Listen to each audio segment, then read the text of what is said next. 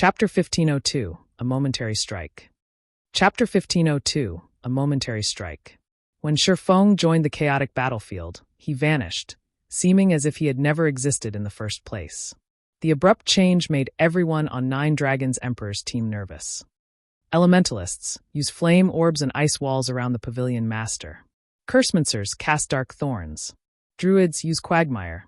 Do not let him near the Pavilion Master. Martial Dragon shouted when he realized Shifeng's intentions. Nine Dragons Emperor was the center of command and the team's absolute pillar. They could not afford to lose him. Fortunately, many of their experts guarded Nine Dragons Emperor. If they still allowed Shifeng to assassinate him, they would become the laughingstock of God's domain. In addition, this wasn't the first time he had seen Shifeng's void steps. Although the footwork technique was sophisticated and unpredictable, it wasn't impossible to counter. Generally, a concealment footwork technique like void steps would lose effect when its user received damage or altered their course, exposing themselves. As long as they bombarded the area around Nine Dragons Emperor with weak, but sustainable attacks, they could prevent Shifeng from approaching their Pavilion Master without being detected. The Elementalists, Cursemancers, and Druids cast as Martial Dragon had instructed, covering the battlefield in AoE and control spells. Sure enough, Shifeng reappeared. However, the moment Shifeng reappeared, he shoved off of the ground and shot forward, transforming into a shadowy streak as he maneuvered around the bombardment of spells and made his way towards his target. Shifeng already wielded the strength and speed of a great lord of the same level. With the tower's buff, even a ranged expert would struggle to spot the swordsman's afterimages, much less land a spell or skill. When Shifeng was within 50 yards of Nine Dragons Emperor, numerous spears of darkness descended from the sky. As if they had a life of their own, these spears of darkness thrust themselves at Shifeng's flying form while cutting off his path. Undead, huh? Shifeng glanced at the elementalist in black robes, who controlled the spears of darkness. Faced with these accurate attacks, he was forced to retreat temporarily while he defended himself. As Shifeng retreated, a black-clad figure appeared behind him. Two streaks of light, one black and one silver, sliced at Shifeng's head and back simultaneously. Die! Shadowtooth smiled at Shifeng. Sneak attack. Assassinate. As Shadowtooth launched his attacks, Martial Dragon fell from above, his greatsword swinging down on Shifeng's head and cutting off the man's chance of escaping upward. Indiscriminate slash. Broken mark. As the trio's attacks were about to land, the swordsman split into 11 identical copies. Divine steps. When the attacks struck Shifeng's main body, it seemed as if they had hit air. All of their attacks lacked the feeling of encountering a physical object. After activating divine steps, Shifeng promptly switched positions with one of his doppelgangers and appeared beside Shadowtooth. He then brandished Killing Ray against the assassin. A streak of blue light, followed by 9 shadows, struck Shadowtooth, giving the assassin no time to react. Shadow Blade. At the moment of imminent peril, Shadowtooth activated Wind Steps, instantly nullifying the incoming attacks.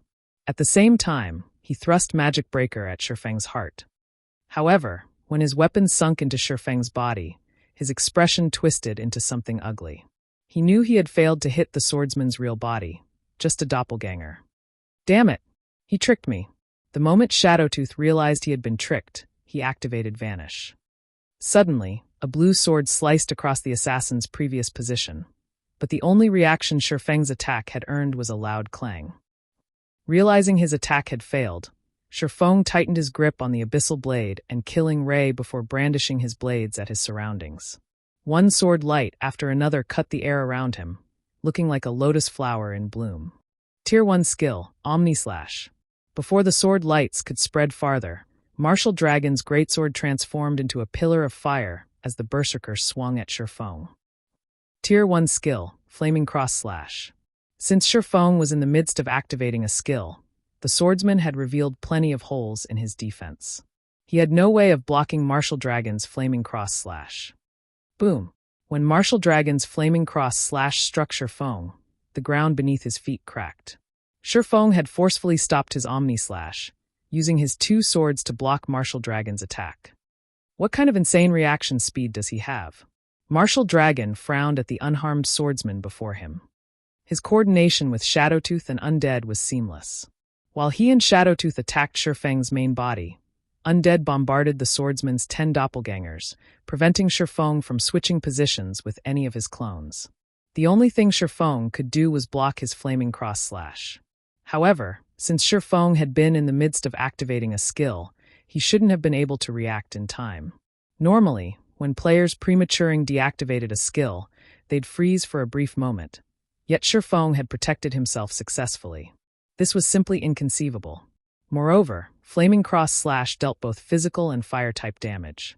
Even if one blocked the attack, they'd still receive a significant amount of damage. Yet, Shifeng had not taken any damage. What Martial Dragon didn't know was that Shifeng's fire resistance was even higher than an ordinary player's after consuming an advanced fire resistance potion. The additional burn effect when blocking the skill was useless against Shifeng. While Martial Dragon momentarily marveled at Shifeng's performance, the sacred sword in Shifeng's hand sliced at the berserker with lightning speed. Martial Dragon instinctively executed Whirlwind Slash to block the attack. Pung! However, when Martial Dragon's greatsword met Killing Ray, the resulting impact threw him over a dozen yards, the berserker's HP decreasing by a huge chunk. For a moment, Martial Dragon had nearly lost his grip on Silver Snow. Martial Dragon and his companions had realized that their prey possessed heaven-defying attributes during their prior clash, and they understood that they should avoid facing the swordsman head-on as much as possible. When they saw Martial Dragon in such a state after blocking one of Shifeng's attacks, both Bloodhand Yama and Miracle Dragon wore heavy expressions.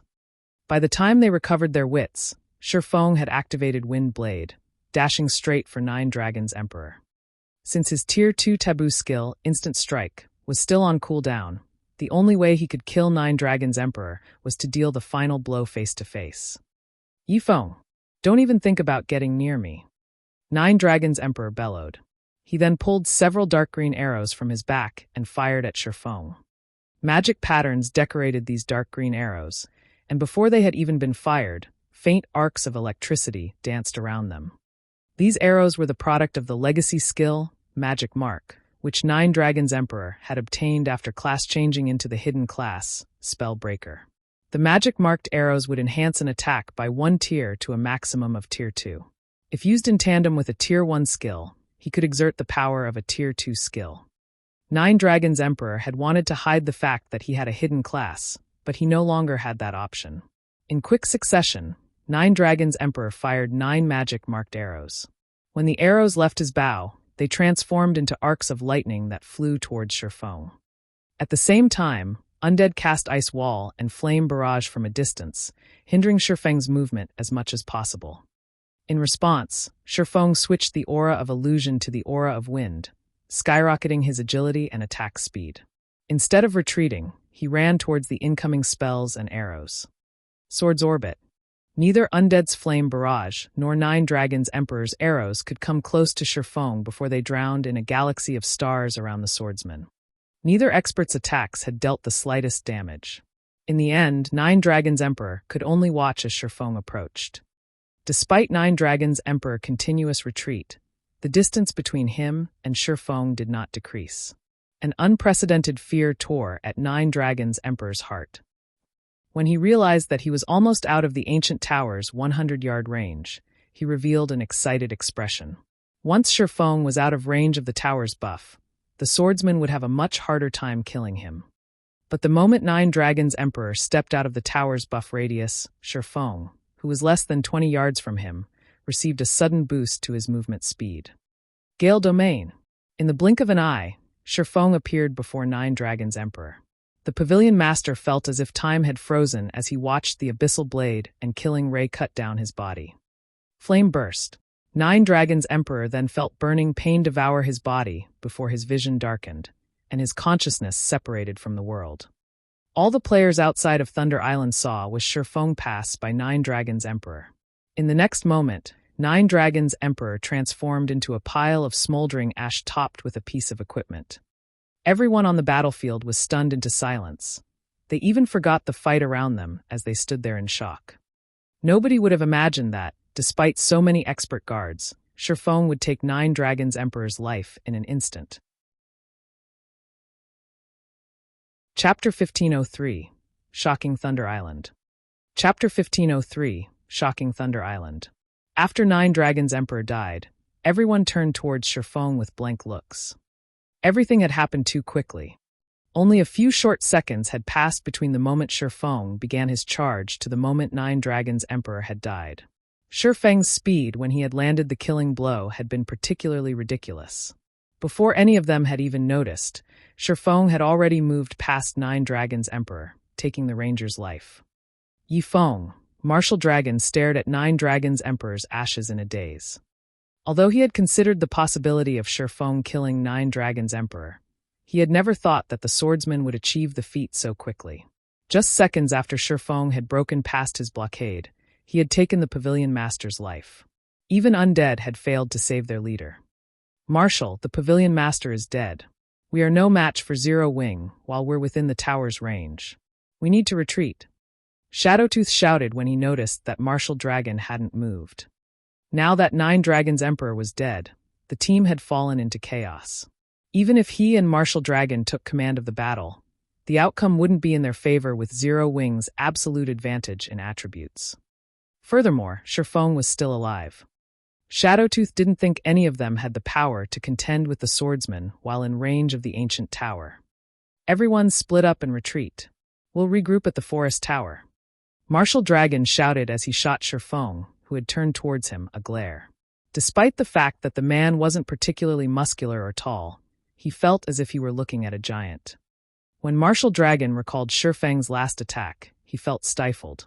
That final attack had been so fast that he hadn't had time to react.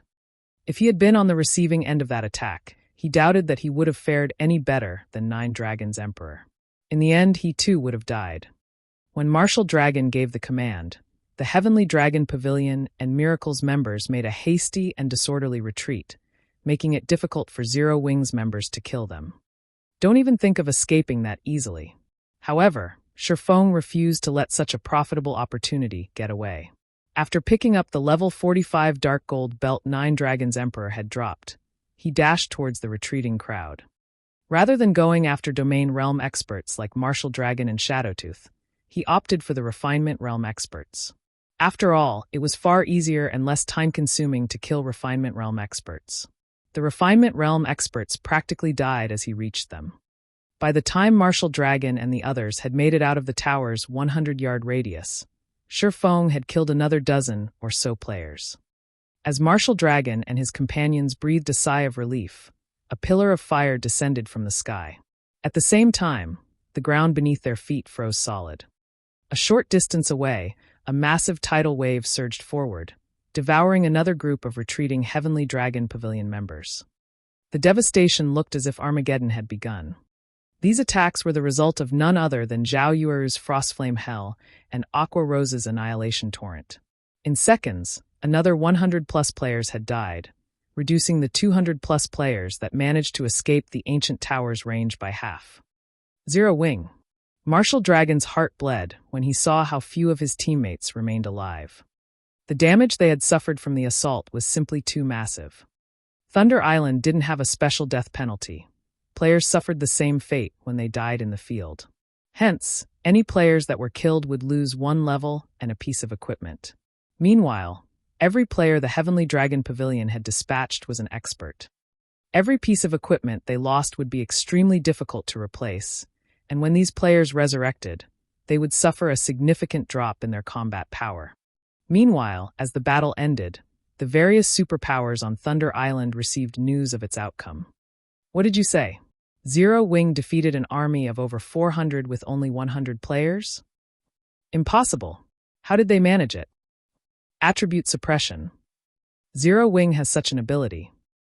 For a time, the news of Nine Dragons' Emperor's defeat stunned the various superpowers. Not only had he died as everyone had watched, but the army he had led to reclaim the tower had also suffered grievous losses, losing 3/4 of their forces. In contrast, Zero Wing had only lost around 10 or so players. None of the various superpowers could believe it was true. They were fully aware of the ancient tower's abilities. Although the towers could enhance defending players' combat power, the effect wasn't overwhelming enough to help the outnumbered defenders achieve a one-sided slaughter. Meanwhile, the name Yifeng spread across Thunder Island. Despite multiple domain realm experts standing in his way, this man had single-handedly slain 9 Dragons Emperor. No one had ever achieved this kind of battle record before. Although the result was due to the Ancient Towers buff, that didn't make it any less terrifying.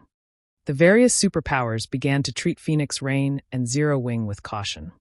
Normally, they could use certain tools to deal with attribute suppression, but Thunder Island didn't allow the use of tools. Although the suppression only reduced attributes by 15%, it was more than enough to make the various superpowers pay attention. Beyond that, Shifeng had a skill like Spatial Gate, allowing him to transport a massive number of players across long distances. This was a serious threat to the other competing guilds.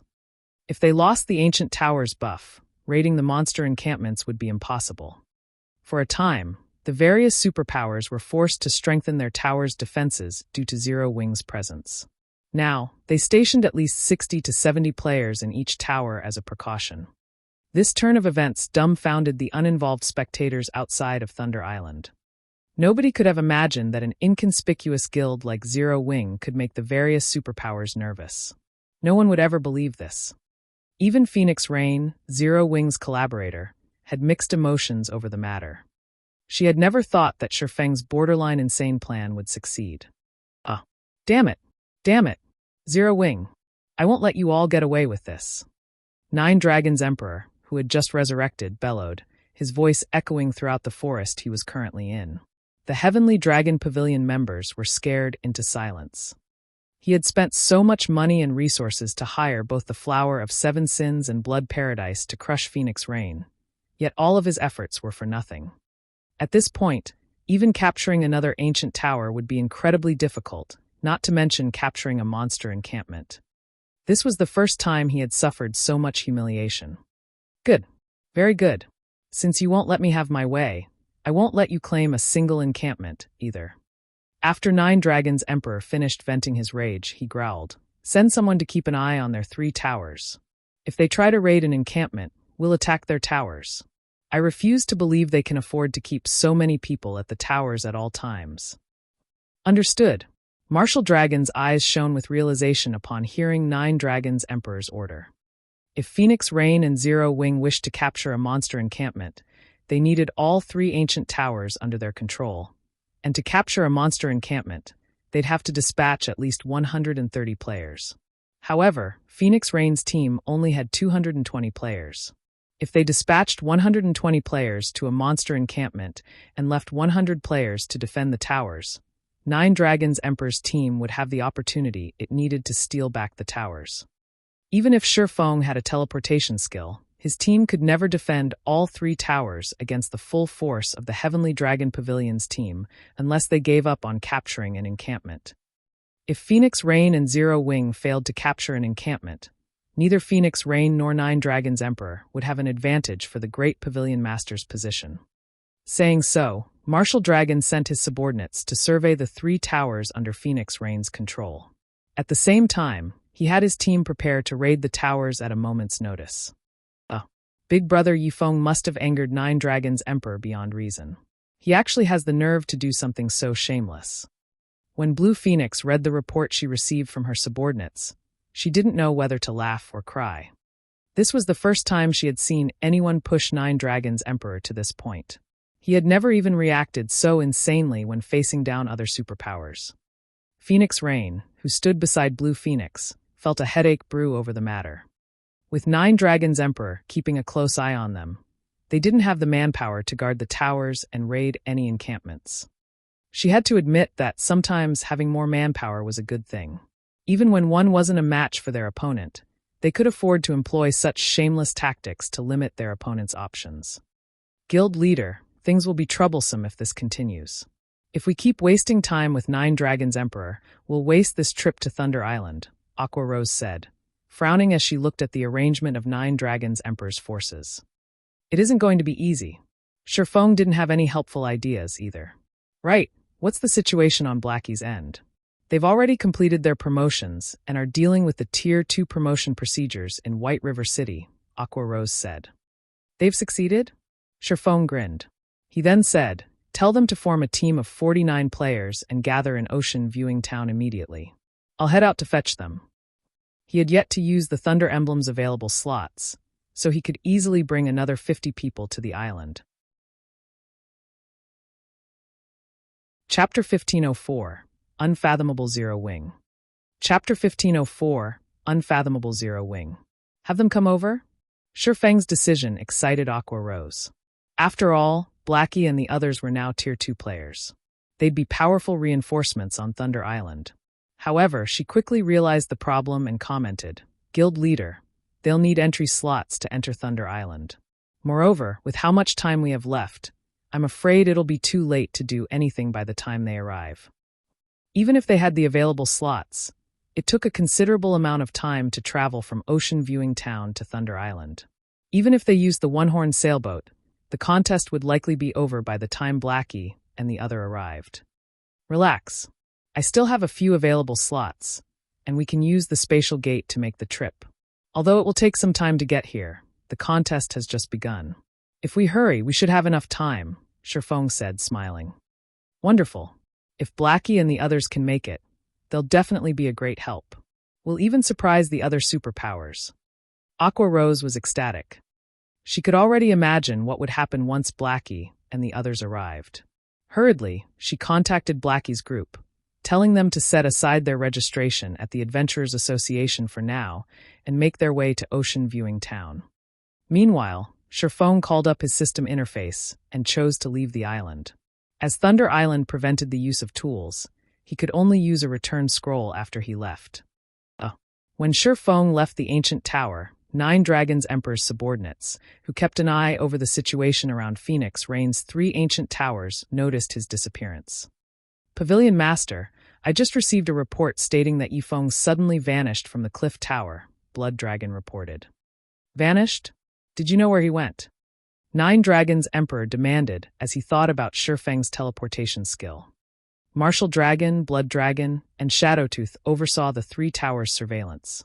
Among the 3 towers, Blood Dragon kept watch over the cliff tower, which Zero Wing occupied. It was also the tower 9 Dragons Emperor wanted back the most. 9 Dragons Emperor had to admit that Shifeng's teleportation skill was heaven-defying.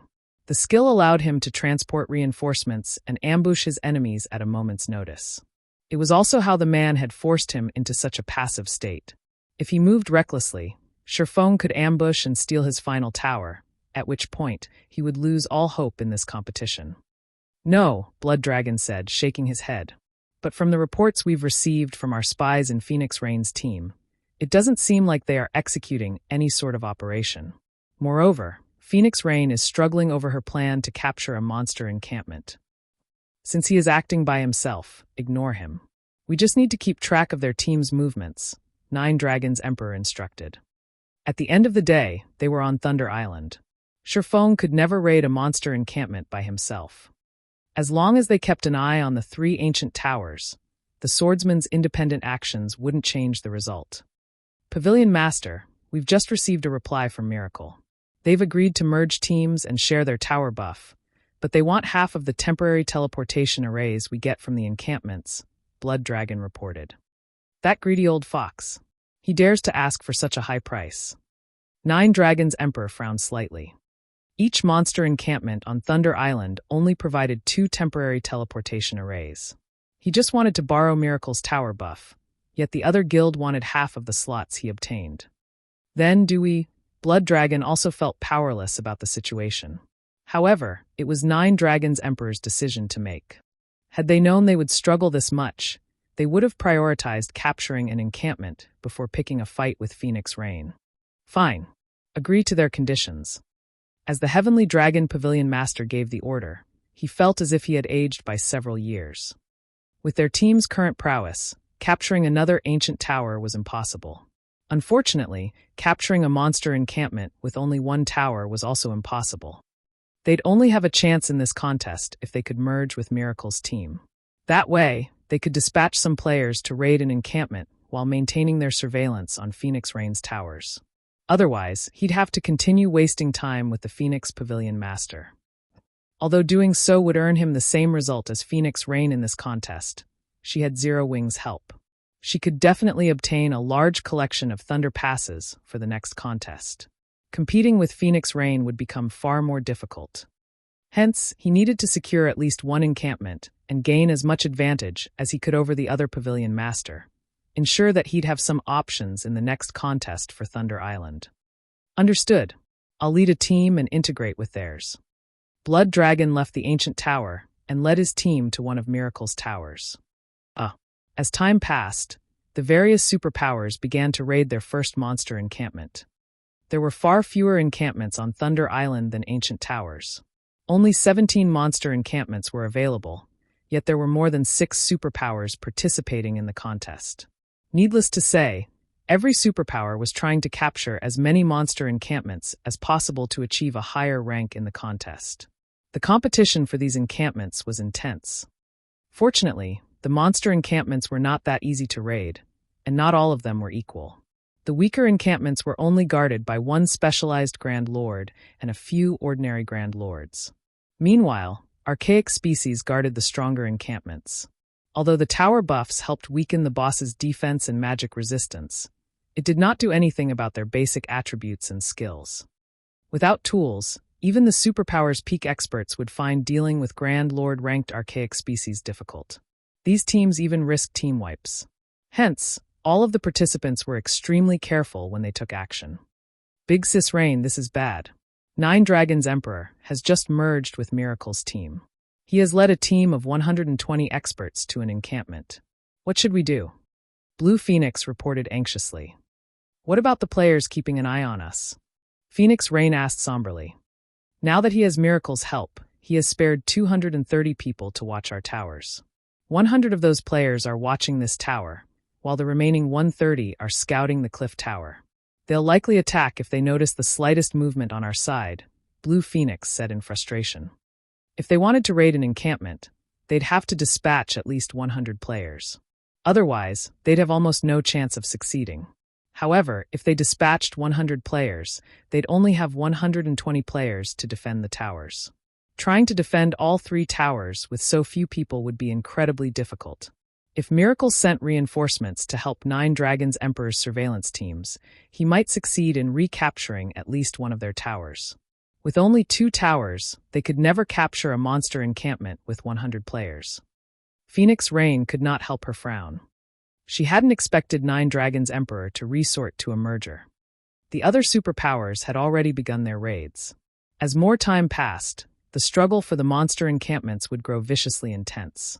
If her side remained idle, her chances would drastically decrease once the other teams raided their second encampment. After a moment of silence, Phoenix Rain contacted Sherfong. 9 Dragons Emperor has merged with Miracle's team and begun to raid a monster encampment. At this rate, our chances of success will plummet as time passes. Should we try to negotiate with the Sacred Temple or battle wolves again? 9 Dragons Emperor sure is moving quickly. However, it's too soon to consider an alliance, Sherfong said, smiling calmly. But if we continue to drag our feet, it will become far more difficult to capture an encampment. Phoenix Rain understood Sherfeng's perspective. If they contacted the Sacred Temple and battle wolves now, they'd be at a disadvantage in the negotiations. But if they failed to obtain a single temporary teleportation array, their development in the Sea of Death would slow to a crawl. Even the advantage of their 2 sailboats would be limited against their competition. Since that's the case, let's prepare to raid an encampment, Sherfong said. We're raiding one now. Phoenix Rain's eyes shone with excitement. Do you have a plan to deal with 9 Dragons Emperor's team? No, I don't, Sherfong said, shaking his head. But it shouldn't be a problem if we increase our manpower. Phoenix Rain didn't know how to respond. Naturally, she wanted to increase her team's manpower, but they needed Thunder Passes to do so. Was she just supposed to magically summon more allies? Leave the manpower issue to me. First, send 20 of your people to the cliff tower, Sherfong said, smiling as he brushed off the contemptuous look Phoenix Rain gave him. Do you really have a way to bring in more people? Phoenix Rain asked, surprised. Judging by her companion's serious expression, she knew Sherfeng's claim hadn't been a joke. But I need some time to do so, Sherfong said, nodding. He had already met up with Blackie and the others. They just had to make their way to Thunder Island. All right, I'll send them people to the tower right away. Although Phoenix Rain was excited, She felt as if she were looking at a stranger as she watched Sherfong on the screen, or rather, Zero Wing as a whole felt foreign. A few months ago, Zero Wing had been nothing more than a fledgling guild that had only begun to flourish, yet now the guild could accomplish feats that were even beyond her capabilities. It was incredible. Chapter 1505, Arrival of Powerful Reinforcements. Chapter 1505, Arrival of Powerful Reinforcements. Thunder Island Orc Encampment. Level 55 and above armored orcs constantly patrolled the encampment, each wielding a spear with a bow slung over their shoulder. There were also 4 orcs on lookout in each of the dozens of watchtowers, who also manned the affixed ballistas, ready to assist the patrols at a moment's notice. Marshal, you and your group will destroy that watchtower. Everyone else, spread out. Don't stand too close to each other. Be careful not to get dragged into the ballista's AoEs. 9 Dragons Emperor commanded as he watched the ballistas fire at his team. The orcs guarding the encampment had ridiculously high basic attributes and combat standards. Even a patrol squad could pull his 120-man team into a bitter battle. The watchtower's cover fire was even more of a pain. The ballista's fire would kill any player it struck instantly, even MTs with activated life-saving skills. To succeed, the team would have to avoid the ballista attacks at all times. Despite starting this raid over an hour ago, they had yet to clear out the orcs in the perimeter. Pavilion Master, Phoenix Rain has dispatched 20 players to the cliff tower. By the looks of it, they seem to be planning something. Should we put some pressure on her team? Blood Dragon reported. They're finally making a move? 9 Dragons Emperor sneered. What's the situation at the cliff tower? Raiding the monster encampment was already more difficult than he had expected. Even after merging with Miracle's team and armed with 5 stacks of the tower buff, they still struggled. Needless to say, Phoenix Rain's team, which only controlled 3 towers, would have an even harder time with the encampments. If Phoenix Rain and Zero Wing had dispatched a 100-man team to raid an encampment, he could ambush towers. Moreover, Miracle had offered to send reinforcements if he attempted to steal her towers. With this development, he might be able to take all 3 towers for himself, rendering all of Phoenix Rain and Zero Wing's effort useless. There doesn't seem to be any movement at the cliff tower so far.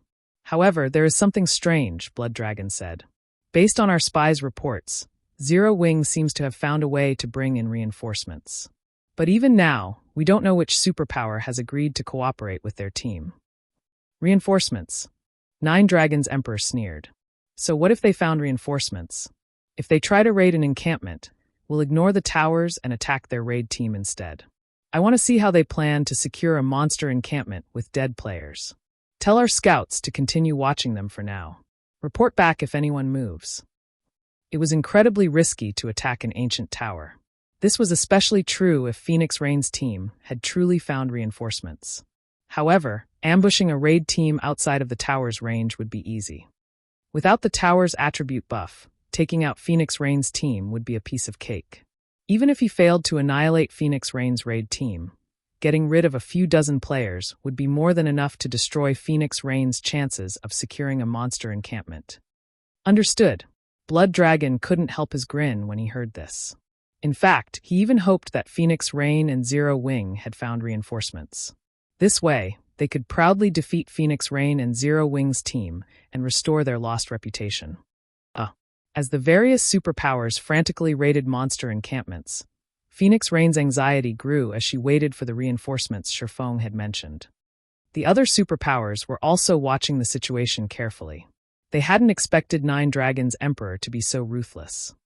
Phoenix Rain is finished. Not only did 9 Dragons Emperor deal a heavy blow to her team, but he's also limited her options of taking action. She'll likely fail to claim a single encampment. But the situation is strange. I never thought that Miracle would be willing to help 9 Dragons Emperor. What did Phoenix Rain do to provoke the guild?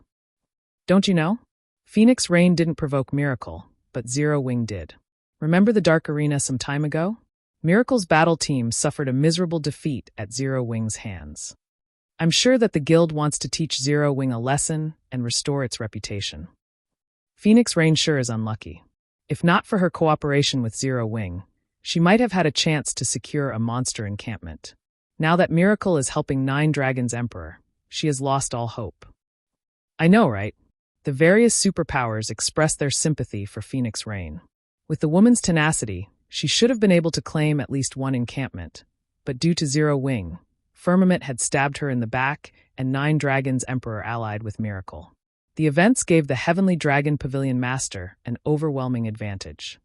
Big Sis Rain, I've just received a report stating that the Sacred Temple, Battle Wolves, Miracle, King's Return, and Nine Heavens Pavilion have captured their first monster encampments and are preparing to raid their second. If we don't hurry, it'll be too late to do anything, Blue Phoenix said anxiously. Based on the information they had gathered, the monster encampments were far more challenging than they had anticipated. Meanwhile, the contest was nearly half over. If they didn't take action soon, with only 3 ancient towers under their control, they might not have enough time to capture a monster encampment. Even Nine Dragons Emperor had begun his fight with the final Guardian boss in his first encampment. I understand, but we don't have the power to make a move before the reinforcements arrive, Phoenix Rain said, sighing helplessly. Nine Dragons Emperor had a huge numerical advantage, and he was even willing to give up some of his manpower to station teams on standby to steal their towers. If they tried to raid a monster encampment, she had no doubt that Nine Dragons Emperor would attack without hesitation. Thinking up to this point, Phoenix Rain contacted Shifeng once more. Team leader Yifeng, what is the situation? Phoenix Rain asked. Quite a few guilds have begun to raid their second encampment. We're almost there, Shifeng said, chuckling when he noticed Phoenix Rain's anxiety. Give me another 10 minutes, and we'll have 49 more players. 49. At first, Phoenix Rain celebrated the news of Shifeng's return, but her joy faded after hearing Shifeng's final statements. Although he was returning with quite a few players, an additional 49 team members wouldn't change their situation. Even with these 49 players, there was still a massive gap between her manpower and Nine Dragon Emperors. Relax. The people with me are quite powerful, Shifeng assured Phoenix Rain. I'll leave it to you then. Although Shifeng had tried to reassure her, Phoenix Rain didn't have much hope for Shifeng's plan, but she was resigned to see it through. If they failed, she'd have no choice but to grit her teeth and negotiate with either the Sacred Temple or Battle Wolves. After Shifeng disconnected the call, Blackie snickered and said, Guild leader, she doesn't seem to have much confidence in you. That's normal. After all, our current situation is problematic, Shifeng said nonchalantly. When we arrive, make sure you give it your all. Rest assured, Guild leader. Not even capturing 2 or 3 encampments will be a problem, let alone the first. Shadow Sword confidently declared. After entering the legacy space, Shadow Sword had pushed through numerous trials and finally reached the refinement realm. He was also a Tier 2 player now. He itched to display his newfound prowess. Fire Dance, Turtle Dove, Yi Wumian, Violet Cloud, Flying Shadow, Rampant Blade, Minor Wind, and Zero Wing's other core members couldn't help but laugh. As the team chatted merrily, the one-horned sailboat finally reached the edge of Thunder Island. The one-horned sailboat's reappearance shocked the surrounding players, but Shifeng ignored the stares as he stored the sailboat and used the Thunder emblem to teleport the team to Thunder Island. Chapter 1506, 16 Tier 2 Players. Chapter 1506, 16 Tier 2 Players. What's going on? People can still enter Thunder Island. Doesn't that sailboat look like Zero Wings? When the spectating players around Thunder Island saw Shifeng and his team suddenly disappear, they erupted into conversation. None of them had thought that Zero Wing would have yet another trump card at this stage of the contest. The various superpower scouts outside of the island reported the incident immediately. Nine Dragons Emperor's scouts, in particular, had recorded the entire process and sent their commander the video. Pavilion Master, by the looks of it, Phoenix Rain and Zero Wing plan to capture a monster encampment. Should we notify Miracle and have them send some reinforcements? Blood Dragon asked. 50 people? Nine Dragons Emperor sneered as he watched the recording. It seems Zero Wing has quite the means to bring in another 50 people at this point. Unfortunately, the contest's duration is already half over. What can they possibly accomplish with just 50 people? Let's not contact Miracle lest we scare Phoenix Rain and Zero Wing into inaction. We can make our move once they leave the towers. Just keep an eye on those 50 players. Understood. Blood Dragon disconnected the call and reorganized his scouts to look out for the newcomers' locations. Meanwhile, inside a forest of stone on Thunder Island, Shifeng led Blackie and the others to the cliff tower. "This is Thunder Island? There are a lot of experts," Fire Dance, who wore crimson leather armor, stated as she observed her surroundings. From her position, she could sense quite a few assassins hidden around the area. In the past, she might not have discovered the assassins, but after her Tier 2 promotion, both her physique and her senses had improved significantly. Without much effort, she could now get a clear idea of her environment. "Guild leader, should I go and deal with them?" "No need. They're merely the other superpowers' scouts. Even if we deal with them, the scouts outside of the island will report our actions," Shifeng said, shaking his head. At the same time, he shot Fire Dance a surprised look. Although it had been some time since he had last seen her, he hadn't expected her senses to be so acute. The closest scout he could detect was over 40 yards away, and every one of these players was an expert in the art of concealment. Moreover, he only barely sensed these scouts due to his extraordinarily high basic attributes. Although Fire Dance possessed the fragmented legendary ranked 1000 transformations, her attributes were quite lower than his. By the looks of it, Fire Dance had also replaced quite a few pieces of her equipment since they had last met.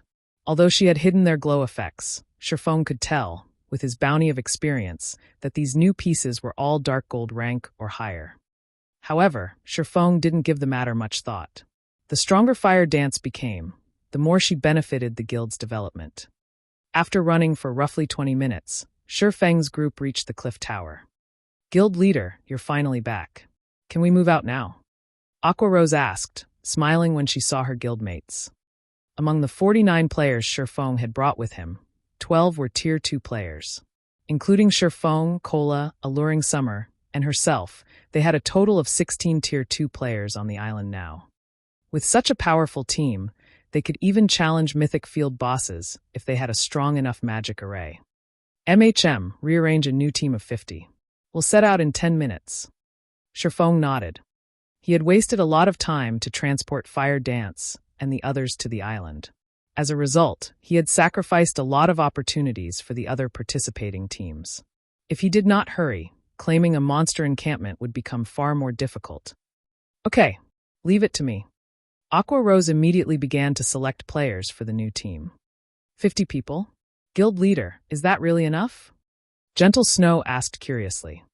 At this point, the situations in the monster encampments were no longer secret. Trying to capture an encampment with only 50 players and the support of 3 ancient towers was aiming for the impossible. "Relax. We're pretty strong." Shifeng chuckled. Could they all have? Gentle Snow suddenly considered a possibility. In response, Shifeng gave a silent nod. Immediately, Gentle Snow found herself both shocked and excited. She had already witnessed the prowess of a Tier 2 player, though Aqua Rose, Cola, and Alluring Summer. Even absolute experts like Bloodhand Yama and Shadowtooth could only rely on their techniques in combat, avoiding a head-on clash as much as possible. Just thinking about a group of Tier 2 players made her shiver. Very quickly, Aqua Rose organized a 50-man team. Aside from Zero Wing's core members like Fire Dance, Aqua Rose had included Lifeless Thorn and his companions. Meanwhile, aside from Gentle Snow, Zhao Yueru, and a few others with slightly lower levels, everyone was level 50 or above. If the public learned of this force, everyone would be terrified. "Guild leader, we can move out when you're ready," Aqua Rose stated. "Phoenix Rain already sent us information on every monster encampment available on Thunder Island.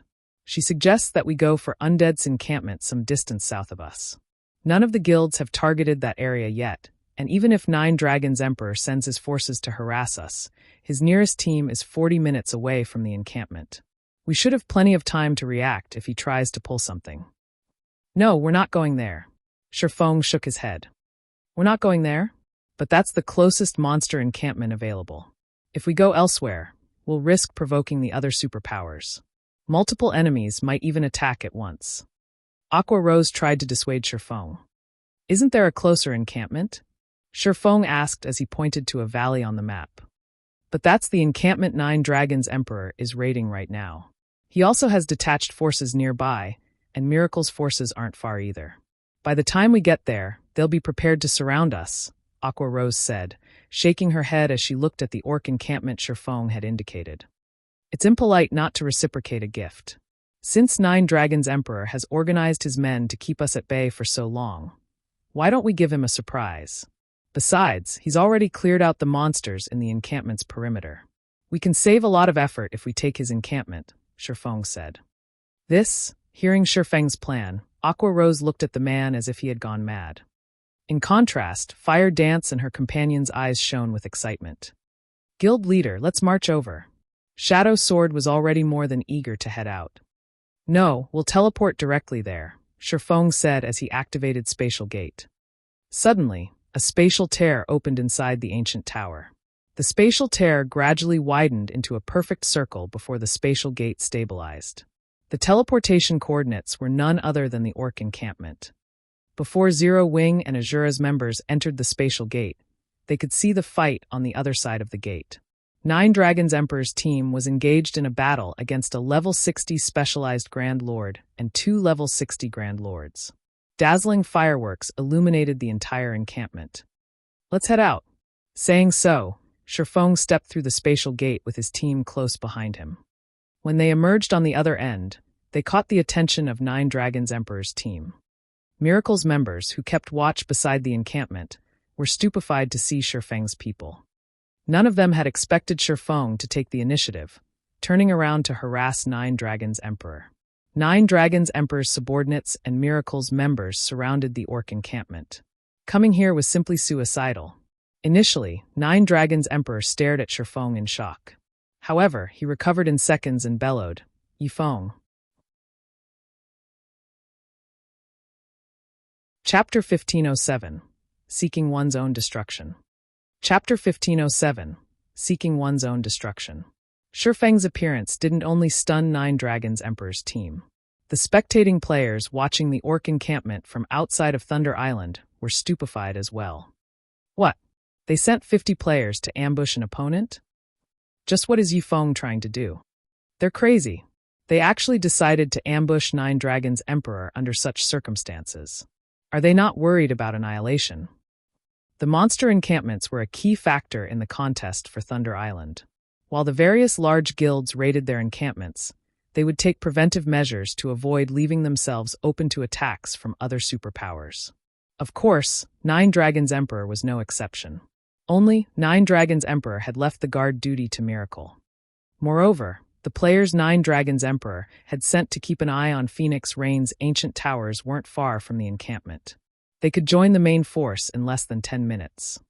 Once Nine Dragons Emperor's forces gathered, Shifeng and the others would not be trapped even if they sprouted wings.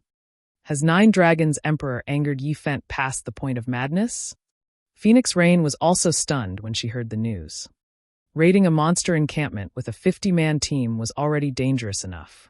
Rather, it was impossible, yet Shifeng went a step further and intended to steal Nine Dragons Emperor's encampment while he raided it. Sending players to ambush another team during the contest was incredibly foolish. When players left a monster encampment on Thunder Island, the monsters would give up their chase and return to the encampment. If players were ambushed by an enemy team, they could simply retreat from the encampment until they wiped out the attackers before resuming their raid. At worst, players would have to waste a little bit of time. However, if Shifeng and the others died, their team's overall combat power would plummet. Needless to say, this would affect their ability to raid monster encampments later on. Phoenix Rain couldn't fathom why Shifeng would do something so thankless. Before anyone could react to their arrival in the orc encampment, Shifeng gave the order to attack. Attack is one. Once we chase them out, Cola, Turtledove, and Yi Wumian prepare to tank the bosses. Understood. As soon as Shifeng finished speaking, his team charged into the orc encampment, giving their enemies no time to shake off the bosses. Pavilion Master, they're charging towards us. Should we give up on the bosses? Martial Dragon asked, wrath coloring his features as he watched Shifeng's people charge into the encampment. It had taken them a lot of effort to whittle down the 3 bosses to around 20% HP. If they gave up now, they would have to waste a lot more time to deal with the bosses. Retreat. We'll just fight them again. Recall our teams from Phoenix Rain's towers. While you're at it, tell Miracle's nearby players to gather to our location. Do not let any of these bastards get away. Although Nine Dragons Emperor was reluctant to give up, he knew that they couldn't deal with the bosses and Shifeng's team at once. However, although Nine Dragons Emperor had given the order to retreat, none of the 3 orc bosses intended to let his team get away so easily. As a result, Nine Dragons Emperor's team had no choice but to fight the bosses while fleeing from Shifeng's team. What fast reactions! Shifeng had never thought that Nine Dragons Emperor would be decisive enough to give up on the nearly dead bosses. It seems I have no other choice. Shifeng immediately used Wind Blade, leaving an afterimage behind as he advanced. In the blink of an eye, he had pulled a great distance away from Kola and the other MTs leading the charge. The orc encampment was massive. Even at top speed, it would take some time for a player to reach the encampment's perimeter from its core. Nine Dragons Emperor's team was also relatively close to an exit. By the time they caught up, the enemy team would have escaped. Just as Nine Dragons Emperor's team was about to leave the encampment, Shifeng caught up to the 3 orc bosses. Don't even think of getting away so easily. Shifeng activated the aura of Fire's flame domain without hesitation. Suddenly, a crimson magic array covered the ground, enveloping Nine Dragons Emperor's entire team. Damn it! It's a large-scale destruction spell. Get out of the AoE. Upon seeing the magic array, Nine Dragons Emperor activated Air Vault, a Tier 1 skill for rangers. He leaped backward, instantly crossing 20 yards and escaping from the magic array. His experts also activated their life-saving skills to get out of the attack's range. However, Flame Domains was a large AoE. Despite all of these players being experts, some failed to get out of range in time, and the colossal pillar of fire that eventually rose turned some of these players into ash. In just one move, Nine Dragons Emperor had lost 20 players. A dozen or so players had also died as they fled. After a short moment, the difference between the team's numbers had shrunk. Yifeng. Nine Dragons Emperor ground his teeth in anger as he glared at Shifeng. After escaping the encampment, he fired one engraved arrow after another at the swordsman. Reacting quickly, Shifeng executed Sword's Orbit, striking the arrows down before they came within 5 yards of him. Suddenly, the 3 bosses burst out of Flame Domain's range, bloodlust filling their eyes as they turned towards Shifeng. Among them, the level 60, specialized Grand Lord ranked Orc Chief raised its battle axe and pounced on the swordsman. As if he had predicted the reaction, Shifeng adjusted his footwork and effortlessly circled the descending battle axe, arriving before the Orc Chief and swinging Killing Ray. Thundering Flash. Immediately, 4 blue lightning snakes tore through the Orc Chief and 2 Orc generals, causing damages of around -20,000 to appear above their heads. Nine Dragons Emperor and his people were shocked to see the high damage. They had fought tooth and nail against the Orc bosses, fortunate to deal -6,000 damage even with their 5 stacks of the tower buff, yet Shifeng, who only had 3, dealt over -20,000 with each hit.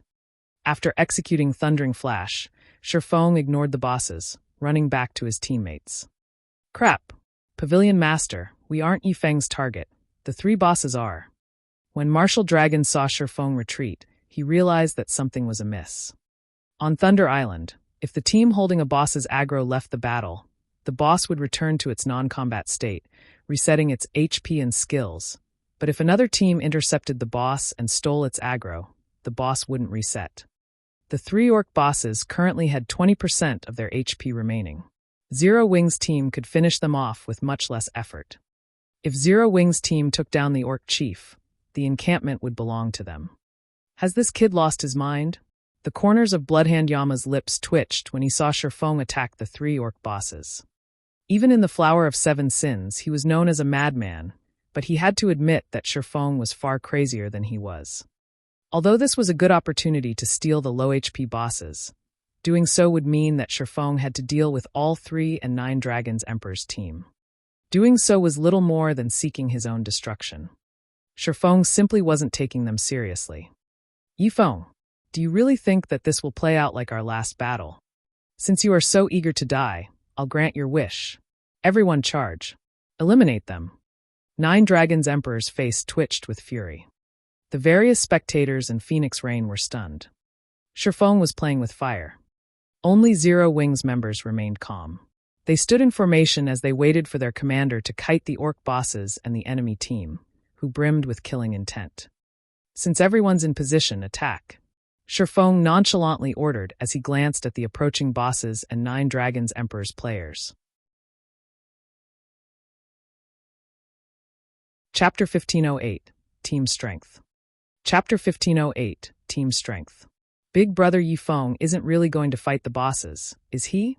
Blue Phoenix muttered in disbelief as she watched the live stream a subordinate had sent. Shifeng's team only had 50 players, yet they were about to face a level 60 specialized Grand Lord, 2 level 60 Grand Lords, and 9 Dragons Emperors, remaining 80 players. The Zero-Wing team stood in a monster encampment, not a captured ancient tower. They didn't have the basic attribute buffs. They had no hope of success. I don't know, but I don't think he's that foolish. He might have a plan in mind, Phoenix Rain said. She didn't understand what he was trying to do, either. Shifeng could have easily captured the undead encampment, yet he wanted to steal the orc encampment from 9 Dragons Emperor.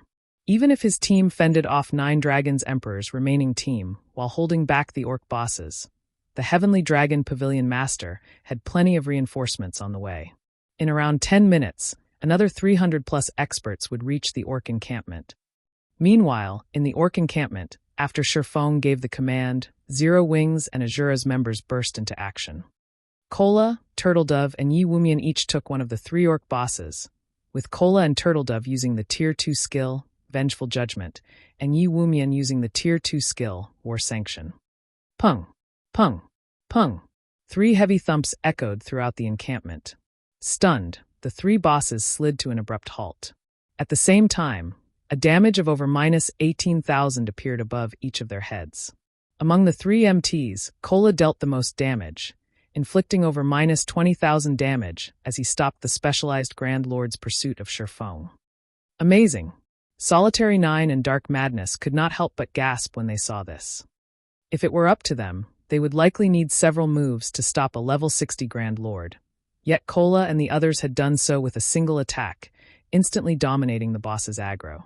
Moreover, all 3 MTs had accurately struck the boss's joints, enhancing their skill's impact. The 3 orc bosses promptly turned towards the 3 MTs and brandished their weapons, the orc chief swinging its battle axe and the orc generals swinging their greatswords. Seeing this, the MT trio calmly raised their shields and received the incoming attacks. Boom! Loud clangs reverberated in the watching players' ears. Although Kola and the others were forced back by 2 or 3 steps, none of them showed any signs of stiffness. As the 3 bosses' chain attacks continued, the MTs continued to slide backward, damages of over minus 10,000 appearing above their heads. By the time the bosses' chain attacks ended, the 3 MTs had lost around 40,000 HP each. This boss's strength is so high, Turtledove said as she released her shield for a second and shook her wrist, but contrary to her statement, she appeared relaxed. After her Tier 2 promotion, her HP had increased to over 65,000. Hence, minus 40,000 damage was within an acceptable range. Violet Cloud, who had been triple casting from the rear line, released her spells. Immediately, a healing light touched each of the 3 MTs, restoring over 10,000 HP. At the same time, a healing aura enveloped the players, restoring a little over 3,000 HP every 0.65 seconds for 10 seconds. Following which, a faint, golden aura descended on every team member, increasing their maximum HP by 20% for 15 minutes. Immediately, Turtledove and Yi Wumian's HPs shot past 70,000, whereas Kola's exceeded 80,000. The buff also increased healing received by 30%. This move was none other than the Tier 2 spell, Holy Light, which Violet Cloud had learned after her Tier 2 promotion. After casting Holy Light, the team's survivability skyrocketed. However, that wasn't all. Afterward, Blackie used the Tier 2 spell, Song of Darkness, increasing the team's damage by 20% and movement speed and attack speed by 30% for 10 minutes. In the blink of an eye, the battle with the 3 orc bosses became much easier. 9 Dragons Emperor and his experts, who rushed towards Zero Wings members, suddenly had a bad feeling. However, before they could figure out what had changed, Shifeng activated Thunder Domain and switched the Aura of Fire to the Aura of Illusion, reducing the enemy's basic attributes by 15%. Shadow Sword and Rampant Blade then charged into the incoming crowd, knocking multiple players in their path down. They spun, swinging their greatswords in wide, horizontal slashes. Berserker's Tier 2 skill, Blade Storm. Suddenly, 2 tornadoes rose amidst 9 Dragons Emperor's team, and every player caught within 18 yards of the 2 berserkers was sent flying as they lost over minus 10,000 HP per second. Blade Storm was similar to an AoE spell, so once it activated, Shadow Sword and Rampant Blade could move about freely. In addition, their movement speeds increased by 20% during the skill's 5-second duration. The 2 berserkers' assault caught 9 Dragons Emperor's team off guard. Aside from a few players that had escaped the blade storms, most of the team was caught in the attack, their HPs falling so quickly that their healers couldn't keep up. Aqua Rose, Alluring Summer, Blackie, and Su Qianlu followed by bombarding 9 Dragons Emperor's team with Tier 2 spells. Although every player on 9 Dragons Emperor's team was an expert, Zero Wings casters were powerful and accurate. Plate armor classes might survive their attacks for some time, but cloth armor classes would die after 2 direct hits. In seconds, 9 Dragons Emperor's formations were decimated, and only around 50 players remained. Now they barely had a numeric advantage over Shifeng's team. Just as 9 Dragons Emperor's team was about to retaliate, Fire Dance and Flying Shadow appeared beside their healers. Without so much as a sound, they thrust their gleaming daggers into the healers' backs, giving the experts no time to react. After killing their first targets, they promptly vanished and reappeared behind another nearby healer, repeating the process. Tier 2 skill, Phantom Walk. When activated, the skill allowed the user to execute 4 consecutive attacks, each carrying enough power to rival Absolute Strike, the strongest skill available to Tier 1 assassins. 8 of 9 Dragons Emperor's healers died on the spot. Although the 4 remaining healers tried to run, Fire Dance ran them down. After Fire Dance's promotion to Tier 2, her movement speed could rival Shifeng's. Ordinary players had no hope of keeping up with her.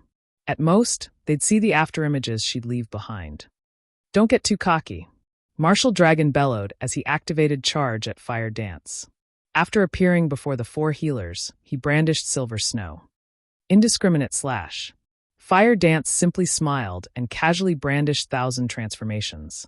She instantly cut down the dozen or so sword lights moving towards her. At the same time, Fire Dance activated 1,000 transformations Phantom skill, and 5 of her doppelgangers appeared beside her. 4 of these doppelgangers dashed at the 4 remaining healers as the last joined Fire Dance in a charge towards Martial Dragon. The doppelgangers possessed 100% of Fire Dance's attributes. Although they couldn't attack, their speed was not affected in the slightest. In addition, the doppelgangers couldn't take damage.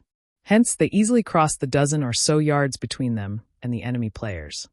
When Fire Dance split into 6 identical copies, Martial Dragon was momentarily stunned. All 6 clones radiated similar auras and possessed the same attributes. Not even Martial Dragon could tell the real deal from the fakes. Scram!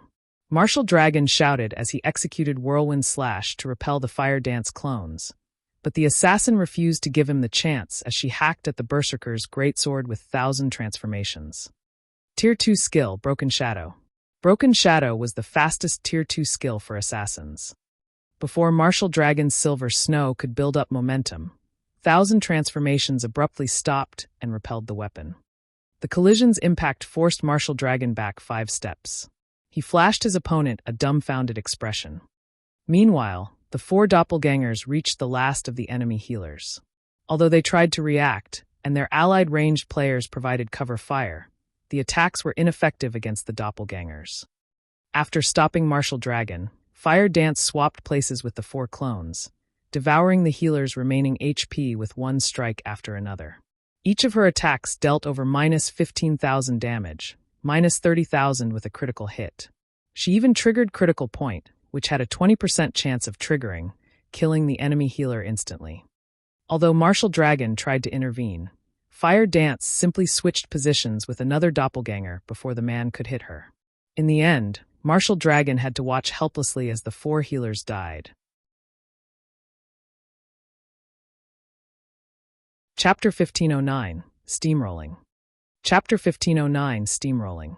When the 9 Dragons Emperor's 4 last healers died, Silence descended on the team. How has she become so strong?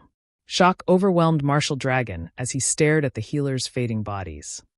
He still had a relatively clear impression of Fire Dance, as he had fought her personally during the assault on Zero Wing's residence.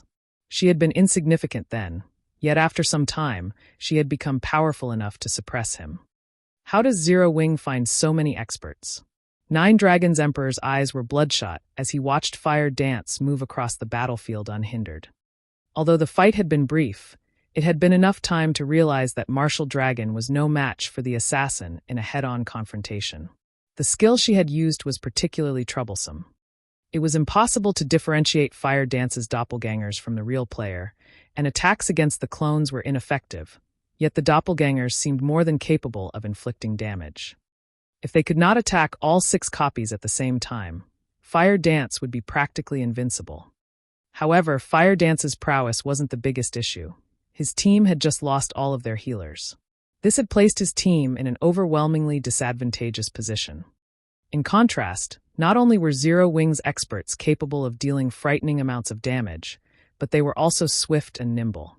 Every one of Nine Dragons Emperor's team, not including Martial Dragon, Shadowtooth, Undead, and Bloodhand Yama, were little more than living targets for Zero Wing. They couldn't even slow the enemy players for a few seconds. Dragon Pavilion Master, we can't let this continue. When will the reinforcements arrive? Undead asked as he attempted to keep Flying Shadow and Blackie at bay. Because of these 2 experts, he couldn't cast any of his large-scale destruction spells, which had long casting times. He was too preoccupied with dodging and defending himself with instantaneous spells. He was incredibly frustrated. In terms of combat standards, he was leagues ahead of Flying Shadow and Blackie, but the 2 experts from Zero Wing were leaps and bounds above him in basic attributes and reaction speed. Now that the team's healers were dead, it was only a matter of time before Flying Shadow and Blackie whittled him down to nothing. Undead wasn't the only player eagerly awaiting the reinforcements. The rest of the team wanted to know when they'd arrive as well. Without reinforcements, it was only a matter of time before Zero Wing annihilated their team. We retreat. Nine Dragons Emperor reluctantly shouted when he noticed that Zero Wing's team remained intact while he continued to lose members. Now, he didn't even have enough players to stop Zero Wing from stealing the orc bosses, not to mention defeating the enemy players. Nine Dragons Emperor couldn't figure out why there was such a massive difference between their teams. To make matters worse, Zero Wing had only sent around a dozen or so experts to fight his team, while the remaining 30-plus players faced the 3 orc bosses.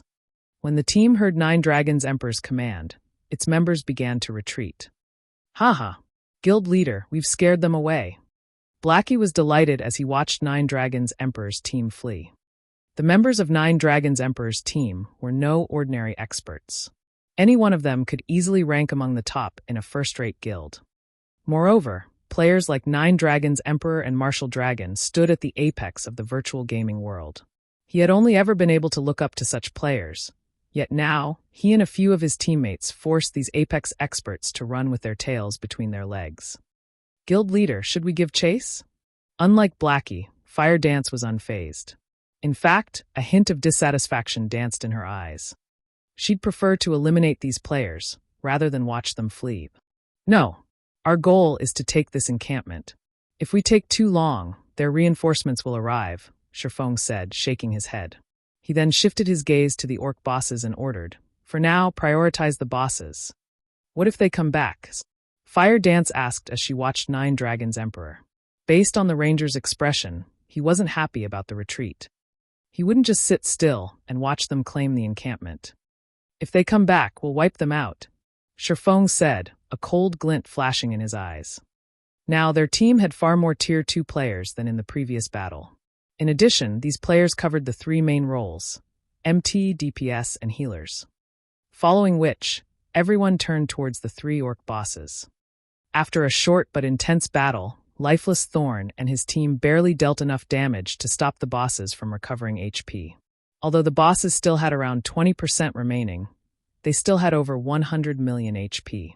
Among them, the Orc Chief still had 130 million HP, and this was after including Thunder Domain's suppression. What? Nine Dragons Emperor was forced to retreat. Zero Wing is amazing. They actually pushed Nine Dragons Emperor back with a dozen or so players. Just how many more of these experts is Zero Wing hiding? The various spectating superpowers were shocked by Zero Wing's combat power. This situation also forced these superpowers, who had thus far paid little attention to the guild, to take Zero Wing seriously. Before this display, they could have afforded to ignore the fact that Zero Wing had an expert like Yi Feng. After all, no guild could rely on a single player to grow stronger. This was especially true when raiding large-scale team dungeons. One player wasn't enough to clear these dungeons. But things had changed with the appearance of Aqua Rose, Fire Dance, Gentle Snow, Cola, Yi Wumian, Shadow Sword, Flying Shadow, Alluring Summer, and others. Oh, Big Sis Rain, he did it. Big Brother Yi Feng actually did it. Blue Phoenix could not help but cry out when she saw Nine Dragons Emperor's team flee from the orc encampment. Zero Wing is a truly unfathomable guild. Phoenix Rain sighed as she watched Zero Wing's members raid the 3 orc bosses. She had to admit that the decision to ally with Zero Wing early on had been a wise one. Had she become the guild's enemy, she would have likely suffered the same fate as Nine Dragons Emperor. Meanwhile, outside the orc encampment, once Nine Dragons Emperor realized that Zero Wing's members had stopped their pursuit, rage and humiliation tore at his heart. If some super guild had decimated his team, he could have accepted it, but he couldn't accept losing to a guild like Zero Wing.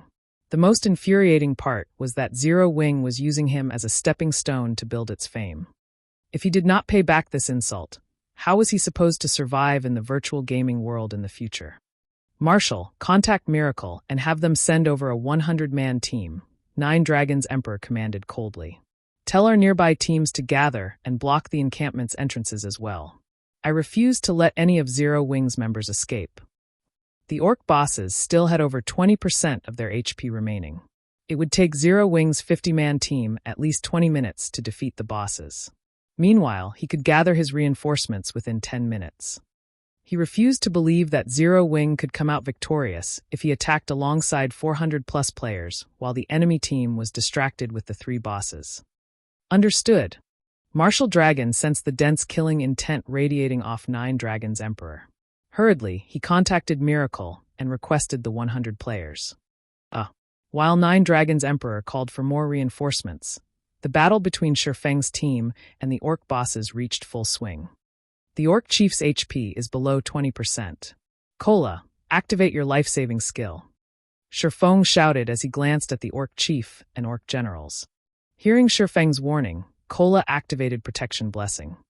Once its HP fell below 20%, the orc chief went berserk and tore off its armor. Its body enlarged slightly as its muscles bulged. Both the orc chief's attack speed and damage increased significantly. Pung, pung, pung. Following which, the orc chief brandished its battle axe at Cola, every attack forcing the MT back. Damages of over minus 20,000 appeared above the Guardian Knight's head one while the healers frantically healed Cola. Fortunately, Cola received just enough heals to keep his HP above 50%. What destructive power. Too bad you're not quite strong enough. Cola quipped as he took a look at his HP. He then smiled and launched his counterattack. Tier 2 skill, Retaliating Sanction. Instantly, Cola's defense increased by 50%. In addition, any attack he received from the front had a 20% chance to trigger an automatic counterattack, a ranged holy attack, which carried 240% of Cola's strength, for the next 20 seconds. Due to the orc chief's rapid assault, Cola's one-handed sword repeatedly released dazzling beams of light that struck the boss, each dealing around minus 40,000 damage. Shifeng and the other DPS players weren't falling behind in their damage output either. Due to Thunder Domain suppression, their normal attacks dealt over minus 10,000 damage, whereas their skills dealt around 30 or 40,000 each. The orc chief's HP fell visibly. It was obvious at a glance that Zero Wing's damage output was far higher than Nine Dragons Emperor's team. 20%, 10%. When the orc chief fell to 1%, Shifeng activated Divine Providence and arrived before the boss. He followed up with Flame Burst and Dragon Breath. When the earth-shattering explosions ended, the orc chief roared in anguish as it collapsed and dropped a bunch of items. Chapter 1510, First Kill Reward. Chapter 1510, first kill reward. After the Orc Chief collapsed, Zero Wings members watched as their experience bars increased by a large margin before they heard the sound of a system notification. System, congratulations! You have defeated the Orc Chief with less than 100 players, rewarding 10 Thunder Island reputation and 500 Thunder Island contribution points. What an abundant reward. It's no wonder how the various superpowers secured such a massive advantage in the past. There were two important things on Thunder Island, both of which the various large guilds and players hungered after. The first was Thunder Island reputation, while the second was Thunder Island contribution points. A player's reputation determined their authority and status on Thunder Island. Like the Sea God's Temple, players could use contribution points to purchase unique items on Thunder Island, such as the Thunder Potion. For players on the main continent, the Thunder Potion was utterly useless. To players exploring the Sea of Death, however, it was a godly potion. The Thunder Potion did not provide additional basic attributes, but it did give players the power of Thunder buff. With this buff, not only could players deal 20% more damage to sea monsters or monsters on islands, but it was also a deterrent, causing monsters to avoid them and reducing their chances of encountering an ambush. The potion also weakened monsters' perception of players. When teams had recruited members to explore the Sea of Death in the past, they had almost never accepted players without Thunder Potions. There might not be many sea and island monsters in the Sea of Death's outer region, but the number of monsters increased exponentially in the inner region of the sea zone. If one weren't careful, they could be surrounded and killed. The Sea of Death's inner region also contained most of the opportunities and treasures in the sea zone. Hence, if players wanted to reap a bountiful harvest from the Sea of Death, they'd have no choice but to venture to its inner region. Meanwhile, not only could the Thunder Potion allow safer passage in the inner region, but it also increased players' combat power, which was why the potion was a must-have item at sea. Players could only purchase the Thunder Potion with Thunder Island's contribution points, but they were considerably difficult to earn. Generally, players could only obtain a small number of CPs from completing the island's local quests. Unfortunately, as fate would have it, there weren't many of these quests. Not everyone could get their hands on one. Players would only receive high-ranking quests once they reached a certain status on Thunder Island. These high-ranking quests awarded more CPs than the daily quests, each granting around 10 to 20 CPs. Meanwhile, each Thunder Potion cost 10 CPs, and each potion had a 10-hour duration. It also lacked a cooldown. Players could even consume 2 Thunder Potions at once, gaining 2 stacks of Power of Thunder and increasing their damage by 30% while lowering their chances of being detected for 15 hours. Now, Zero Wings team members had obtained 500 CPs after killing an encampment's guardian boss. The 10 Thunder Island reputation points they had earned were also precious. After obtaining 100 reputation points, players could accept more daily quests and a few high-ranking, hidden quests, increasing the amount of reputation they could earn each day. Unfortunately, aside from Feng, the team members were likely more interested in the Orc Chief's loot than the system's rewards. However, no one dared to focus on the items since the 2 Orc generals were still alive. Though, after the Orc Chief died, Phoenix Rain's team officially took control of the Orc encampment. As proof of the team's successful occupation, a magic barrier enveloped the encampment after the main boss's death. The surrounding mana gathered inside the barrier, increasing the encampment's mana density. As a result, the 2 Orc generals' basic attributes plummeted. It was clear that the barrier was suppressing the orcs. At the same time, a teleportation channel also opened inside the encampment. Level 60 NPCs began to emerge from the channel. In total, 100 NPC guards had teleported to the encampment, 10 of them at Tier 2, and the rest were Tier 1. The first thing these NPCs did after their arrival was turn to attack the 2 Orc generals. NPCs dealt far more damage than players. Needless to say, they finished off the Orc generals in a brief moment. Meanwhile, every watching superpower on Thunder Island was dumbfounded by the battle's outcome. None of them had thought that Zero Wing would actually take down an encampment with only 50 players. In fact, Zero Wing's members had defeated the Orc Chief so quickly that the battle had ended before 9 Dragons Emperor's reinforcements had arrived. Big Sis Rain, Big Brother Yifeng really succeeded. We now have an encampment. Blue Phoenix cheered as she watched the orc encampment on the screen before her. Phoenix Rain couldn't help her building excitement either. A miracle. She had to admit that Shifeng was a miracle worker.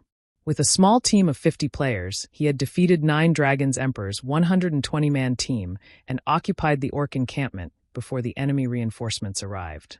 This spectacular feat would go down in Thunder Island's history.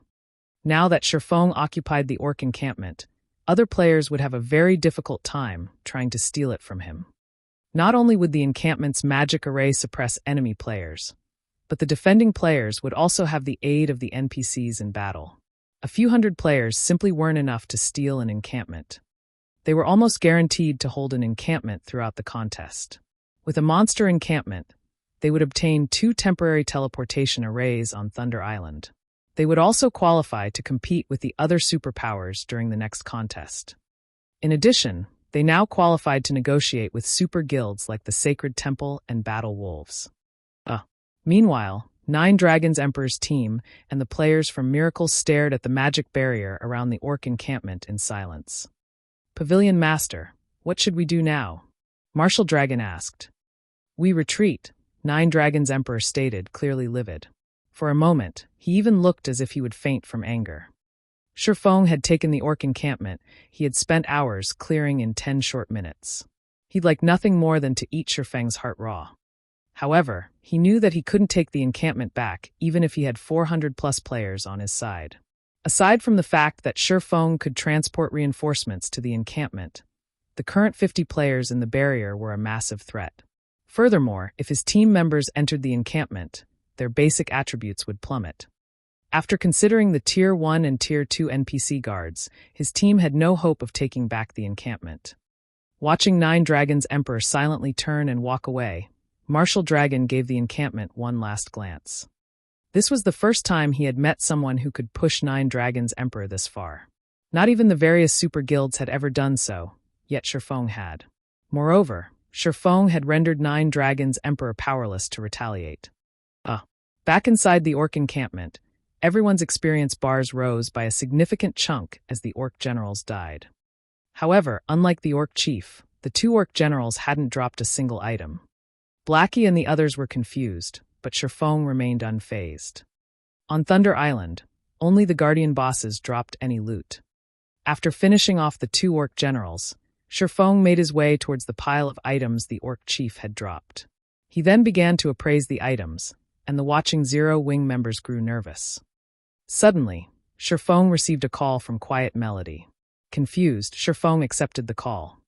Congratulations. With this victory, Zero Wing will have an easy time traveling to and from Thunder Island, Quiet Melody congratulated.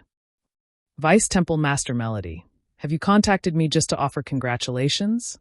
Please get to the point, Shifeng said calmly. Elder Yifeng is quite straightforward. Since that is the case, I won't mince words. My guild leader wishes to speak with you in private. May I know if you are interested? Quiet Melody said. Chapter 1511, Thunder God's Charm. Speak with me privately? Shifeng's confusion grew. He had never expected Eternal Dead to seek a private conversation. The Sacred Temple was a bona fide super guild. It was in a completely different league than the Dragon Phoenix Pavilion. Not even the super first-rate guild Miracle could stand up against the Sacred Temple. This was why Phoenix Rain had wanted to work with the Sacred Temple and Battle Wolves. Had she gained the 2 super guilds' cooperation, she could have easily suppressed 9 Dragons Emperor and Miracle. That's right. My guild leader is very interested in Zero Wing. Quiet Melody nodded. In truth, Quiet Melody was also confused as to why Eternal Dead wanted to speak with Shifeng. Not even Phoenix Rain had elicited such a reaction from her guild leader, as he usually sent a vice temple master for such discussions. Only the Dragon Phoenix Pavilion's great pavilion master qualified to speak with Eternal Dead personally. All right, when will he contact me? Shifeng agreed. He had assumed that the Sacred Temple would wait until after the contest to contact him. But the fact that Eternal Dead had reached out now was a good thing. After all, it wasn't easy to wrestle control of Thunder Island. Despite so many superpowers struggling to claim the island for themselves, they had been forced to share its management in the past. The island had a total of 17 monster encampments. A guild could only dominate Thunder Island after they captured all 17. Currently, the various superpowers would be fortunate to claim 2 or 3 encampments. Attempting to monopolize the island right now was unrealistic. As soon as Shifeng asked his question, he received a friend request. It was from none other than Eternal Dead. How fast? Shifeng immediately clicked agree. In God's domain, players couldn't call each other directly until after they added each other as friends. At most, players could send messages. However, the majority of the game's players generally blocked incoming messages from outsides, only accepting missives from friends. Guild Leader Eternal, to what do I owe this unexpected call? Shifeng asked, smiling at the somewhat stern, middle-aged man in the screen. During Shifeng's previous life, Eternal Dead had achieved many feats throughout his 10 years in God's domain. One of his crowning achievements had been his decision to focus on developing the Sacred Temple's navy early in the game. It had given the Sacred Temple a massive advantage over the other superpowers, becoming one of God's domain's top-ranked navies. Take the present Thunder Island contest, for example. During this contest, the Sacred Temple had dispatched 710 players, forming the largest team in the contest. From the very onset, the Sacred Temple had split its forces to fight on 2 fronts. No one dared to provoke the guild. While the other superpowers were just beginning to raid their second monster encampment, the Sacred Temple was almost ready to move on to their third. Elder Yifeng, I've watched Zero Wing's battle, and I'm impressed by the guild. Including the fact that Zero Wing possesses a sailboat, the Battle Wolves Guild leader and I have agreed that you qualify to negotiate a partnership with us. We've also decided to give Zero Wing 20% of Thunder Island's profits should you agree. As Eternal Dead spoke, his face had remained expressionless. He didn't reveal a hint of joy or sadness. Even the man's voice was neutral as he praised Zero Wing, yet his words ingrained themselves into any listener's mind. Even Shifeng could not help but admire Eternal Dead's regal aura as the man spoke. It was no wonder why the Sacred Temple's management was so unified, with none of the guild's upper echelons dissatisfied with Eternal Dead's leadership. May I assume that Guild Leader Eternal Dead has agreed to Zero Wing and Phoenix Rain occupying 40% of Thunder Island's profits? Shifeng said, still smiling. Thunder Island will play an important role in naval development in the future. I'm sure you are aware of this. Although Phoenix Rain has potential, she hasn't shown enough to stand as a partner.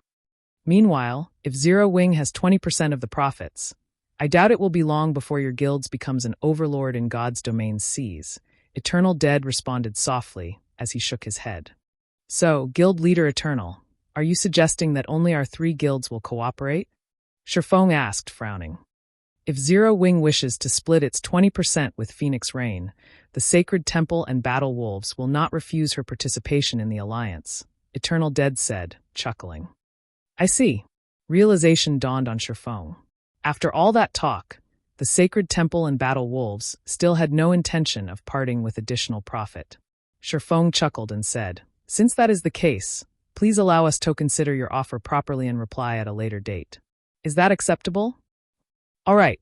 In any case, there is still a month before the next contest. It would be wise to take your time in considering our offer. Confusion bubbled in Eternal Dead's mind as he watched Shifeng, who appeared quite calm. He had never expected this man to refuse such a profitable offer. After Eternal Dead disconnected the call, a playful smile appearing on his face. Guild leader, did he agree? Quiet Melody could not help but ask. No.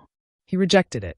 It seems Phoenix Rain has a good eye for allies, Eternal Dead said, smiling. However, he is foolish to pass up an opportunity to cooperate with our guilds for the sake of a partner.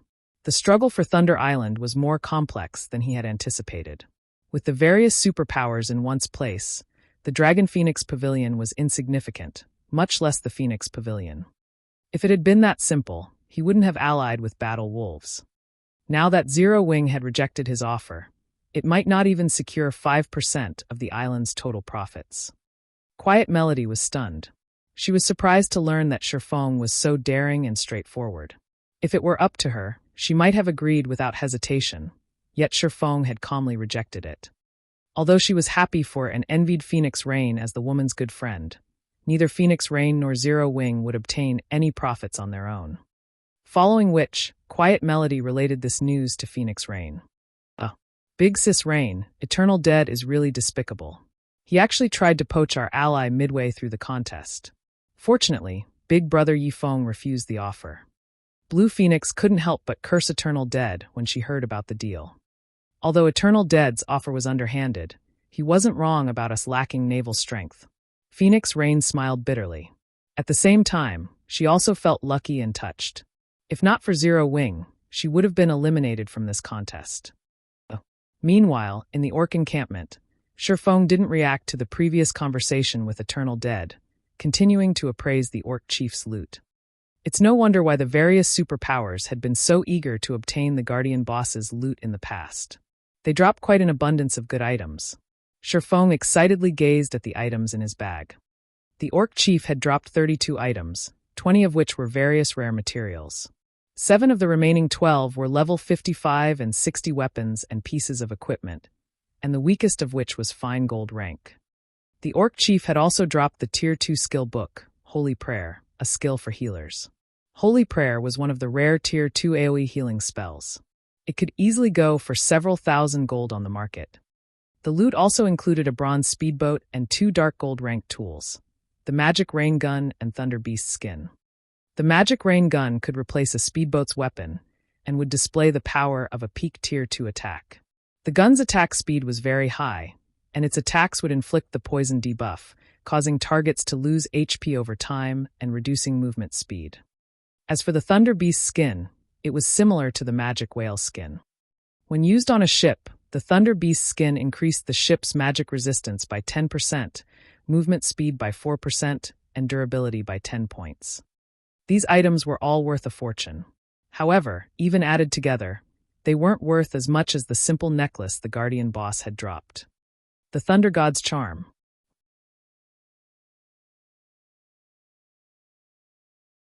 Chapter 1512, Strategic Tool. Guild Leader, what did the boss drop? When Aqua Rose and the others saw Shifeng's joy, they knew that something amazing had dropped. The loot consists mainly of materials and equipment, but we also got lucky enough to obtain a bronze speedboat and a skill book for the Tier 2 healing spell, Holy Prayer, Shifeng said, smiling. On top of that, the boss dropped something that will help us take another monster encampment. Everyone gasped when they heard Shifeng's reply. They could not believe that the loot would be so frightening. Even the various superpowers had only obtained a limited number of bronze speedboats thus far. If this matter went public, the other guilds would die with envy. As for the Tier 2 Holy Prayer, it could rival a dozen or so healing spells when used in a team. It could easily sell for several thousand gold on the market. But none of these items were worth the attention compared to an item that could help them secure another encampment. Although they were confident of claiming another encampment with their 50-man team, that was assuming they had enough time. With less than half of the contest's duration remaining, it would be very difficult for them to finish another raid in time. This was because their opponents wouldn't be limited to monsters, but players as well. The various superpowers had already begun to raid their second encampments.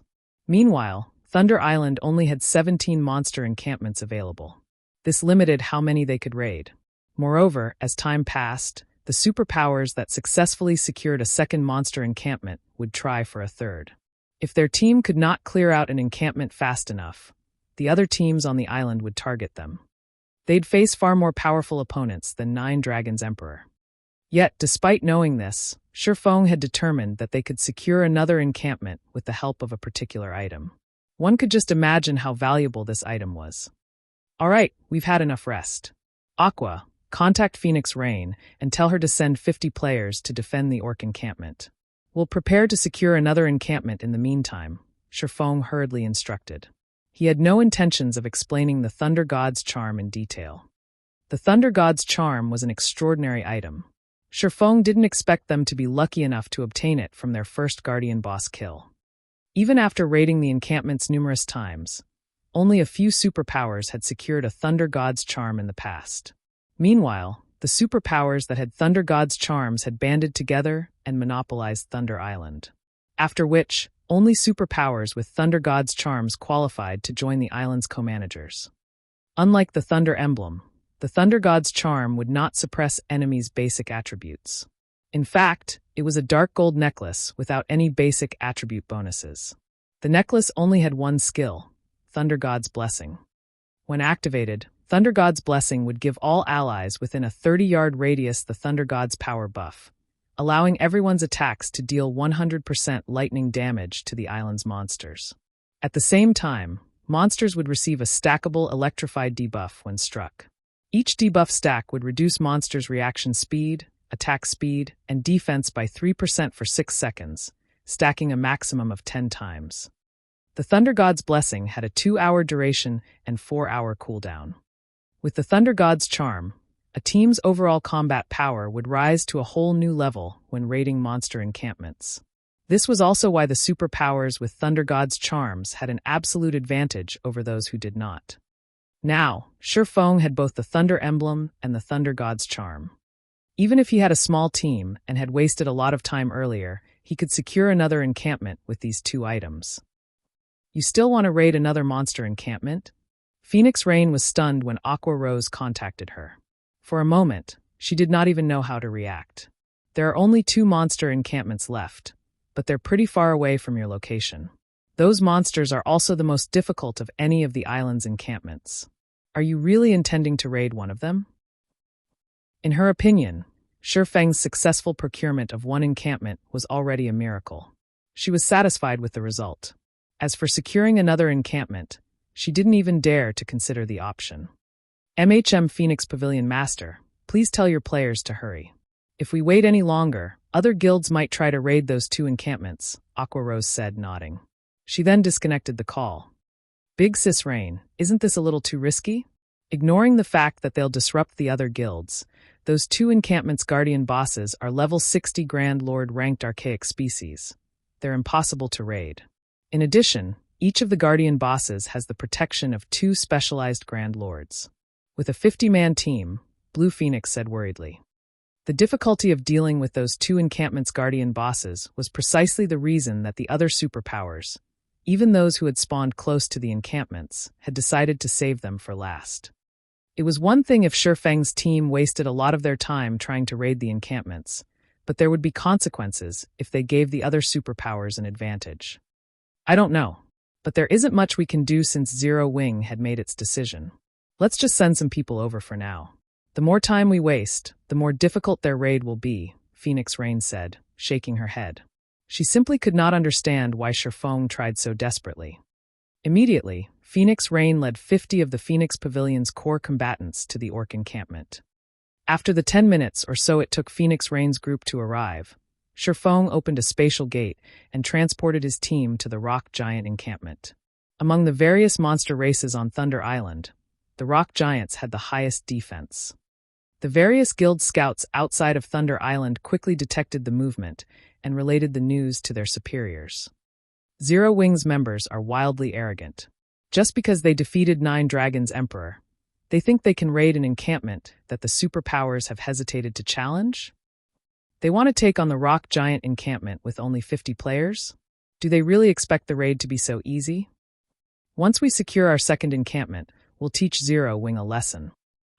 The various superpowers merely laughed at Zero Wing's attempt to raid the rock giant encampment. A level 60 Grand Lord ranked archaic species was no laughing matter.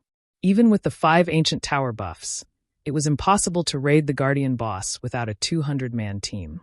Furthermore, 2 specialized Grand Lords protected the guardian boss. In other words, raiding the rock giant encampment would require at least 300 players. Rock giants possessed immense strength, HP, and defense. If one wished to raid the encampment safely and swiftly, they'd require a minimum of 400 players. This was also why the various superpowers had left this encampment for last. The various superpowers welcomed the news of Zero Wing attempting to clear out the monsters around the guardian boss. It would save them a lot of time. Meanwhile, when Eternal Dead received the news, he could not help his sneer. As far as he was concerned, Feng was simply trying to prove Zero Wing's strength to their super guilds in hopes that they'd change their minds. This was undoubtedly a childish move. It was a joke to think that Zero Wing could raid an encampment that even the various superpowers found challenging with only 50 players. Meanwhile, inside the rock giant encampment, Feng activated the Thunder Domain upon arriving. He then equipped the Thunder God's charm and activated Thunder God's blessing. Suddenly, a dark blue magic array formed beneath everyone's feet. The Thunder God's power then infused every player in range, arcs of blue electricity flicking around their bodies. Kola, Turtledove, Uwumian, you three will lure everything except the three bosses. We'll finish them all in one go. Shifeng ordered after glancing at the time.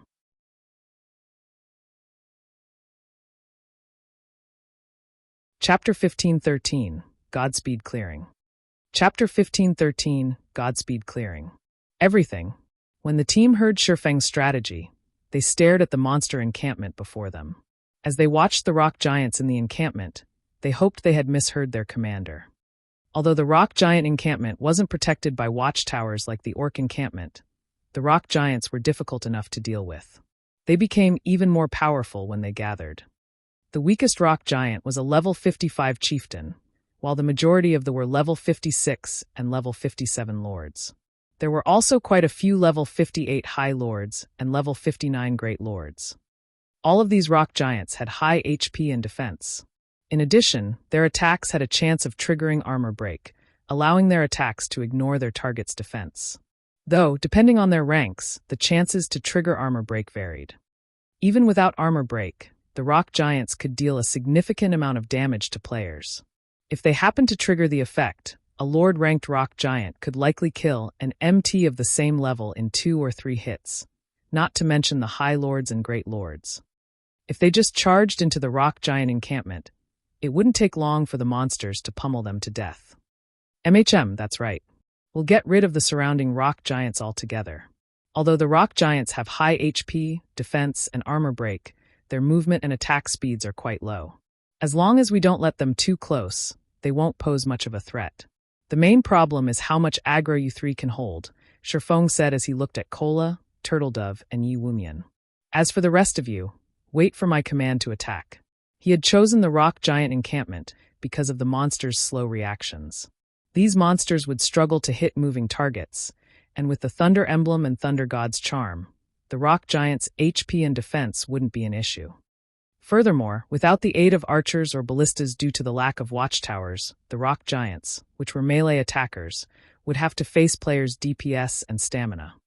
However, Kola, Turtledove, and Uwumian were now Tier 2 players. Both their stamina and their reaction speed had undergone qualitative transformations. They could last much longer in battle than Tier 1 players. The MT trio quickly realized what Shifeng wanted them to do. Rather than clashing with the rock giants head-on, they just needed to hold the monsters aggro. For them, that was considerably easy.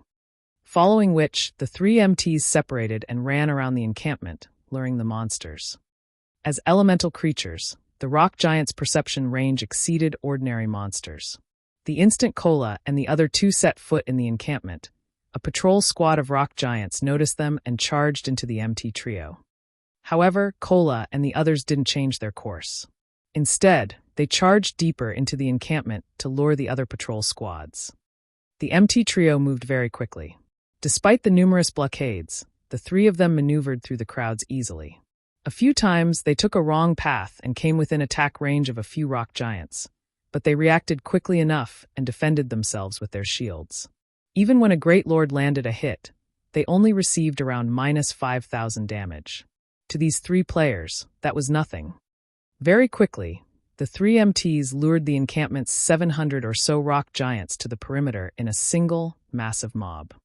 The scene of hundreds of rock giants in a single group was even more terrifying than an army of 10,000 players. When they moved, the earth shook beneath their feet.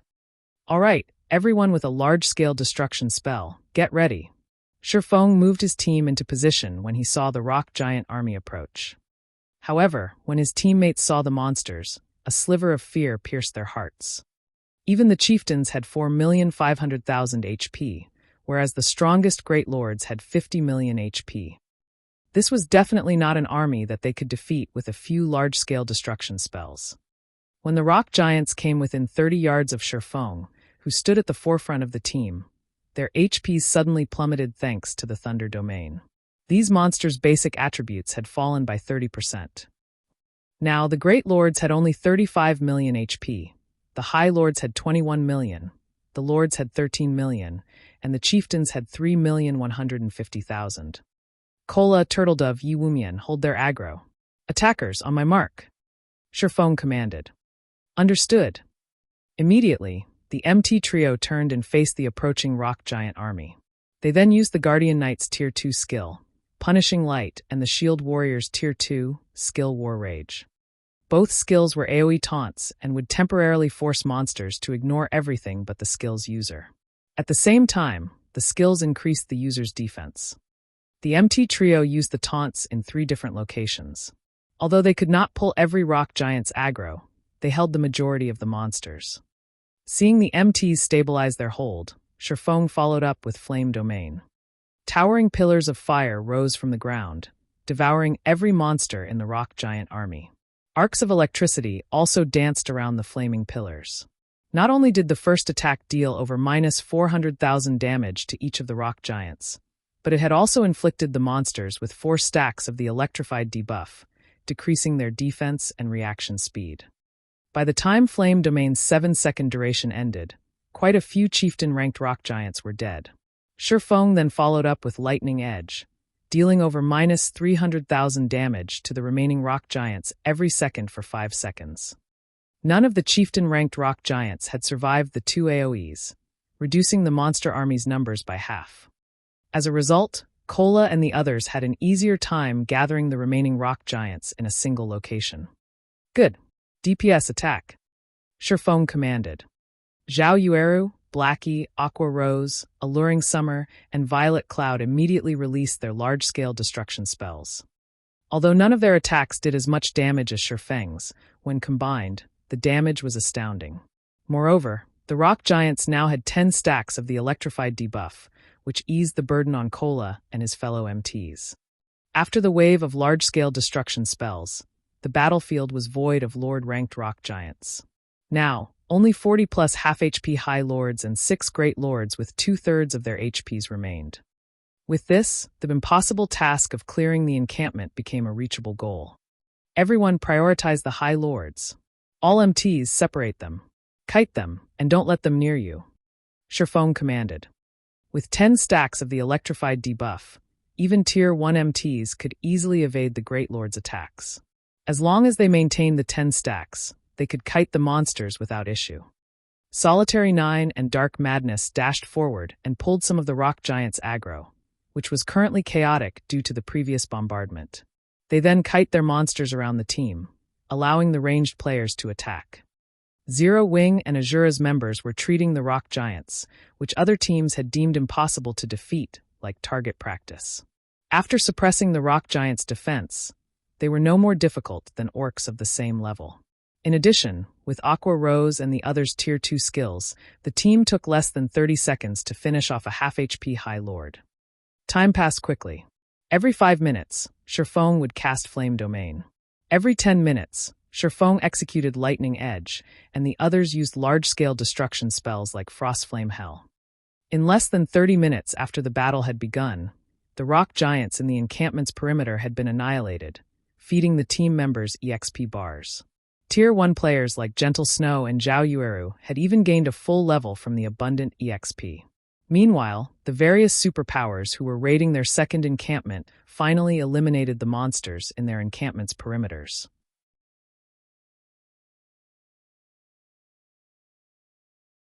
Chapter 1514, Powerful Combination.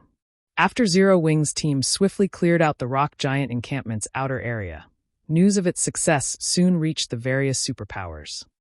They took out the outer area's rock giants in less than half an hour. How is that possible? They kite everything in the perimeter at once? Aren't they just a 50-man team? How is their DPS so high? I've really underestimated Zero Wing's members. They might actually capture the rock giant encampment. The various superpowers were shocked. These superpowers had unanimously agreed that the rock giant encampment would be the most difficult to deal with. The rock giant's armor break ability, in particular, posed a huge threat. If MTs tried to tank the monsters, they'd likely die. Hence, when fighting these monsters, the players would need to dodge as many attacks as possible. However, the rock giants were massive, which gave them a larger attack range than ordinary monsters. This made it very difficult for MTs to dodge the rock giants' attacks. Even if a player were a refinement realm expert, constant evasive maneuvers would tax their bodies. Yet if one relied on small evasive maneuvers, they'd fail to escape the monster's attack range. Relying on large evasive maneuvers for a short period wouldn't be a problem for heavily armored MTs. But as fate would have it, the rock giants had both high HP and defense. It would take a considerable amount of time to kill them. On the off chance that the MTs ran out of stamina midway through the fight, the team would have to flee and start all over again. The amount of time a team would waste in dealing with the rock giants was only a small part of the problem. The bigger issue was the levels players would lose when they died. If players lost too many levels, they might not be able to use their current weapons and equipment, forced to use old items or retire from combat completely. Unlike in team dungeons, MTs could only afford to die a very small number of times on Thunder Island. Compared to the other superpowers, when Nine Dragons' Emperor, who was in the middle of an encampment raid, heard the news, his expression twisted with fury. First, Zero Wing had stolen his orc encampment, wasting the time and effort his team had put into their first raid. Now, before he had even cleared out the new encampment's perimeter, Zero Wing had cleared out the rock giant encampment's perimeter. If this news reached the Dragon Phoenix Pavilion's guild elders, their estimation of him would plummet. Pavilion Master, now that Zero Wing's team has cleared the perimeter, we can organize a team to harass them. Even if we can't eliminate Zero Wing's team, we can at least prevent them from securing a second encampment, Martial Dragon suggested. There was a huge difference between a monster encampment's inner region and its perimeter.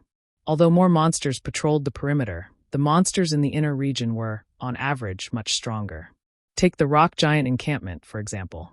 The weakest rock giant in the inner area was a lord. Although there weren't as many of them, they were more difficult to defeat. If they sent a force to the rock giant encampment now, it'd arrive within 30 or so minutes. It was highly unlikely that Zero Wing would reach the Guardian boss before the force got there. They definitely had a chance of disrupting the troublesome guild's raid. No, we can't afford the risk. Don't forget that they still have a teleportation gate that allows them to travel across the island instantly. If we split our forces, they might come to steal our encampment again. Besides, do you really think that the rock giant encampment is that easy to raid? Don't forget that the Guardian boss is a Grand Lord-ranked archaic species. Although Nine Dragons' Emperor hated to admit it, his current team could not afford to provoke Zero Wing. For now, tell all of our available forces to gather here. We'll use everything we have to raid this encampment. Understood. I'll notify them right away. As Martial Dragon listened to his commander's reasoning, he remembered Zero Wing's trump card. It was precisely because of that trump card that their team had suffered one defeat after another and had yet to capture a single encampment. Nearby, Lonely Heaven, Firmament's guild leader, wore a solemn expression when he heard of Zero Wing's success. How can this be? When Lonely Heaven heard that Zero Wing had begun to raid the rock giant encampment's inner region, regret gripped his heart. He had been displeased with Phoenix Rain's actions. After all, Firmament was a bona fide first-rate guild that had focused on developing its navy, yet Phoenix Rain considered Zero Wing more important, even providing the guild with various benefits and a ton of credits. By doing so, Phoenix Rain had silently expressed her opinion that Firmament couldn't compare to a guild like Zero Wing. Hence, he had decided to join Nine Dragons' Emperor's side instead. By doing so, not only would Firmament secure a temporary teleportation array on Thunder Island, but Nine Dragons' Emperor would invest in the guild, allowing Firmament to develop far more quickly. Yet, his decision had backfired. Even if Nine Dragons secured a monster encampment, Firmament wouldn't get a temporary teleportation array. On the other hand, Zero Wing, whom he had assumed was unfoundedly arrogant when the guild had promised Phoenix Rain 2 monster encampments, was close to fulfilling that promise. Without the temporary teleportation array on Thunder Island, Firmament would not have the foundation to develop in the Sea of Death. As Lonely Castle regretted his decision to betray Phoenix Rain, Shifeng's team rapidly cleared out the rock giant encampment's inner region. Shifeng was more careful in the inner area than he had been in the perimeter. He had Kola, Turtledove, and Yi Wumian only lure 3 or 4 patrol squads as each was led by a great lord. While Kola's group kite the rock giants, Solitary 9 and Dark Madness pulled the stragglers aggro. Like so, the team steadily reduced the number of patrol squads around the Guardian boss. As the team faced fewer monsters, they had a much easier time killing the rock giants. Each wave only took around 10 minutes or so to finish off. After fighting for around an hour, they had dealt with all 200-plus rock giants in the encampment's core. The only monsters remaining were the level 60 Rock King and 2 level 60 rock guards in the center of the encampment. Rock King, elemental creature, archaic species, Grand Lord. Level 60. HP 200,000/200,000,000. Rock Guard, elemental creature, specialized Grand Lord. Level 60. HP 150,000/150,000,000. Zero Wing and Azura's members shuddered when they saw the 3 bosses' HPs. Each Rock Guard had 3 HP bars. Meanwhile, the Rock King had 5. Players' HP bars were an indicator of how much HP they had at any time. HP bars had a different meaning for monsters. Each HP bar a monster possessed signified their combat standards. A monster with more than one had higher combat standards than a monster of the same rank and level with a single bar. A monster with 3 HP bars could exhibit combat standards on par with players who could reach the Trial Tower's 3rd floor, while a monster with 5 HP bars could reach the Trial Tower's 5th floor. Although this evaluation method was not necessarily accurate, it was not that far off the actual numbers. Reaching the Trial Tower's 5th floor meant that one had the standards of an expert. No matter how they looked at it, fighting an expert with 200 million HP was suicidal. Besides which, their team only had 50 players. Guild leader, how should we fight it? Aqua Rose asked as she watched the Rock King. She had no idea how they should raid this guardian boss. Cola, Yiwumian, and Solitary switch shields with each other. Cola will use Solitaries, Yiwumian will use Colas, and Solitary will use Yiwumians. Cola will tank the Rock King, and I'll support you from the sides. Turtledove and Yiwumian will tank the 2 specialized bosses with Solitary and Dark support. When the fight begins, lure the 2 specialized bosses away. Everyone else, focus your attacks on the Rock King. If no one has an issue with that plan, let's begin. Although Shifeng had never raided any of the monster encampments on Thunder Island during his previous life, he had watched plenty of raid videos. Hence, he more or less knew how to raid the Rock King. However, at the end of the day, the Rock King was an archaic species. For safety's sake, it would be best if Cola used the Titan Guard. Switch shields. Cola was confused. He currently had the epic rank Dragon Scale shield equipped, yet Shifeng wanted him to use Solitary 9's shield.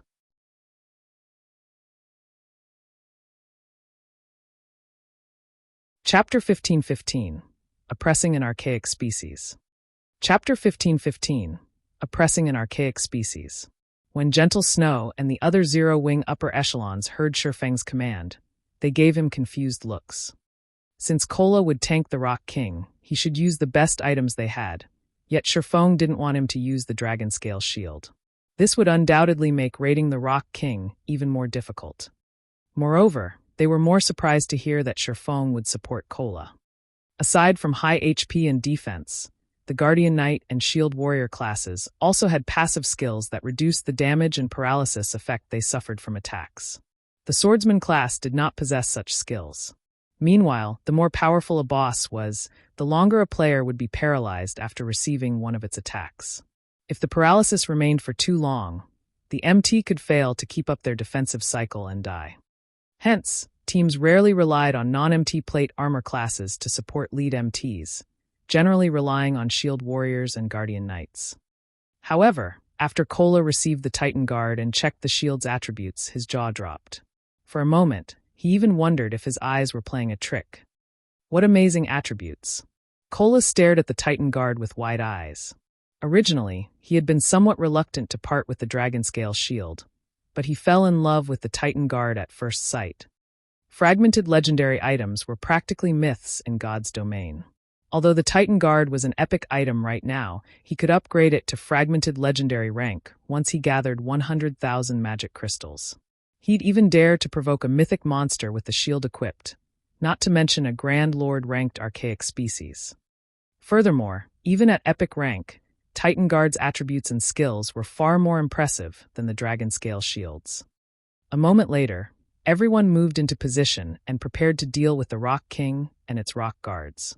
Even from over 100 yards away, the team members could feel the Rock King's terrifying aura. Their breath quickened. This was especially true for the melee players.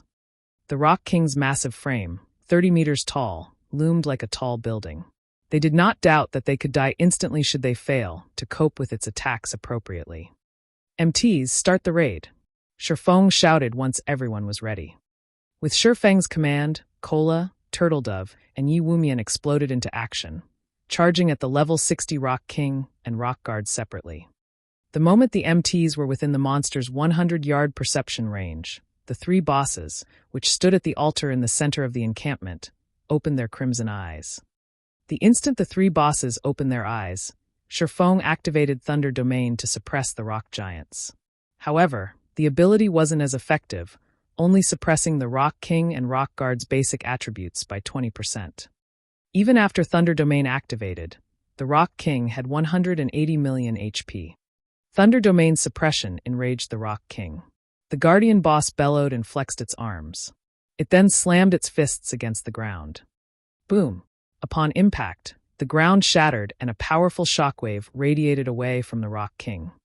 Like a tidal wave, the ground around the Rock King rose over 10 meters high as it surged towards Kola and the others. The Earth Tsunami's length was impossible to avoid.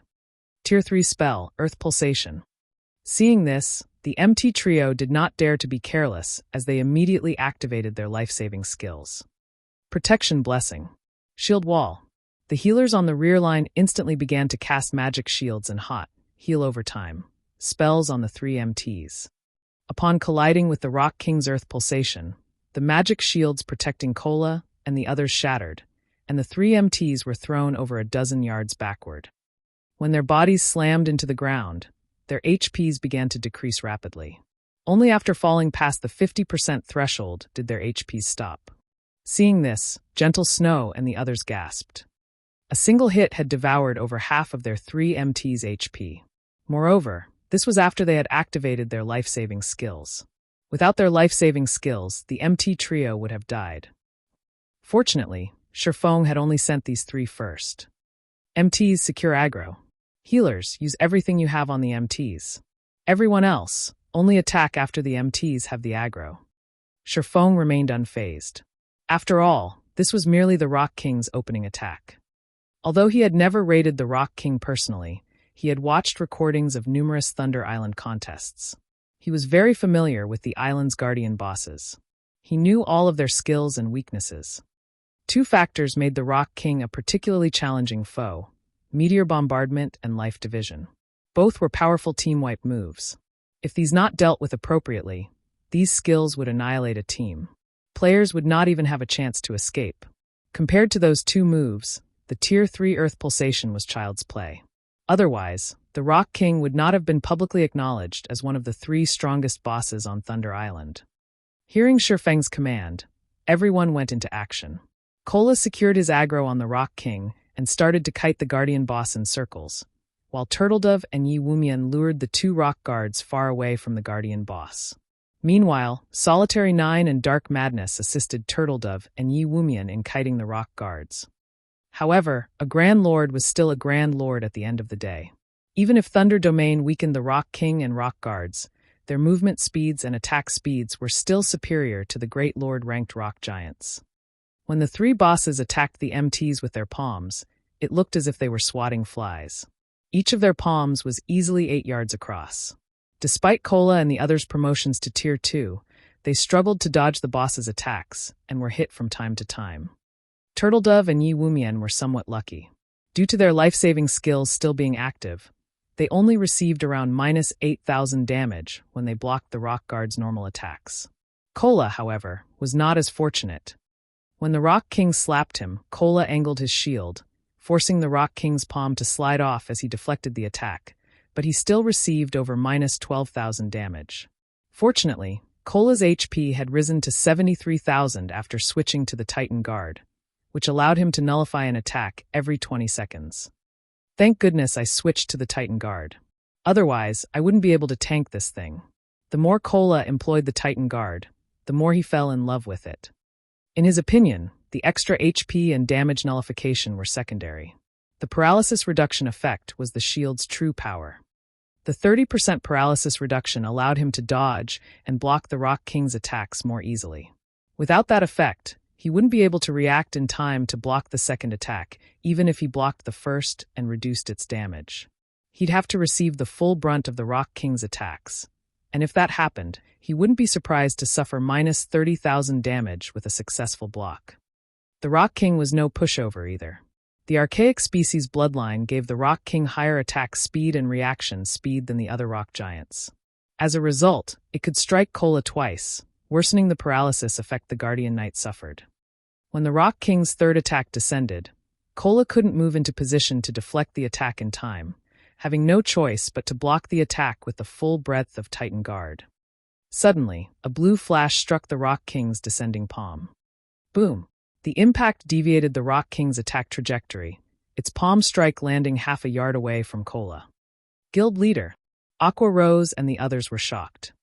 Shifeng had dealt the blow that deviated the Rock King's attack, yet despite taking a hit, he had only lost a little over 10,000 HP. He had received less damage than Kola when the MT deflected an attack. The most impressive aspect of the counterattack was that Shifeng didn't show any signs of suffering paralysis. The sacred sword he wielded only trembled slightly. Players had to rely on their own attributes on Thunder Island, prohibited from using any berserk skills, yet Shifeng had still accomplished such an astounding feat.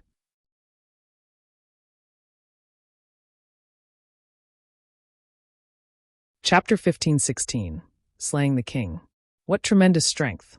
Shifeng glanced at the vibrating, humming sacred sword in his hand. His teammates were amazed that Shifeng had only received a little over minus 10,000 damage from deflecting the Rock King's attack. However, only Shifeng understood how high the damage truly was. Currently, he was a level 60 Tier 2 Blade Saint. In addition, he had multiple epic weapons and pieces of equipment on top of 3 fragmented legendary items. Although rings and capes provided a much lower boost than weapons, they were still precious fragmented legendary items. Epic items simply couldn't compare. He also had the Aura of Earth, which increased his defense and decreased incoming damage, activated, yet despite these factors, he still took over minus 10,000 damage from just redirecting the Rock King's attack. Had he received the Guardian boss's attack head-on, the consequences would have been dire. After Shifeng deflected the Rock King's attack, the latter swung its other arm, attacking Kola again. However, since Shifeng had bought Kola a moment's peace, he had recovered from the paralysis effect. He immediately turned and leaped backward, his shield angled to deflect the Guardian boss's attack, while using the resulting impact to propel himself towards the Rock King. When Kola returned to the ground, he stood next to the Rock King's feet. He then brandished his sword, a streak of golden light smashing into the boss's massive foot. Tier 2 skill, Divine Strike. Suddenly, a high amount of damage appeared above the Rock King's head. Minus 52,497. But Kola wasn't satisfied. The Tier 2 Divine Strike was his strongest skill, and Thunder God's power added lightning damage to his attack, yet he only dealt a little over minus 50,000 damage. If he were fighting any other boss, he would deal over minus 80,000 damage. However, due to this attack, Kola had stabilized his aggro on the boss. Everyone, focus your fire on the Rock King, Shifeng commanded. Immediately, the ranged classes launched one attack after another. Unfortunately, most of the damages weren't particularly high. On average, Tier 1 skills only dealt around minus 14,000 damage to the Guardian boss, whereas Tier 1 players' normal damage hovered between 5 and 6,000. Moreover, this was including the bonus damage from Thunder God's power. Just how high is this Rock King's defense? Everyone winced when they saw their meager damages. Their damage and levels currently ranked at the very peak of God's domain. Yet against this boss, their damage was pitiful. The Rock King's current maximum HP was 160 million. It could regenerate 1,600,000 HP every 5 seconds, 320,000 HP every second. Meanwhile, their team only included 35 DPS players. If everyone only dealt an average of minus 10,000 damage per second, they'd barely do any actual damage to the Guardian boss. Fortunately, they had the damage increase from Thunder God's power. Otherwise, they'd have no hope of defeating this guardian boss. Only now did Zero Wing and Azura's experts understand why the various superpowers had saved the rock giant encampment for last. It wasn't just because of how challenging the ordinary rock giants were to clear out, but because of the difficulty of raiding the Rock King. However, when Aqua Rose and the other Tier 2 ranged players made their move, damages over -20,000 began to appear above the monster's head. Some attacks even dealt over -40,000 damage. After the first wave of ranged attacks, Fire Dance, Shadow Sword, Flying Shadow, Rampant Blade, and Gentle Snow and the other Tier 1 melee players finally assaulted the boss. Tier 2 skill, Successive Shadow Steps.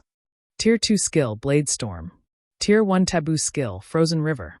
When the Tier 2 players' numerous skills struck the Rock King, the rest of the team was astonished. -56,487. -124,678. -58,037.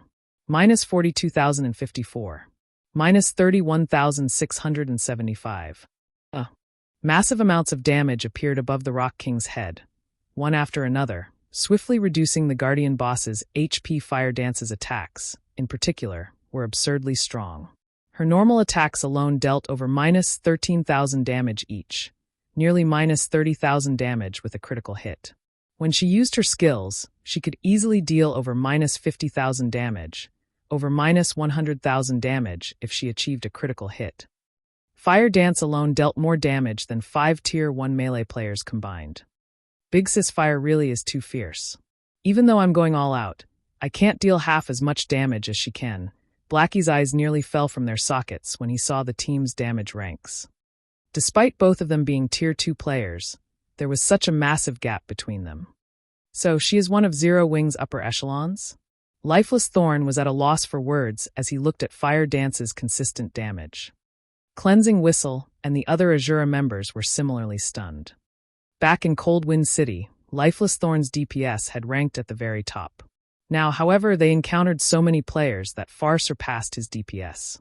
They had even met a player like Fire Dance, whose DPS was simply monstrous. However, the most impressive player among them was still Shifeng. Despite helping Kola fend off the Rock King from time to time, he ranked first on the team in total damage dealt. Moreover, there was a massive gap between him and the second-ranked Fire Dance. With a casual swing of his sword, Shifeng dealt over -20,000 damage to the Rock King, over -50,000 with a critical hit. When he used the Tier 2 skill, Shadow Blade, each of the 9 shadows dealt over -60,000 damage. When he used Flame Burst, each of the 15 attacks dealt over -200,000 damage. In addition, Shifeng had the doppelganger he summoned with Phantom Kill. Although the doppelganger only wielded 90% of Shifeng's attributes, it still dealt about the same amount of damage as Fire Dance. The team continued to chip away at the Rock King's HP. Even after Kola's protection blessing ran out and the Guardian Knight began to take around -26,000 damage when deflecting the Rock King's attacks, he was able to keep his HP above a safe threshold with Shifeng's timely help in deflecting attacks. Time passed quickly. When the Rock King's HP fell to 50%, its body abruptly curled. A magic array with a 500-yard radius appeared beneath its feet, and the surge of mana moving towards the array gave everyone a moment of discomfort. A second later, crimson meteors began to rain from the sky. This move was none other than the Rock King's team-wipe move, Meteor Bombardment. "Everyone, gather to me," Shifeng shouted when he saw the descending meteors. Although none of them knew what Shifeng intended to do, they did as they were told. Just before the meteors struck the team, Shifeng activated the aura of Earth's only activatable skill, Absolute Domain. When activated, the skill gave Shifeng immunity to all damage for 10 seconds and his allies within 50 yards immunity for 5 seconds. Suddenly, a golden glow enveloped the team. Even when the 2 rock guards bombarded Turtledove and Yi Wumian with attacks, the MTs took no damage. As the first wave of flaming meteors crashed into the ground, towering mushroom clouds rose up around the Rock King. The ground shook as if Armageddon had come. Not even the rock guards were spared as a meteor struck each of them, shattering their bodies into countless fragments. Unfortunately, the rock guards were elemental creatures. Even after they had shattered, They quickly gathered the broken pieces and reconstructed themselves. Only, as soon as they reformed, another wave of meteors crashed into them, shattering them once again. Each meteor wave dealt millions of damage to the two Grand Lords. In the end, the Rock Guards' bodies had been destroyed 9 times throughout meteor bombardment's 4-second duration. When the smoke and dust settled, it revealed the utter disaster the rock giant encampment had become. Massive craters littered the encampment. Meanwhile, the Rock King had lost over 10 million HP in its own attack. Seeing this, the players nearly lost their footing. Fortunately, they had been protected by Shifeng's absolute domain. Otherwise, they would have all died. Good. The meteors have forced the boss into a weakened state. Attack with everything you've got. Shifeng commanded when he saw the Rock King, who remained immobile after its spell had ended. Hearing Shifeng's command, everyone quickly resumed with their assault, bombarding the Rock King with every skill and spell they had. The weakened Rock King's defense was at an all-time low, doubling everyone's damage. Since the Rock King was immobile, they didn't need to worry about it blocking their attacks either. A series of damages appeared above the Rock King's head, draining its HP like flowing water.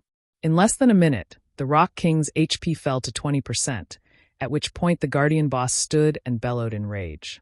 Cracks formed across its body before numerous fragments began to fall off. These fragments then formed Lord-ranked rock giants, the exact same number as the team's players, 50. This sudden change also decreased the Rock King's HP to 10%, but it had entered a defensive state, significantly increasing its defense. Now, the team members' attacks dealt less than 20% of what they did originally. This was the Rock King's other team-wipe move, Life Division. If players couldn't defeat the Lord-ranked rock giants in time, these rock giants would be reabsorbed and restore the Rock King's HP, each rock giant healing the Guardian boss for 1% of its HP. Meanwhile, if the Rock King's HP recovered to 50%, it would use meteor bombardment again. The team nearly succumbed to despair at this turn of events. The only thing preventing them from thoroughly falling into despair was the fact that the 50 Lord-ranked rock giants only had 9 million HP each. After including the 30% suppression from Thunder Domain, each rock giant only had 7,200,000 HP. Shifeng, however, had long since prepared for this moment. Relaxed, he commanded, "Kola, aggro the mobs. Blackie, give Kola a Guardian of Light. Everyone with large-scale destruction spells, use them." Hearing the command, Kola dashed into the monster crowd and used the Tier 2 AoE taunt, Punishing Light. Immediately, all 50 rock giants set their sights on Kola. At the same time, Blackie cast Guardian of Light, rendering the Guardian Knight immune to all magic damage and reducing incoming physical damage by 80%. At the same time, the skill healed Kola for 5% of his HP every second for 20 seconds. With Kola's defense and Guardian of Light's damage reduction, he only took around -300 damage from the level 60 Lord's attacks. Even when he received a direct hit, he only took -1,000 damage. With Guardian of Light's healing, he easily endured the rock giant's attacks. After Kola used Tier 1 Devotion, another AoE taunt, Shifeng, Blackie, Aqua Rose, Alluring Summer, and Zhao Yueru simultaneously cast their large-scale destruction spells. Despite the numerous spells raining down on him, Kola received no damage, but the same could not be said for the rock giants. By the time every large-scale destruction spell ended, the 50 rock giants were no more. Once the team annihilated the rock giants, the Rock King was forced out of its defensive state and sustained another 20-second weakened period. Attack with everything you've got. Don't let it split a second time. Shifeng shouted. Shadow Blade. Phantom Kill. 9 Dragon Slash. Dragon Breath. As Shifeng executed these skills, he sacrificed 20 units of life force and activated the strongest divine providence. When the Rock King's HP fell below 1 million, he followed up with Flame Burst. In the end, he only needed 3 hits to destroy the Rock King's final strand of HP.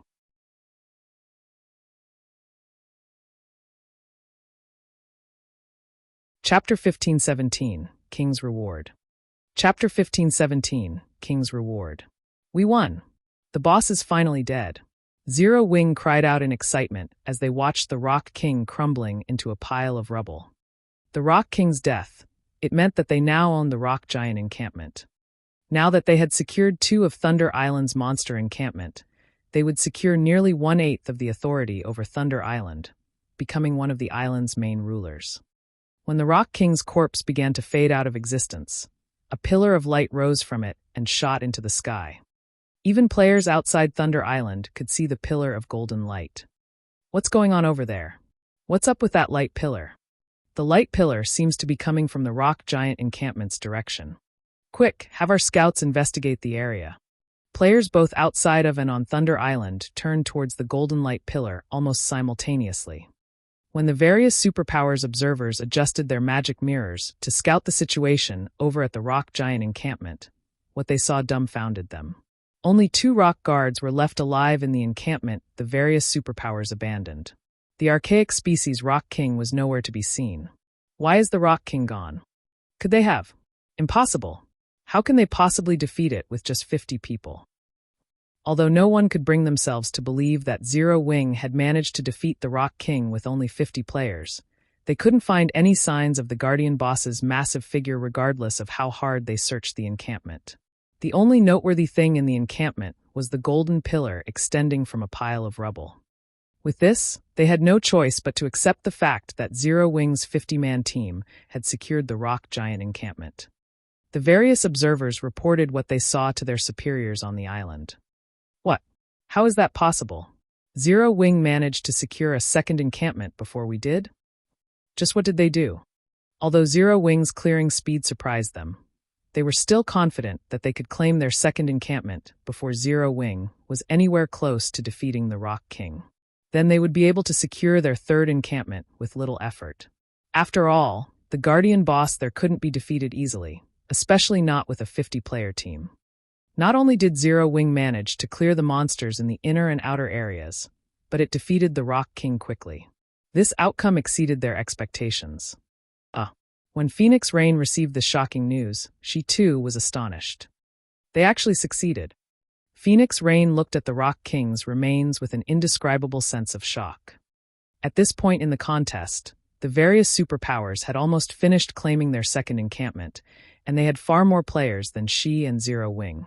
However, these superpowers had many more players that she and Zero Wing did.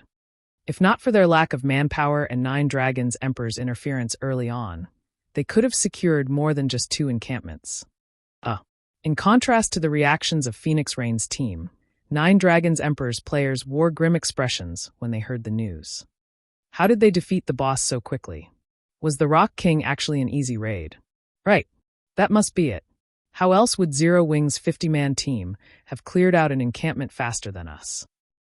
When 9 Dragons Emperor's team members looked at the distant light pillar, they were envious. Despite fighting desperately, they had yet to clear out the monsters in the encampment's inner area. On the other hand, despite starting the raid on the encampment's inner area much later than they did, Zero Wing's team already defeated the Rock King, a Grand Lord-ranked archaic species. Damn it! How did things end up like this? Lonely Castle's eyes were bloodshot from rage and envy. Had he known something like this would happen, he would never have agreed to cooperate with 9 Dragons Emperor. Although he wouldn't receive any financial support from Phoenix Rain, he would have obtained a temporary teleportation array on Thunder Island at the very least. With the teleportation array, Firmament would be able to further the development of its naval forces and gain the opportunity to surpass the other first-rate naval guilds. Now that opportunity was gone. Pavilion Master, this will be troublesome. Now that Phoenix Rain has secured 2 monster encampments, the Great Pavilion Master will side with her, Martial Dragon said as he gave the light pillar a grim look. Had Phoenix Rain only secured 1 monster encampment, they could still, more or less, compete with her, but they'd lose their advantage if she secured 2 encampments. Not only could she convince more large guilds to ally with her, but she would also gain the guild elders' support during the next contest. Phoenix Rain also had a powerful ally like Zero Wing. Not only would Phoenix Rain be able to get more players to take part in the next Thunder Island contest, but she would also have many more powerful experts supporting her. Zero Wing. Killing intent welled up within 9 Dragons Emperor. Immediately, he commanded, after the battle, notify Beast Emperor that I'll support him fully. But I have one condition. I want Zero Wing eliminated from God's domain. The guild elders will likely voice their opinions about this matter. After all, Zero Wing is in the same boat as Phoenix Rain.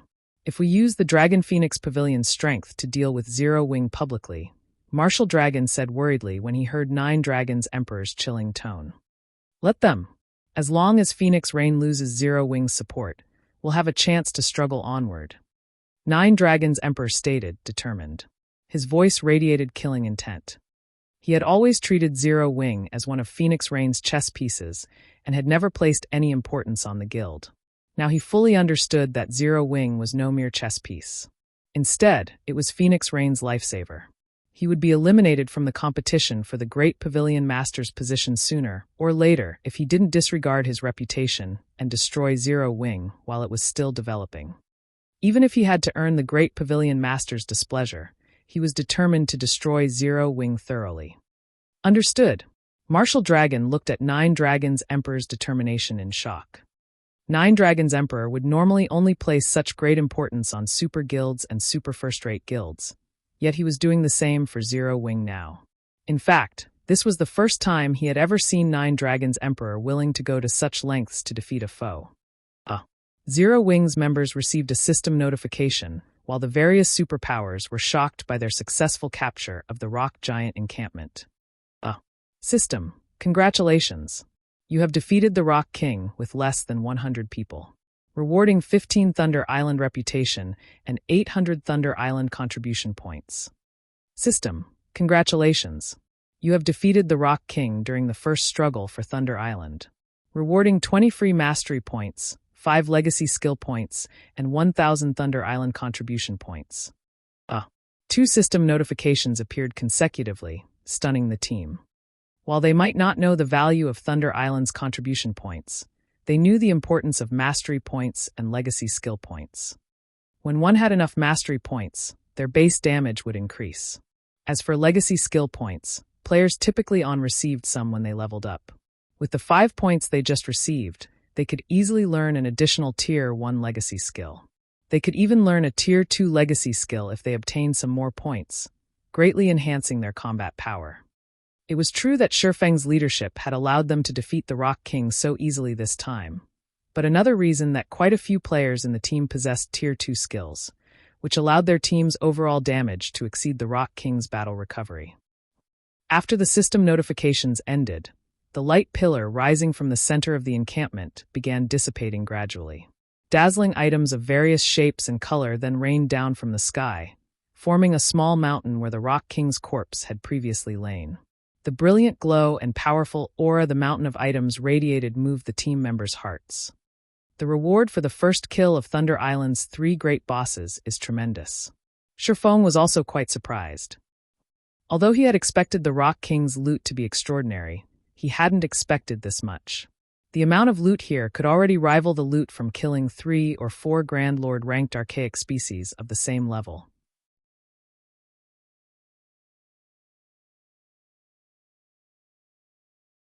Chapter 1518, Magic Workshop. Chapter 1518, Magic Workshop. The Rock King's loot did not shock only Shifeng and his team. Even the players watching the encampment from outside of the island drooled when they saw the small mountain of items. Isn't the Rock King only an archaic species? Why did it drop so many items? By the looks of it, there should be more than 150 items. If I had that loot, I could make a fortune overnight by selling them. Everyone felt a deep jealousy of Zero Wing as they looked at the rock giant's loot. The Rock King was a level 60, Grand Lord-ranked archaic species. The most common item would be at least level 50 plus fine gold equipment. If one were lucky, it might even drop level 50 plus dark gold equipment. Even super guilds and super first-rate guilds experts would drool over level 50 plus fine gold equipment, not to mention dark gold equipment. Epic items were simply too rare. Not even superpowers peak experts necessarily had one. At a glance, they could spot over 30 weapons and pieces of equipment among the loot. One could just imagine how valuable that miniature mountain was. The various superpowers experts were very close to level 50 and urgently trying to collect level 50 top-tier equipment for the level 50 large-scale team dungeons. Now that Zero Wing had all of these weapons and pieces of equipment, it would gain a definite advantage over other guilds when raiding large-scale team dungeons. Meanwhile, in the rock giant encampment, Shifeng began to organize the loot once he recovered from his shock. He left the remaining 2 rock guards to Turtledove, Yi Wumian, and the arriving Tier 2 NPCs. Although the rock guards were specialized Grand Lords, they were no longer a threat to the 2 MTs under the suppression of the encampment's magic array. It was only a matter of time before they fell. By the time 2 rock guards died, Shifeng finished going through the loot. The abundance of the Rock King's loot had greatly exceeded Shifeng's expectations. In total, the Rock King had dropped 183 items. Among them, 55 were super rare materials, 71 were gemstones of various kinds, 24 were magic scrolls, and 32 were weapons and pieces of equipment. The most inferior of the weapons and equipment was level 50 fine gold rank, while the best items were 3 level 55 dark gold weapons. Each of these weapons could easily fetch over 1,000 gold on the market. However, what surprised Shifeng most were the 3 pieces of the Breaker set, a level 55 dark gold set equipment. The Breaker set was an 8-piece set equipment for the Berserker class. Normally, it only dropped in super large-scale team dungeons. Shifeng had never expected the Rock King to drop level 55 dark gold set equipment. Moreover, the Breaker set was a unique dark gold set equipment. If players collected 2 or more pieces of the set's level requirement would decrease by 5 levels. This meant that level 50 players could equip the items. In terms of basic attributes, the individual pieces of the Breaker set were only slightly weaker than level 50 epic equipment. The Guardian boss had also dropped a piece of epic growth type equipment called the Soul Robe. The Soul Robe wasn't restricted to a specific class, although its skills and attributes were suited for healers. When equipped, the robe increased the potency of the wearer's healing spells by 5%. The robe also offered the passive skill, Soul Fluctuation. This passive skill would recover the wearer's mana even when in combat. This skill was akin to an everlasting mana recovery potion during battle. With this skill, a healer could support their allies without worrying about mana. When Shifeng shared the Soul Robe's attribute panel with the team, it earned a round of gasps.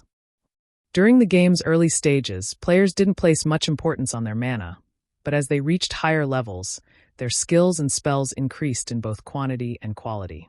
As a result, their mana consumption increased as well. The higher tiered a skill or spell was, the more mana it consumed.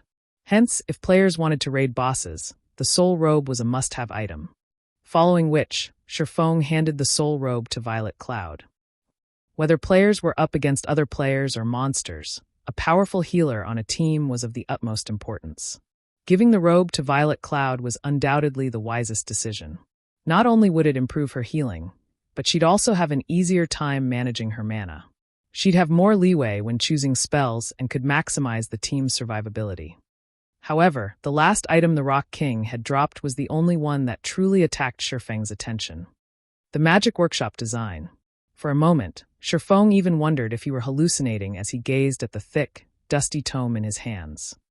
The Magic Workshop was one of the 3 major buildings players could construct in a guild residence, but only a small number of guilds had ever constructed one for themselves in the past. The first reason was the Magic Workshop design's low drop rate. Normally, only level 60+ mythic field bosses had a sliver of a chance of dropping the design. Unfortunately, mythic monsters were exceedingly rare in the fields. The second reason was the construction materials. The main materials to construct the Magic Workshop were incredibly rare and precious. The list even included 7 Luminaries crystals, the design requiring 200 units. That was the equivalent of 4 to 607 Luminaries crystals. This was why, even after obtaining the design, most guilds had been unwilling to construct the building. With that many 7 Luminaries crystals, one could set up a relatively large mind space. However, the guilds that had built the Magic Workshops had proven that the sooner they did so, the more beneficial it would be to the guild's development. The Magic Workshop had a wide range of use. Chief among them was magic scroll production. The magic scrolls on the market were generally attack, defense, or summoning scrolls. Meanwhile, the Magic Workshop could produce support scrolls. These scrolls were tierless and similar to players' buff spells and skills. Only the buffs didn't increase players' basic attributes, magic resistance, or defense. Instead, the buffs improved aspects of a more intrinsic in nature. For example, players could see farther, hear clearer, and react faster. These buffs allowed players to exhibit more of their own strength, covertly helping them become stronger. It was similar to the difference between a refinement realm expert and an ordinary expert.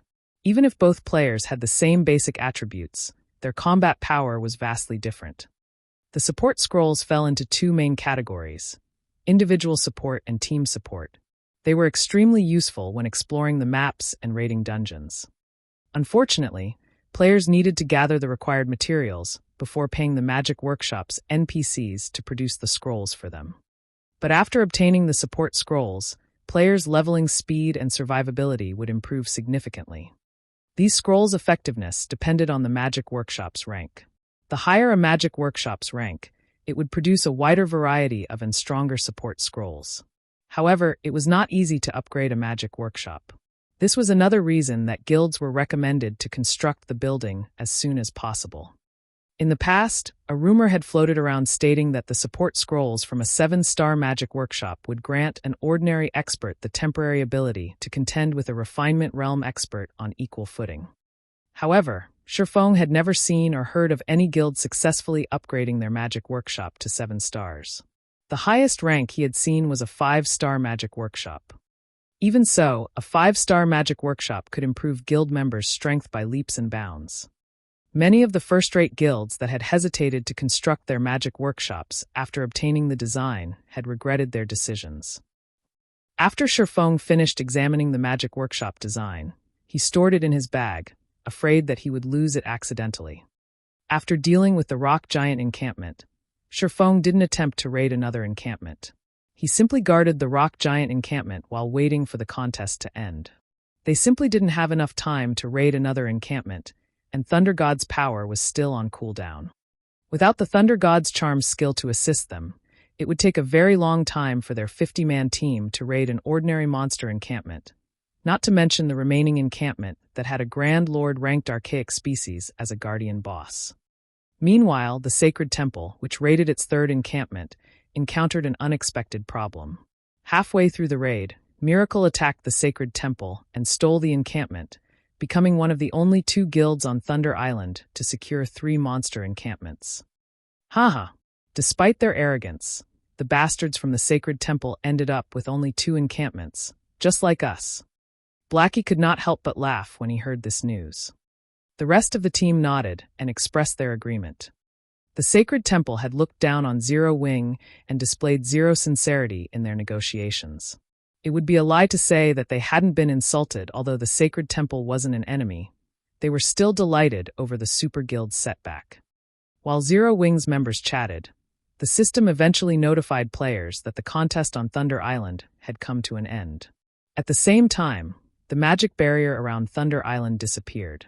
Everyone on the island was then teleported out of the contest area to Thunder Town. Yet, even after arriving in Thunder Town, no one showed any signs of relaxing. Instead, they shifted their gazes towards the large, stone monument erected in the center of the town plaza. After the Thunder Island contest ended, the system would rank the various participants by their performances. The ranks would then determine each power's status and authority on the island. Hence, all of the involved upper echelons were incredibly nervous. Quick look! The system is releasing the ranks. Slowly, words began to appear on the stone monument.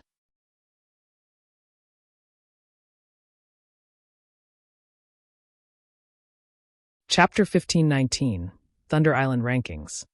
I wonder who will get first place? I've heard that first place gets to control the only large shipyard on Thunder Island. Whoever gets that shipyard will definitely have an easier time developing in the Sea of Death. That's right. I've heard that the large shipyard on Thunder Island can produce unique speedboats and cargo ships. Anyone that gets the shipyard will easily be able to expand their naval forces. All of the rewards for the top 5 ranks are pretty good. The top 5 guilds will share authority over a large repair yard, giving them easy access to ship repairs. As words began to appear on the stone monument, players in the plaza and waiting outside of Thunder Island watched with building excitement. Even players who didn't belong to the various superpowers were paying close attention to the ranking because the powers on the list would be in control of Thunder Island for some time. If one had a rocky relationship with the ruling superpowers, they'd likely have to avoid Thunder Island and the Sea of Death until the next contest. It was incredibly difficult to avoid damage to a ship in naval combat, and as ships' durability decreased, players would need to repair them. If one were an enemy of the powers controlling Thunder Island's shipyards or repair yards, this contest's results could deal a devastating blow to their naval development. Thunder Island was the only location that offered repairs in the Sea of Death, and traveling to and from this zone was troublesome and time-consuming. As for obtaining a temporary teleportation array, that was impossible. There weren't even enough teleportation arrays for all of the participating superpowers. All minor characters like themselves could do was stand by and watch from the sidelines. As players quietly chatted, the first-place guild's name appeared on the monument. Miracle. How is it Miracle? Didn't the Battle Wolves secure 3 encampments as well? It should be because of the impromptu merge between Nine Dragons Emperor and Miracle's teams. Don't forget, Nine Dragons Emperor's side also secured an encampment. With this, Miracle technically has 4 encampments under its control. Naturally, it secured first place. Wow, Nine Dragons Emperor really did that? Won't he lose all authority over Thunder Island by merging with another team? It can't be helped. Nine Dragons Emperor dug his own grave by starting a fight with Phoenix Rain. Had he not done so, he could have easily gained a share of authority over Thunder Island. While the watching teams were slightly surprised by Miracle's success, they also sympathized with Nine Dragons Emperor. There was a massive difference between those who had authority over the island and those who did not. With this authority, even controlling a fraction of the island, allowed these powers to decide Thunder Island's development model. At the same time, they would have control of a repair yard. Had Nine Dragons Emperor secured a monster encampment under his own name, although he wouldn't have obtained a large repair yard, he could have obtained a smaller repair yard. He wouldn't have to borrow one from another power. With the advent of the first place, the name of the second place guild soon followed. Unsurprisingly, the Battle Wolves secured second place. It was the only other guild that had occupied more than 2 monster encampments.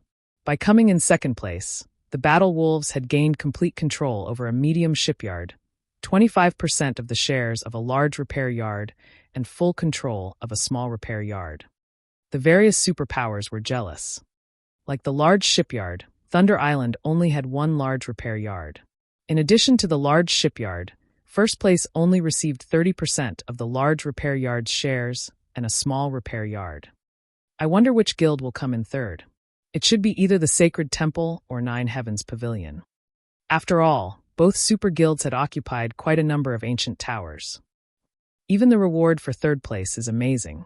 Not only will they obtain a small shipyard, but they will also enjoy 20% of the large repair yard's shares and a small repair yard.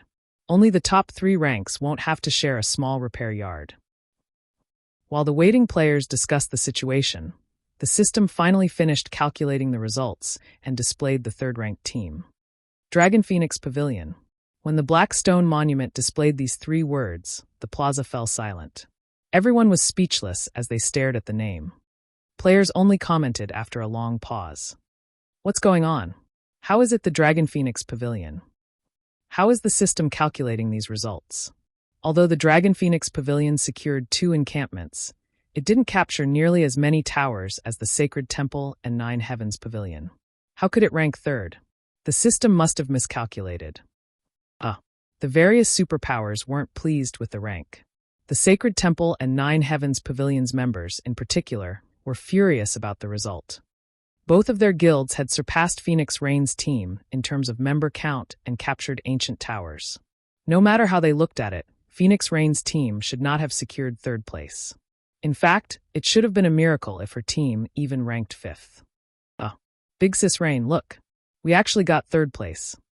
Blue Phoenix shouted excitedly when she saw their rank on the stone monument. She paid 0 attention to the other superpowers' grumbling and voices of dissent. When Phoenix Rain saw her team's rank, she too was astonished. She turned her gaze on Sherfong, curiosity filling her eyes.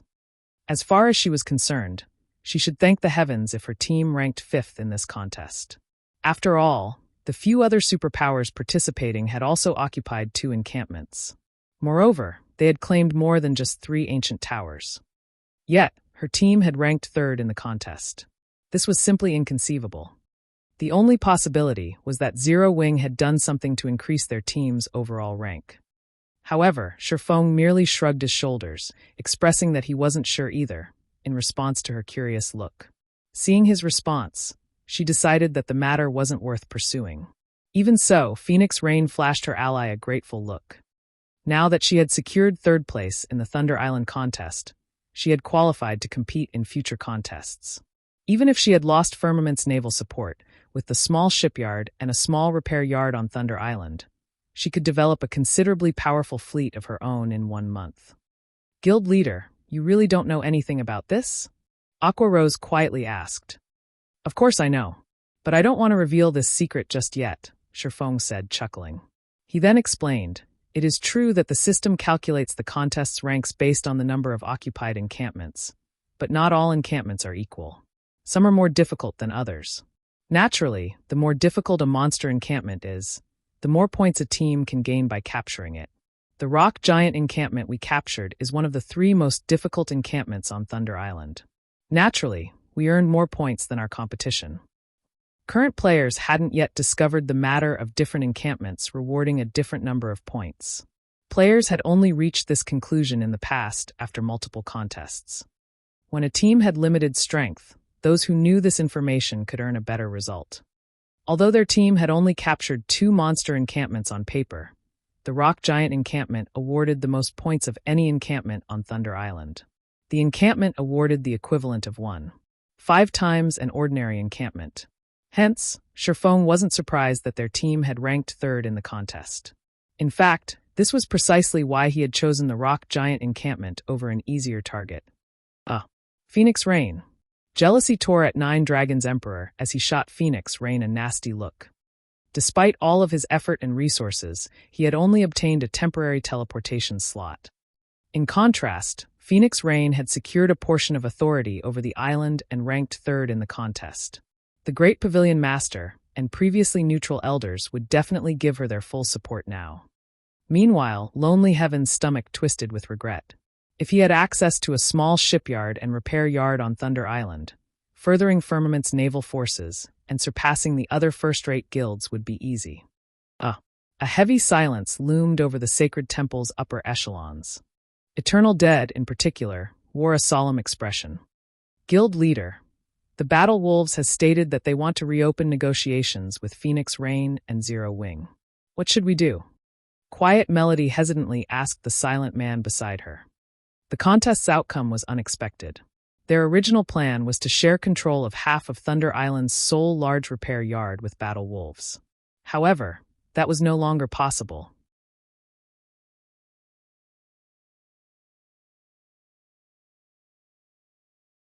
Chapter 1520, Change in Positions. Chapter 1520, Change in Positions. The Battle Wolves plan to renegotiate with Phoenix Rain and Zero Wing? A frown appeared on Eternal Dead's solemn face when he heard Quiet Melody's words. I understand. Tell the Battle Wolves that we'll leave negotiations to them. If the Battle Wolves decide to accept Phoenix Rain and Zero Wing's conditions, we won't argue.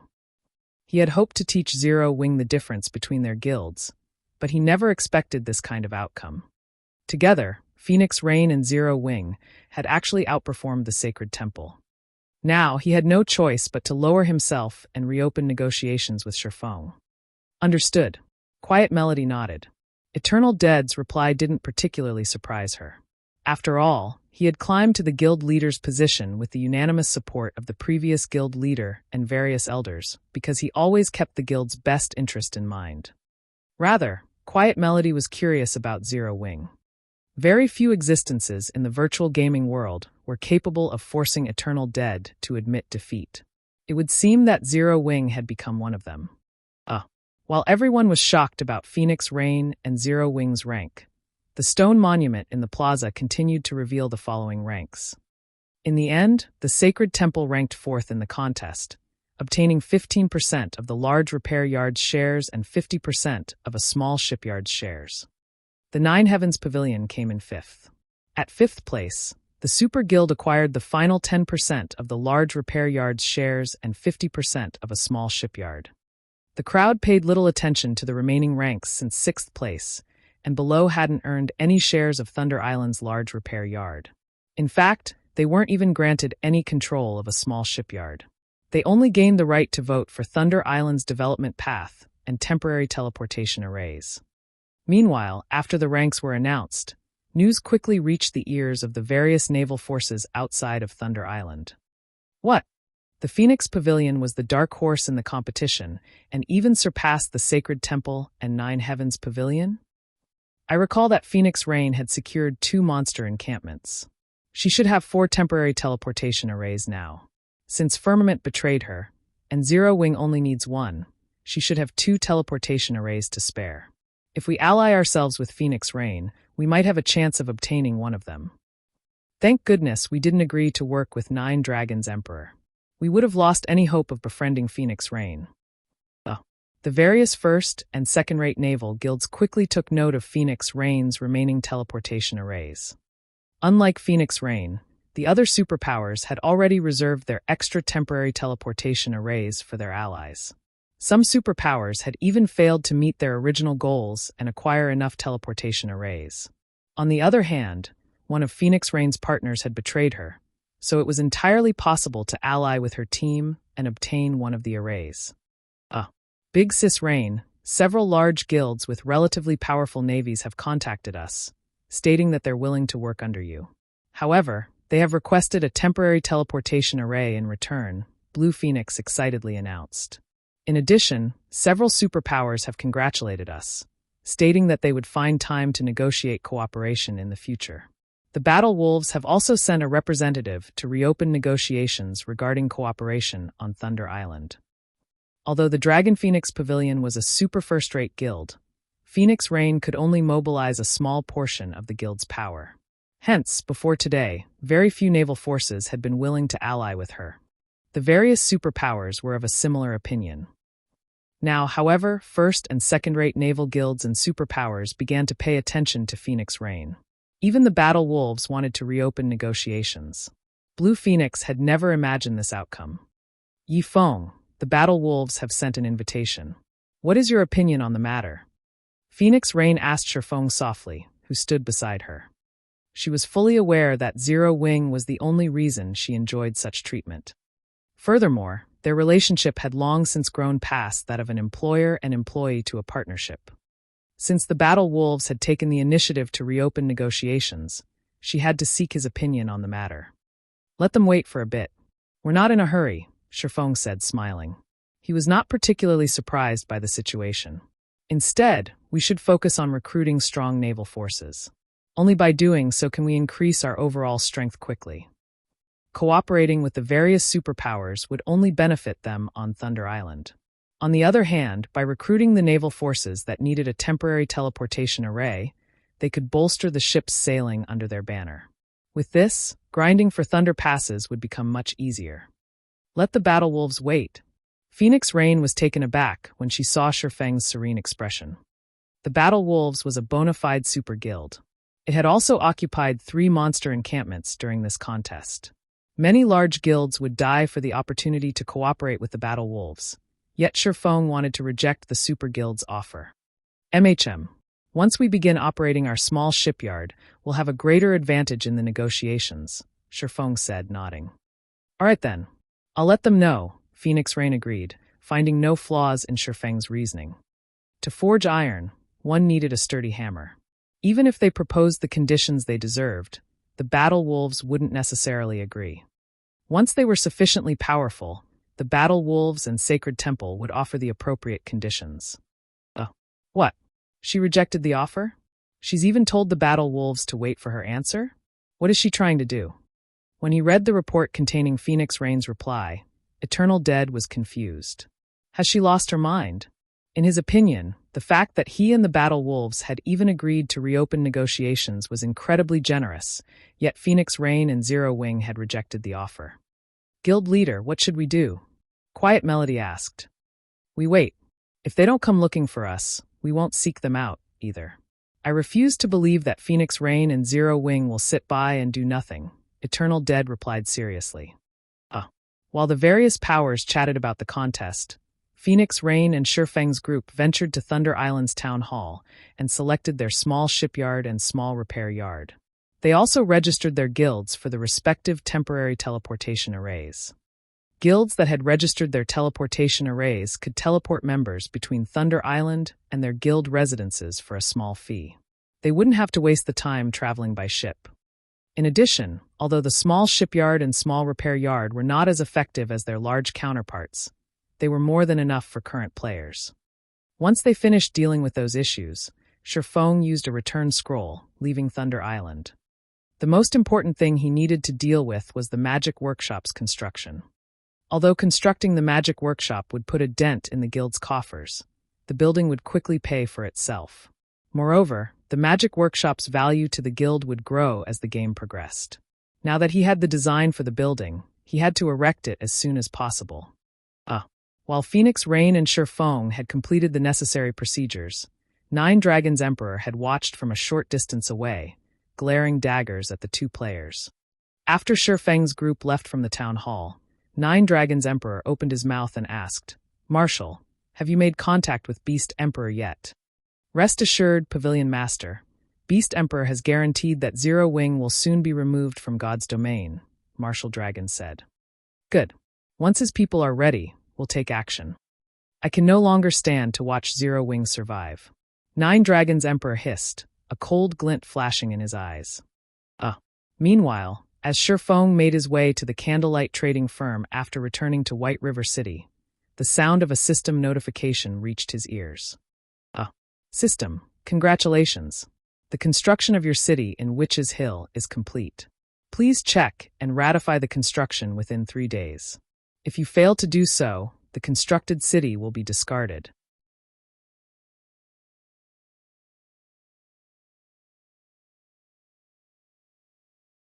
Chapter 1521, Materials of Astronomical Value. Chapter 1521, Materials of Astronomical Value. It's finally finished. Shifeng could not help his elation when he saw the system notification. In God's domain, the income from a guild town was limited to its shops and establishments. While the money from these sources might sustain a small guild, it was nowhere near enough to cover a large guild's operation costs. Furthermore, guilds were required to pay exorbitant system management fees every month. The monthly management fee for a basic town was 5,000 gold. For an intermediate town, it was 15,000 gold, and for an advanced town, it was 50,000 gold. If a guild couldn't afford the fee, the system would temporarily freeze the guild's authority over the town. If the guild couldn't pay the fees within 3 months, they'd lose the town. The system would then hold an auction and sell the toe to the highest bidder. Aside from the monthly management fees, the guild was responsible for hiring the various NPCs that operated the town. Hence, when the various large guilds considered constructing a town, they had to consider whether or not they could afford to run it. A guild city's expenditures were even higher. The monthly management fee alone could bankrupt an ordinary large guild several times over. A basic city already cost 200,000 gold per month. No ordinary large guild could gather that much in 2 or 3 months, not to mention one, unless it abandoned the guild's development and pooled all of its money for the city's development. Naturally, a guild city also had more income sources. Aside from the shops and establishments, a guild was allowed to collect tolls from players entering the city. Guild towns didn't offer this function. As long as a guild city attracted a sufficient number of players, the income from the tolls could easily surpass the shops and establishments by several folds. Hence, site selection was extremely important when building a city. If the guild chose poorly, the city would lose the guild more money than it could earn. Following which, Shifeng contacted Melancholic Smile and had her collect the materials to construct the magic workshop while he intended to visit Witch's Hill. Guild leader, the various large guilds are currently fighting over the materials you've asked for. They're selling for very high prices. Some of the materials only drop from special 100-man Hell Mode team dungeons. It will likely take some time to collect all of these items, Melancholic Smile said. She was astonished when she read the list of materials Shifeng had sent. "I'm afraid mana ore is going to be particularly difficult to acquire." Shifeng had only asked for 500 crimson fire rocks, 500 frost stones, 500 logs of purple lightning wood, 5,000 ingots of mana ore, and 100 advanced magic cores, all of which were extremely rare and valuable. Mana ore was particularly rare since it dropped randomly when mining with an incredibly low drop rate. It was also useful in many aspects, such as construction, furnishing, forging, alchemy, and engineering. Although Zero Wing frequently purchased mana ore, it only had a stock of a little over 1,300 ingots. As for the advanced magic core, it only dropped from the final bosses in 100-man Hell Mode Team dungeons. Although the guild had consistently raided Hell Mode Team dungeons, it had only collected a little over a dozen cores. With the amount of money it would cost to purchase the materials Shifeng had requested, they could buy golden lands in multiple NPC cities. Are a lot of guilds collecting mana ore right now? Shifeng asked curiously. If it's too difficult to acquire in Starmoon Kingdom, try Black Dragon Empire or other kingdoms. Although mana ore was very rare, guilds weren't the only ones capable of acquiring the ingots. Many independent players spent their time mining ores in the fields, and a few were bound to get lucky, obtaining a few ingots. With how many independent players there were in the kingdom, it should not be very difficult to collect 1,000 pieces. Among the materials he listed, the mana ore should be the easiest to obtain. The list he had given Melancholic Smile hadn't even included the 7 luminaries crystals. Had he added that to the list, Melancholic Smile would have fainted from shock. Rather than a building, it seemed like he intended to construct a display of pure gold. Guild leader, the ore is very difficult to acquire. Searching other kingdoms and empires won't change that. The various large guilds have already purchased every ingot on the market, and any new mana ore will be highly contested over, Melancholic Smile said, smiling bitterly. Why? Shifeng asked curiously. As far as Shifeng could remember, while mana ore had been rare and in high demand, guilds hadn't necessarily fought over it. Even in the past, mana ore hadn't been cheap, each ingot selling for 30 to 40 silver.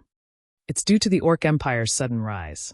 The Orcs have affected several kingdoms and 2 empires already, and these countries have dispatched their armies to hold the Orcs back. As a result, an exchange system activated on the front lines.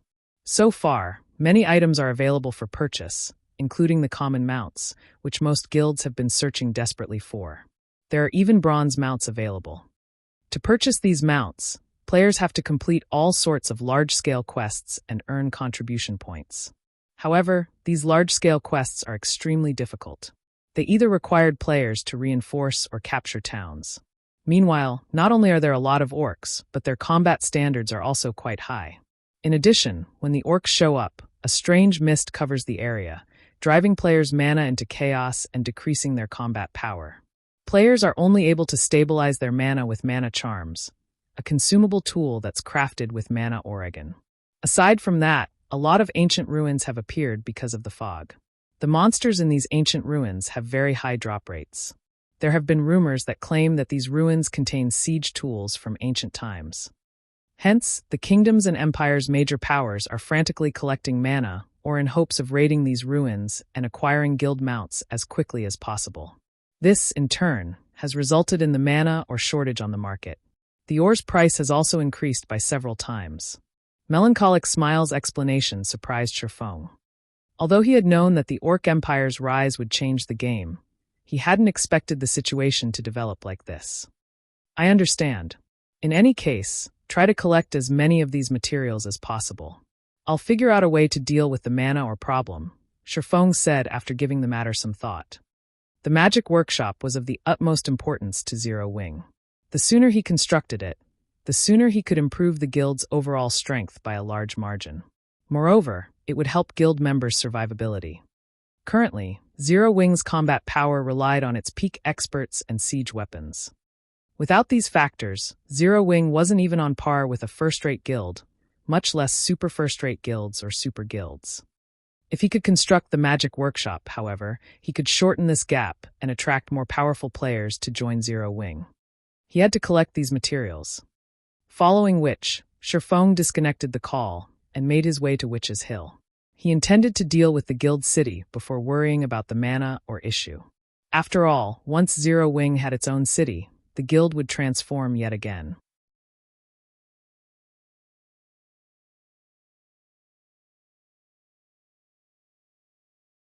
Chapter 1522, Initial Appearance of City. After reaching White River City's teleportation hall, Shifeng teleported to Bewildering Forest Town. In seconds, Shifeng arrived in another crowded teleportation hall. Not only was the hall crowded, but he also noticed that all of these players were above level 40. Many wore guild emblems on their chests and grim expressions on their faces. The rest of the players had already formed teams of over 20 players. Shifeng only spotted a few solo players throughout the hall. Why are so many people here? Shifeng watched the players around him curiously. Bewildering Forest Town was one of the more remote towns in Star Moon Kingdom. Moreover, most of the leveling maps around it were below level 30. Although it was the closest NPC town to the Witch's Hill, even with a mount, it would take players over 7 hours to reach the map. Furthermore, Witch's Hill wasn't the most resource-rich map in this level range, and Star Moon Kingdom's largest forest separated Bewildering Forest Town and Witch's Hill. The Maze Forest. The monsters in the Maze Forest were between level 40 and level 50. Although the entire forest was not particularly dangerous, its inner sanctum was a maze. Players who weren't familiar with the terrain could easily lose their way. The only thing that even made grinding in the Maze Forest worthwhile was the Dawn Flower. The Dawn Flower was a rare material for brewing wine and the disorienting potion. Currently, however, neither of these items were useful to players. Logically, there should not be that many high-leveled players in Bewildering Forest Town. Starting a 1,000-man expedition to an orc fortress. Players who are interested in the raid can register with me. Selling cheap mana charms. Interested players can come find me. As soon as Shifeng left the teleportation hall, he was greeted by the sight of quite a few expedition teams recruiting members. In addition, merchant players stood by the busy street, hawking their wares.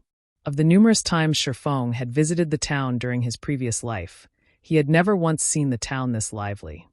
The orcs have already reached this area. Shifeng was surprised as he watched the various players recruiting for 1,000-man team expeditions.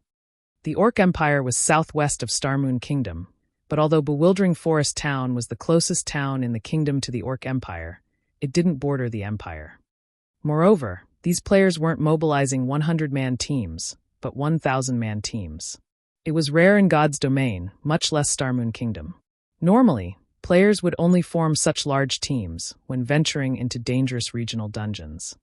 As Shifeng turned away from the crowd, intending to head to a bar to collect some intel, he heard the sound of a regional announcement. Bewildering Forest Town Region System announcement. An army of orcs has broken through the defensive line of Star Moon Kingdom's Third Army and is currently making its way to Bewildering Forest Town. Bewildering Forest Town will enter a defensive state and garrison quests will activate in Bewildering Forest Town. The orc army's estimated time of arrival is 10 hours. Please prepare. Crap. Aren't the orcs moving too quickly?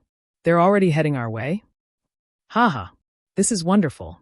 I'll be able to earn even more CPs. Upon hearing the system announcement, a commotion broke out among the players in town. Some were excited for the event, while others were surprised. However, the one thing these players had in common was their anticipation of the orc army's arrival. They were clearly interested in participating in the town's defense. It wasn't long before the teams that had been recruiting for an expedition changed their goal to the town's defense.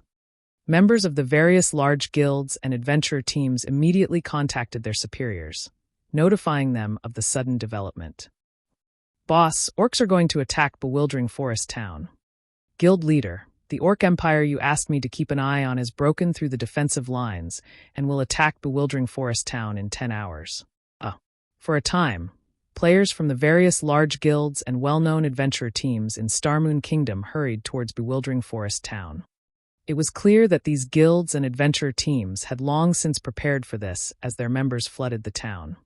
Meanwhile, Shifeng found a seat on the second floor of an open-air bar, and just as he was about to browse Star Moon Kingdom's forums for information, Aqua Rose contacted him. Guild leader, the Orc army has started its invasion of Star Moon Kingdom's Bewildering Forest Town. I just received the news, but it seems that many guilds have already dispatched their armies to the town. Should we do so as well? I've heard that if the town is successfully defended, participating players will receive an abundance of CPs, and participating guilds can increase their influence in Star Moon Kingdom. Increase a guild's influence in Starmoon Kingdom? When Shifeng heard Aqua Rose's report, he realized why the various large guilds seemed so prepared and passionate about defending this town. In God's domain, kingdoms and empires wouldn't remain the same forever. As time passed, some would disappear, while others would rise to prominence. Guilds even had the opportunity to take control of some countries. This was how the various superpowers had established their own massive kingdoms and empires during Shifeng's previous life. Players couldn't simply establish kingdoms and empires by constructing numerous towns and cities. They had to take control of an NPC kingdom or empire. The Oceanic Kingdom, Sea's End, was a perfect example, in which players could take control of its NPC cities. Although players wouldn't have as much control of the cities as they would of a guild town, it was enough. On God's Domain's continent, guilds that wanted to take control of NPC cities, kingdoms, or empires needed guild influence. Of course, influence wasn't the only thing guilds needed to take control of NPC cities and countries. There were other requirements as well. At this stage of the game, it wasn't possible. Players were simply too weak, unable to take on God's Domain's NPCs. However, it was important for a guild to accumulate guild influence as early as possible. Aqua, see to the necessary arrangements immediately.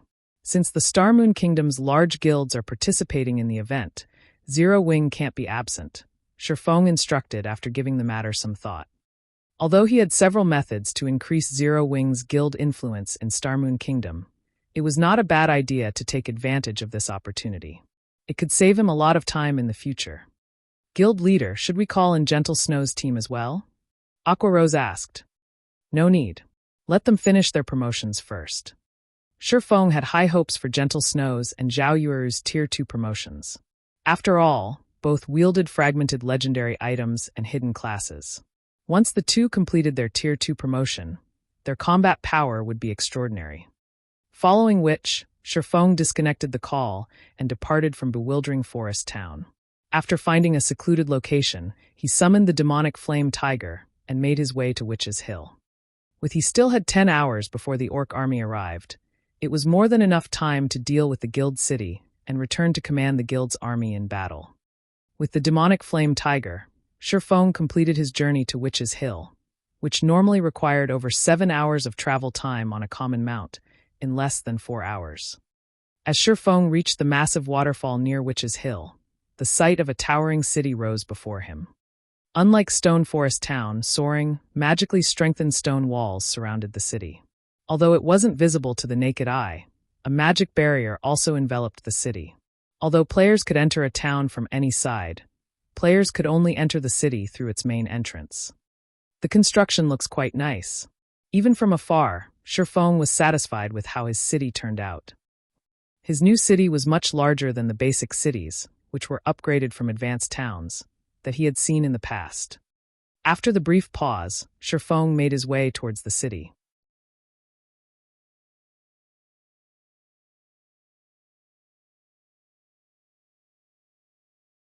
Chapter 1523, Power Source Improves. Chapter 1523, Power Source Improves. When Shifeng stopped before the city's main entrance, an imposing pair of tightly shut gates greeted him. Pitch-black runes had been carved into the gates, forming multiple magic barriers that protected them. The magic barriers here were much stronger than the barrier his movement-type defensive magic array created, as it could even withstand Tier 4 attacks. As for the magic barrier around the entire city, although it was not as powerful as the one on the gates, it wouldn't have any issue blocking Tier 3 attacks. This city was a perfect guild fortress. It was definitely worth spending all those coins to build this thing. Shifeng could not help his rueful sigh as he observed his surroundings. The city occupied a mountain peak, so the mountain's scenery remained unobstructed. In addition, an impressive waterfall fell by the hillside. Occasionally, Shifeng saw birds of various kinds fly past the mountain and below the city. He felt as if he had just arrived in paradise. Setting aside Witch's Hill's unique circumstances, this grand scenery would attract many lifestyle and entertainment players. During his previous life, Shadow hadn't even had a guild town at this stage of the game, yet his Zero Wing already had its own basic city. Not even super guilds had achieved this feat currently. Only Sea's End's major powers controlled cities. Unlike Sea's End's major powers, however, he had complete control of his city. The city's development path wouldn't limit his options. Meanwhile, when Shifeng arrived, a dozen or so NPC guards came down from their posts along the city walls to open the gates. Esteemed City Lord, we have completed your city's construction. If there are no issues, we may begin the transfer procedures, a middle-aged man with a cross-shaped scar on his face respectfully reported as he came forward to greet Shifeng. The man wore a luxurious suit of armor with a white cape draped over his back. He also carried a long sword embedded with several pieces of 7 luminaries crystal at his waist. Although the man didn't radiate an aura, he was a level 180, Tier 3 Knight Captain. In a minor NPC city, he could even serve as the magistrate. At this stage of the game, he could kill any ordinary player in a single move. I'm fine with that. However, before we begin, I'd like to visit the city's core magic array, Shifeng said, nodding. He had previously obtained an evil god crystal after killing a Grand Lord-ranked evil demon under the Beast Emperor's command. To a guild city, the item's value was astronomical. The evil god crystal could be used as a power source for a city. Although it couldn't compare to a Titan core, the power source was very difficult to come by. It was definitely much stronger than the freebie power source that was included in a city's construction. Esteemed City Lord, please follow me, the Knight Captain Yared said as he led the way for Shifeng, the dozen or so knights previously guarding the gate following close behind. As Shifeng walked through the city, he could easily tell it was many times larger than Stone Forest Town. Not even an advanced town could compare to its grandeur. Despite the city's basic rank, it should easily accommodate over 300,000 permanent residential players. Moreover, this was assuming that he built the city's basic infrastructure. If he used advanced buildings, he could double the city's capacity, at which point the city wouldn't even feel cramped with over 1 million players. In contrast, players would likely walk shoulder to shoulder in an advanced town with a 1 million player population. However, it was due to the city's large size that it required a lot more resources to develop. Take the street Shifeng was currently on, for example. Although the NPCs had already built quite a few essential buildings, Shifeng passed large plots of empty land. He'd have to spend a lot more to fill these gaps. Based on Shifeng's initial estimates, the initial resources to construct the necessary infrastructure would be enough to drive any first-rate guild mad, not to mention constructing buildings like the battle arena. The buildings in cities were allowed to have far more floors than those in towns. The battle arena in Stone Forest Town, for example, could only have 8 floors. In a basic city, however, a battle arena could have up to 16 floors. Though players had to have enough money to build them. Under Yored's lead, Shifeng quickly reached the 3rd underground floor of the City Lord's mansion. Esteemed City Lord, this is the city's main control room. Here, you may control the magic arrays all over the city, Yored explained as he gestured to the mammoth ball of water floating in the center of the hall. Numerous golden runes decorated the wide hall's walls, while the water ball in the center felt like an inhaling whale as it absorbed the mana from outside of the city, transferring the mana to the city's various areas. Meanwhile, a black crystal floated within the core of the magic water ball. This black crystal was the power source the system granted when players constructed their own cities. This crystal was the city's lifeblood, created by dozens of high-tiered wizards. It was a better power source than those that formed naturally or those the gods had created. Without hesitation, Shifeng went up to the magic water ball and replaced the black crystal with the evil god crystal. The moment he placed the evil god crystal in the magic water ball, the mana in the hall rampaged. The hovering water ball began to grow. As it did, the mana density in the hall increased. The Knight Captain and his entourage were afraid. Fortunately, after a few minutes, the hall's mana calmed. Everyone was dumbfounded as they stared at the evolved water ball. The previously mammoth water ball had tripled in size, and the hall's mana density had at least doubled. As I expected, a basic city can only use 60% of the evil god crystal's power. Shifeng was somewhat disappointed when he saw the evil god crystal's utilization rate the system had displayed. In God's domain, a strong power source didn't necessarily mean that players could improve a city indefinitely. Every city had its limits. It seemed that a basic city could only use 60% of the total energy an evil god crystal provided. If he wanted to increase the efficiency, he'd have to upgrade the city to intermediate or advanced rank. He might even need to upgrade it to the standard of a kingdom's capital city to use the evil god crystal's full power. However, 60% was enough to improve the city's defenses by a tier and increase its mana density by 40%. Although the city's current mana density couldn't compare to stone forest towns, it would rise beyond the towns once he constructed the magic and mana towers. Esteemed city lord, you really know how to surprise a man. You actually got your hands on such a high-ranked power source. Your city is guaranteed to become famous in Starmoon Kingdom, Yared said in admiration. In Starmoon Kingdom, one could count the number of cities with such a high-ranked power source on one hand. Only the kingdom's capital was more powerful. After Yared finished speaking, the sound of a system notification reached Shifeng's ears. System, you have earned a reward. Please name your city within 1 hour, or the reward will be discarded. System, you have 59 minutes, 59 seconds remaining. Thank you for your praise, Knight Captain. I am very satisfied with this city. Let's complete the transfer procedures right away, Shifeng said.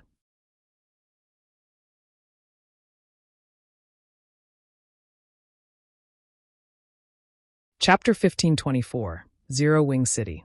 Once Shifeng agreed to start the transfer procedures, the Knight Captain revealed a dazzling, silver token and passed it to Shifeng.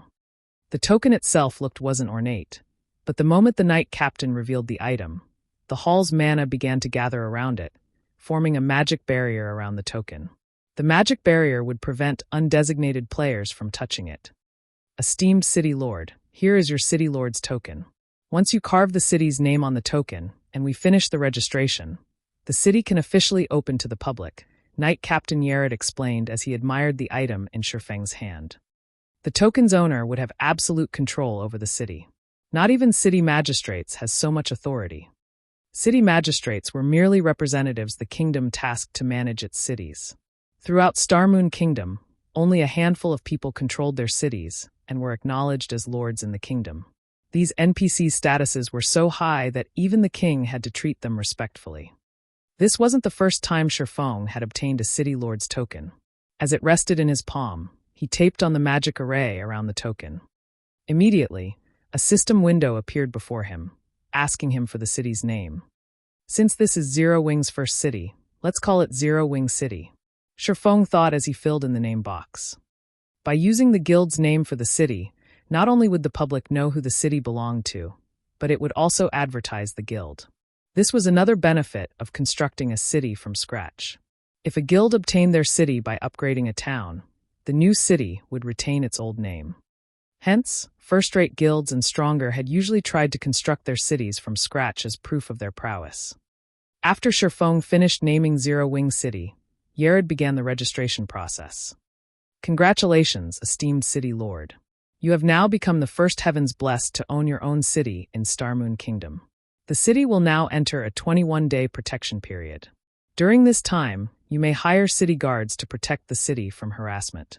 You will also be responsible for a 200,000 gold tax each month, Yared explained. Do you wish to hire guards now? Do you have a list for me to choose from? Shifeng asked. A city's defense wasn't like that of a town. The system would only allow players to hire up to Tier 2 NPCs in a town. After all, Tier 3 NPCs could serve as small cities' magistrates. Although he could hire Tier 3 NPC guards in a basic city, he could only hire 5. Moreover, Tier 3 NPCs had different strengths and specialties. To ease the burden of the city's defense, it was necessary to choose the Tier 3 NPC guards carefully. Alright, here is a list of the Tier 3 guards we can currently provide. Unfortunately, since there are so many Tier 1 and Tier 2 guards to choose from, I am unable to provide a precise list. If you would like a more detailed list of your options, you may hire these guards from the Adventurers Association, Yared explained as he handed Shifeng a list. The list showed the general prices for the Tier 1 and Tier 2 NPC guards, as well as a brief introduction of the various Tier 3 NPC guards available for hire. Hiring 10 level 150 elite guards for 21 days would cost 100 gold, 300 gold for 10 level 150 Tier 1 guards, and 700 gold for 10 level 150 Tier 2 guards. Each of the Tier 3 guards had different prices.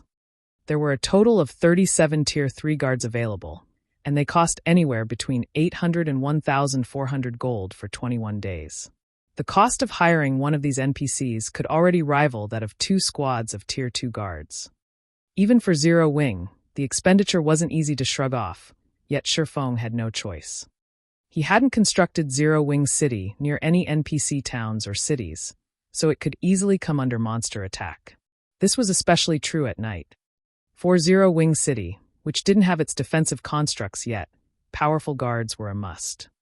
Furthermore, Shifeng hadn't expected the rise of the Orc Empire, which had already turned its sights to bewildering Forest Town. The Maze Forest was the only thing standing between the town and Witch's Hill. On the off chance that the Orc army decided to attack Zero Wing City, Tier 1 and Tier 2 NPC guards wouldn't be able to fend off the attack. Only Tier 3 NPCs had enough of an advantage over the Orcs. Following which, Shifeng chose to hire 5 Tier 3 guards. 1 healer, 2 MTs, and 2 magical classes. Among them, the magical classes were the most expensive, each costing 1,300 gold. Each of these magical class NPCs had 2 Tier 3 large-scale destruction spells and a Tier 3 curse in their arsenal. I've decided to hire these 5. In addition, I wish to hire 800 elite guards, 150 Tier 1 guards, and 50 Tier 2 guards, Shifeng said, returning the list to Yared after making his decision. If Aqua Rose or Gentle Snow were present, they would have a heart attack over hiring so many guards. The cost of hiring NPC guards was much higher than NPC soldiers, yet Shifeng still chose to hire 1,000 NPC guards at once. But Shifeng knew the necessity of the decision. Cities were much larger than towns, and without enough NPCs, a city would be impossible to defend and public security wouldn't be maintained. Moreover, as the city's environment was more beneficial than a town's, it didn't cost as much to hire NPC guards.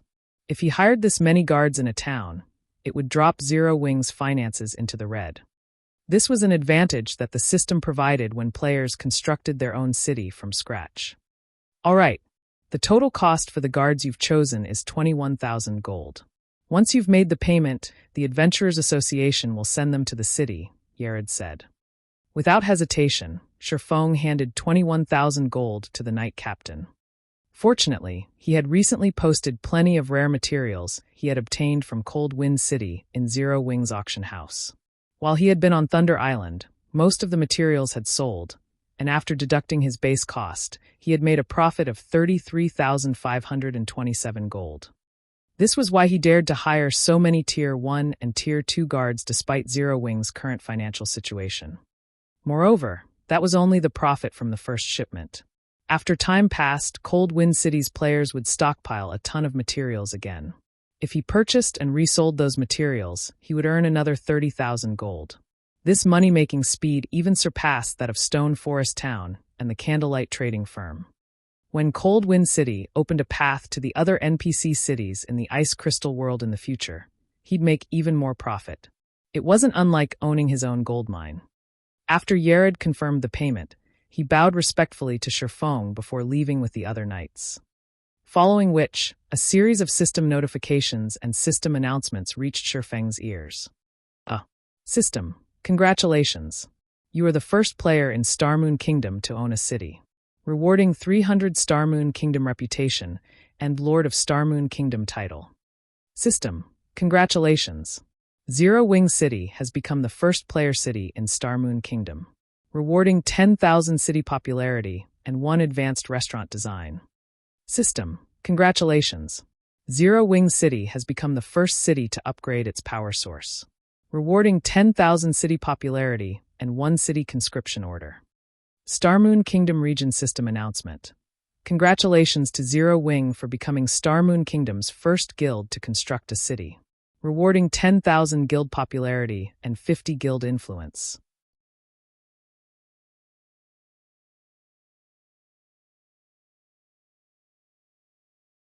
Chapter 1525, Uproar. Chapter 1525, Uproar. The regional announcement repeated for several times, the mechanical voice of the system echoing in the minds of Starmoon Kingdom's players continuously. For a moment, whether they were players currently resting in towns and cities or players out grinding in the fields, they all fell into a daze when they heard this announcement. What's going on? constructed a city. How is this possible? The various large guilds are still working on getting their towns upgraded to the intermediate rank. Even super guilds have just begun trying to upgrade their towns to the advanced rank. How could there be a guild city already? Did Zero Wing manage to upgrade Stone Forest Town into a city? All hail Zero Wing. That might really be possible. After all, the player population in Stone Forest Town right now is really insane. The population there is not one bit lower than in NPC cities. This is impossible. I'm standing inside Stone Forest Town right now, and nothing about the town has changed whatsoever. Practically everyone on Star Moon Kingdom's official forums was discussing Zero Wing and the city it built right now. Although the players of God's Domain currently did not have any concrete information about guild cities, they could generally guess how amazing a guild city would be just by looking at the various guild towns currently in the game. Setting aside the various other functions a guild city would possess, just the amount of land it occupied would definitely exceed that of a town by a large margin, which would, in turn, allow it to accommodate more players.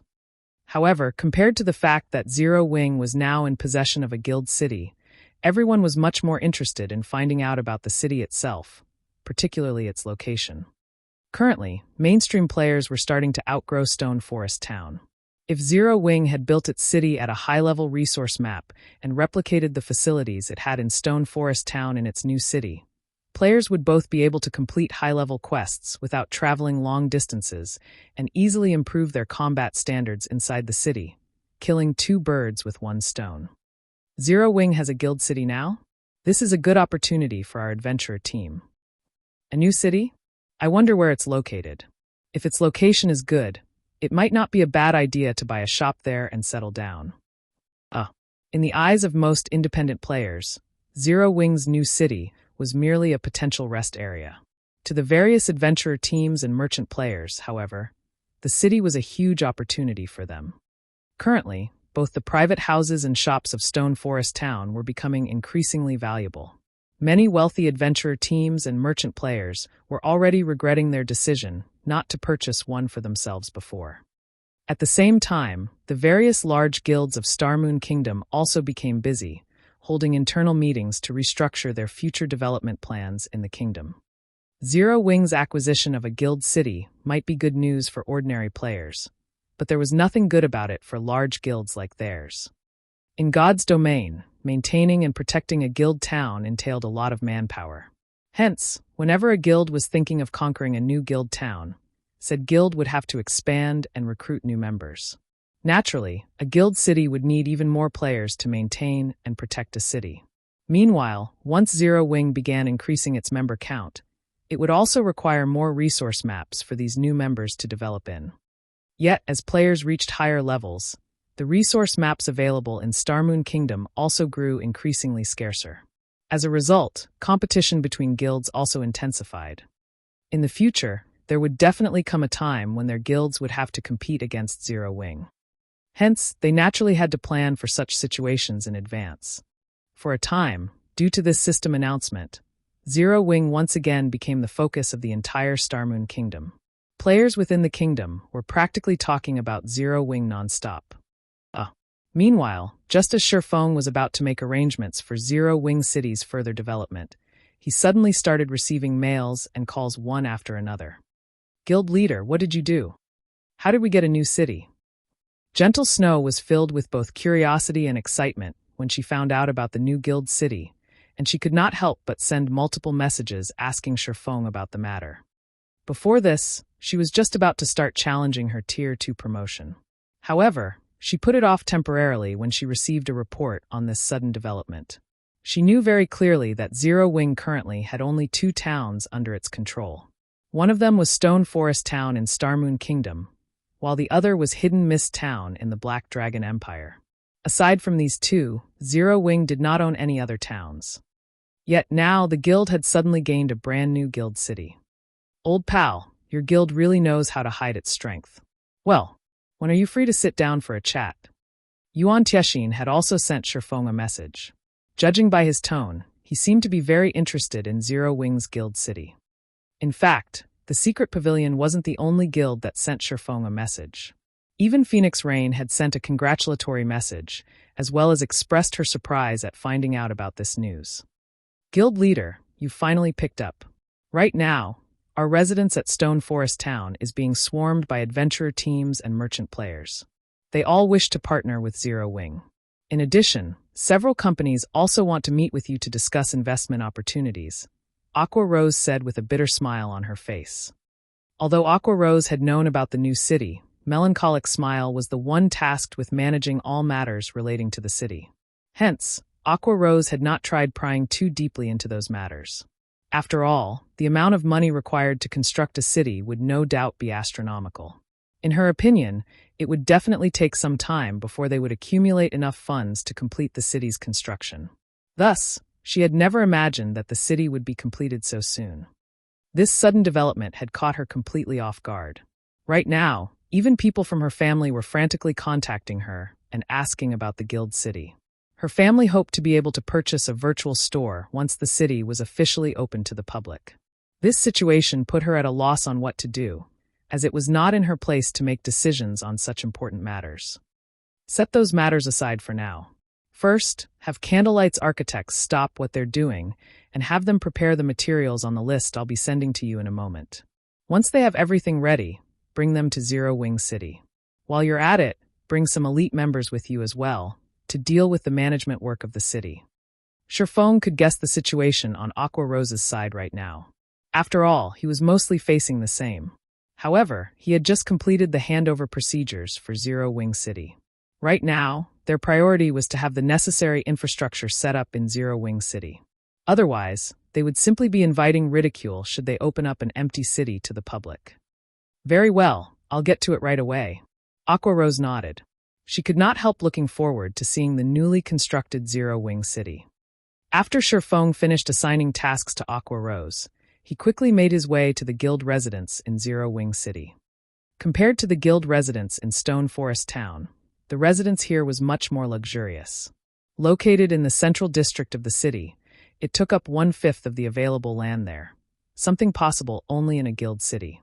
In NPC cities, a Guild residence could occupy only a small area.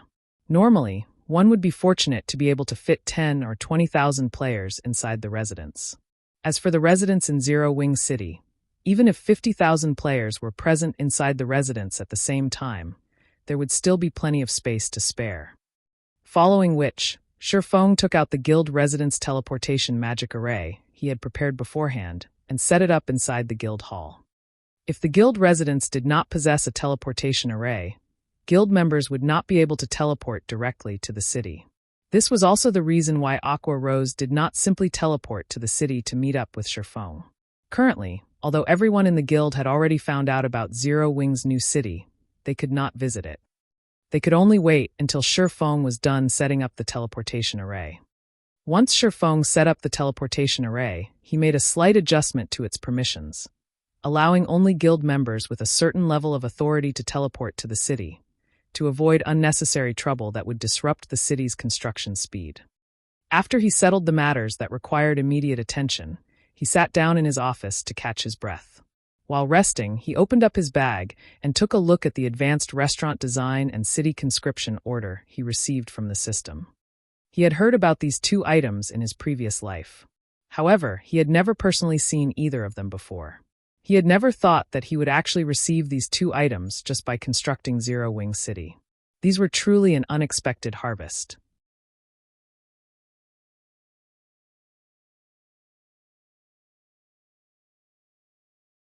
Chapter 1526, Strengthening Players. Chapter 1526, Strengthening Players. It's no wonder these things can help a guild improve quickly. They actually possess such effects. Sherfong was astonished as he inspected the advanced restaurant design and city conscription order in his bag. The city popularity the system awarded was already quite beneficial to the city's development, as it would lure many more NPCs to the city. However, when compared to the two items in his bag, the amount of city popularity he had gotten paled into insignificance. Similar to the advanced auction house, the advanced restaurant was an extremely rare advanced construction in God's domain. The guilds that managed to obtain it in his previous life numbered extremely few. There had been one instance where a top adventurer team had put up an advanced restaurant design for auction. In the end, the design had sold at a price that could cause even first-rate guilds to despair: 2 fragmented legendary items. Even after 10 years had passed in God's domain, fragmented legendary items were still extremely hard to come by in God's domain. Back then, most first-rate guilds would have only 2 or 3 fragmented legendary items in the entire guild, and none of them were willing to exchange any. After all, everyone back then was already fully aware of just how valuable a fragmented legendary item was. Yet, in the end, a superpower had still bought the design for 2 fragmented legendary items.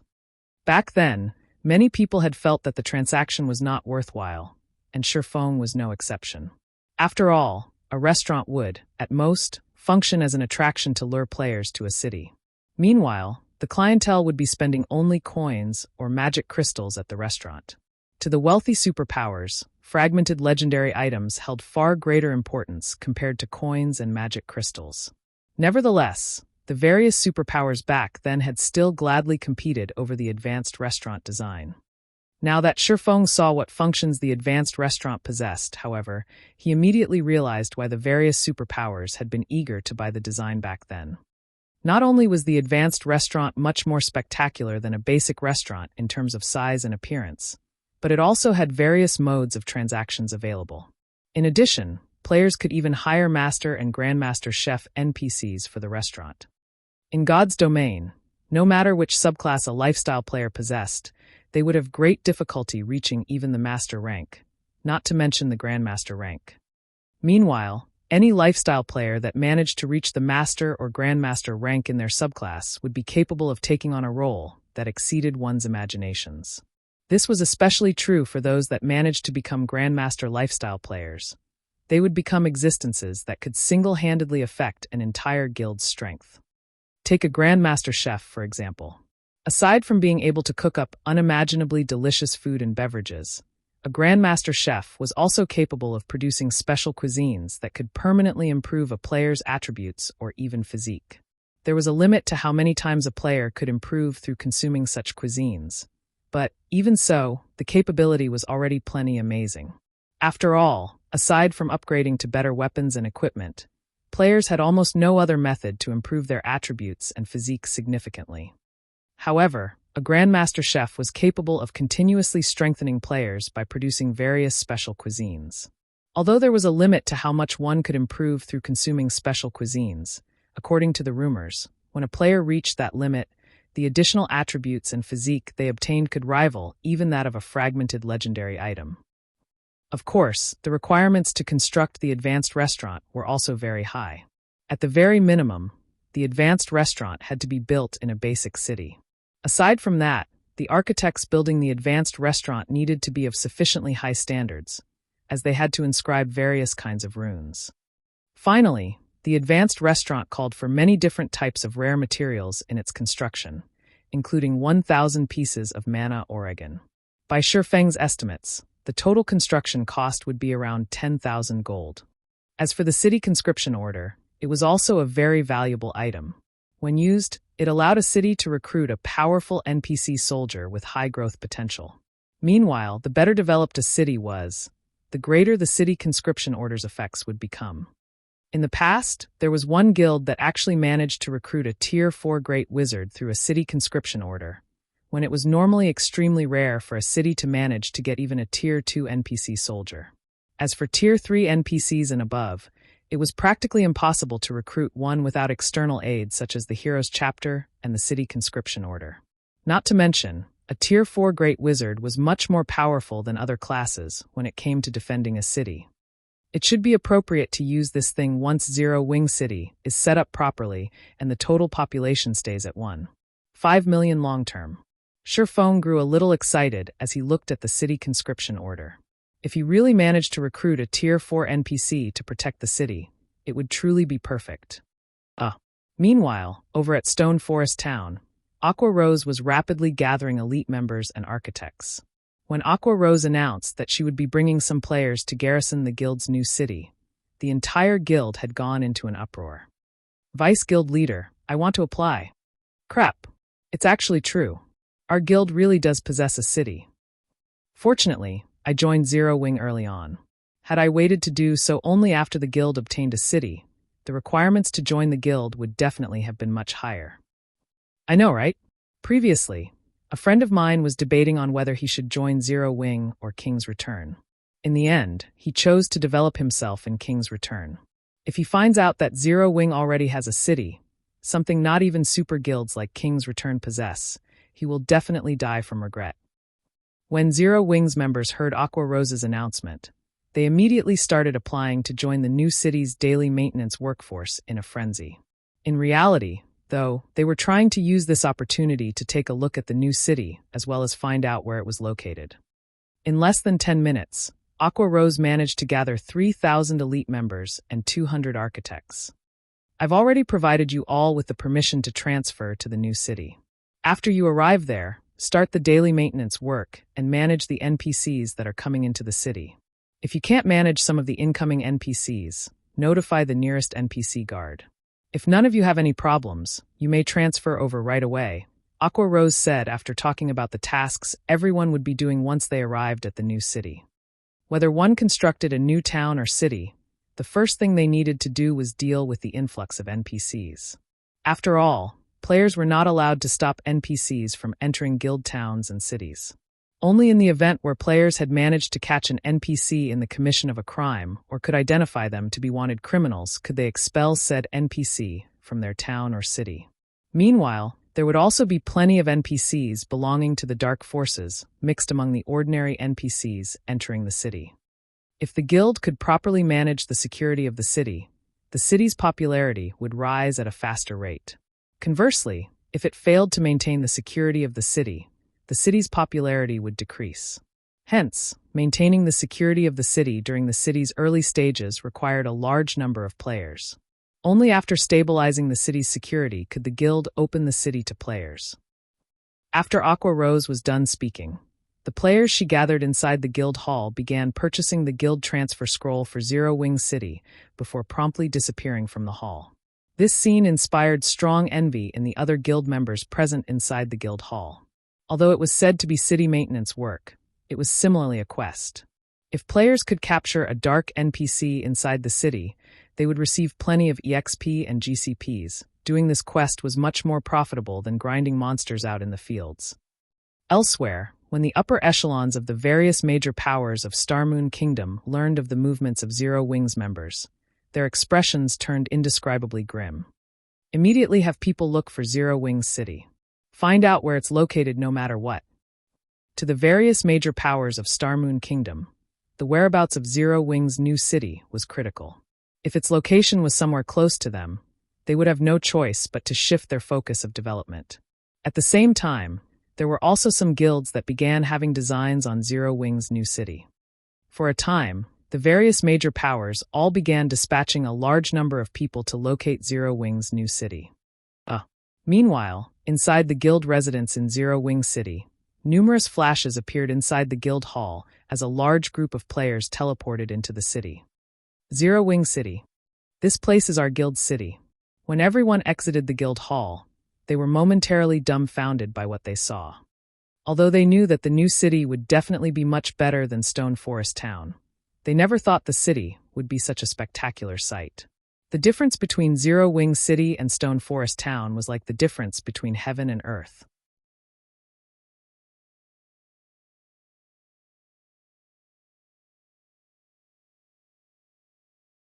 Chapter 1527, Guild's New Benefits. Chapter 1527, Guild's New Benefits. This place is our guild's new city. The mana density here is amazing. Although it's still no match for Stone Forest Towns, with this place being so large, at least the city won't be as crowded as Stone Forest Town. Wait, something's not right. Look around. There doesn't seem to be any magic towers here. The mana present here should be something the city naturally gathered by itself. What? A city is actually so much stronger than a town. If magic towers are constructed inside the city, won't the mana density here become much higher than even Stone Forest Towns?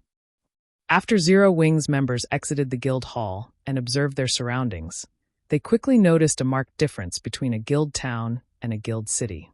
This was especially true in the case of mana density. Everyone was already sure that Zero Wing City would become overcrowded with players. Just how much resources did the guild leader invest in building this city? Aqua Rose was indescribably shocked when she looked at the city around her. Although she knew that a guild city would be much better than a guild town, she had never thought the disparity would be to such a degree. With the high mana density in the city would attract not only a large number of expert players to visit, but also lifestyle players. In the future, there would be no need to worry about Zero Wing being unable to recruit capable experts and lifestyle players. After a moment of shock and awe, Aqua Rose had the elite members she brought begin accepting the city's patrol quests. As for herself, she took the 200 architects to meet up with Shifeng at an empty plot of land in the city. Guild leader, I've brought all the available architects in the candlelight trading firm over already, Aqua Rose reported quietly as she looked at Shifeng, who was currently surveying the terrain of the city. They're all here? Shifeng muttered to himself as he sent a glance at the architects standing some distance behind Aqua Rose. Nodding in approval, he continued, "Advanced architects, come forward." Immediately, 40-odd players stepped forward nervously. Among them, nearly 30 were male and over a dozen were female. Although the levels of these players ranged between 24 to 35 only, if placed in a first-rate guild, any one of these players would definitely receive VIP treatment. In the candlelight trading firm, however, they were merely normal members. After all, the candlelight trading firm already had master lifestyle players at the helm. Compared to them, advanced lifestyle players were insignificant existences. Meanwhile, when these advanced architects looked at Shifeng, who had disguised himself using the demon mask, their eyes were filled with reverence and excitement. After all, the man before them was none other than Black Flame, the guild leader of Zero Wing. At the same time, he was also the #1 expert of Starmoon Kingdom. They might have the qualifications to act proudly in front of the guild leaders of any other guild. After all, those guild leaders were definitely no match for themselves in terms of subclass development. However, it was a different story for their own guild leader. Even in terms of subclass development, their guild leader was an existence they had no choice but to look up to. The reason for this was their knowing that their guild leader had already become a master forger some time ago. Now one could say that he was the bona fide #1 forger in Starmoon Kingdom. Excellent. From now on, you all will be tasked with constructing Zero Wing City's advanced constructions. If any among you isn't an inner member, you can come to me to sign the contract to become one. If any of you does not wish to become an inner member, you may return to the group behind. Shifeng was considerably surprised at the number of advanced architects present. He had not expected that after not seeing Melancholic smile for some time, the woman had actually recruited many more advanced architects. Moreover, among the advanced architects present, he managed to spot 3 familiar figures. One of them was a middle-aged man named Happy M.O., who looked to be in his 40s. He wore a monocle and radiated an indescribably calm feeling. The second person was a muscular youth named Boiled Fish, who carried a scimitar on his back. As for the last one, she was a short-haired beauty named Wind Chimes. In the past, all 3 of these players were very famous architects in Starmoon Kingdom. To be precise, they were part of the top 10 architects in Starmoon Kingdom. Only, these 3 players all belonged to first-rate guilds. Shifeng had never imagined that these 3 people had actually joined Zero Wing this time. Among the 3, Happy M.O. was the strongest. In the past, he had constantly pushed his limits in order to become a Grandmaster. Unfortunately, the rank of Grandmaster was not easily attained. At the very least, the amount of help a first-rate guild could provide towards reaching this rank was minimal. Happy M.O. had never managed to become a Grandmaster Architect. After everyone heard Shifeng's words, most of the advanced architects that had joined the candlelight trading firm recently chose to sign the contract right away. Only Happy M.O., Boiled Fish, and Wind Chimes remained hesitant, exchanging glances with each other. After a moment, as if having come to an agreement, they nervously turned to look at Shifeng. Guild leader, if we become inner members, can we use our GCPs to exchange for a private house inside the guild city? Happy M.O., who was the eldest among the 3, stepped forward and asked carefully. Although Shifeng looked younger than himself, the feeling the man gave off was akin to that of a prehistoric beast. While standing in such close proximity, Happy M.O. found himself growing breathless. In the past, when he heard others mentioning such a reaction, he had simply taken their words as jokes. Only after personally experiencing this feeling did he realize that those words were no joke. At this moment, he felt as if he would be doomed forever if he made even the slightest mistake. Upon hearing Happy Mo's question, everyone nearby could not help but perk up their ears. They never thought that Happy Mo would be so courageous as to propose such a demand to the guild leader.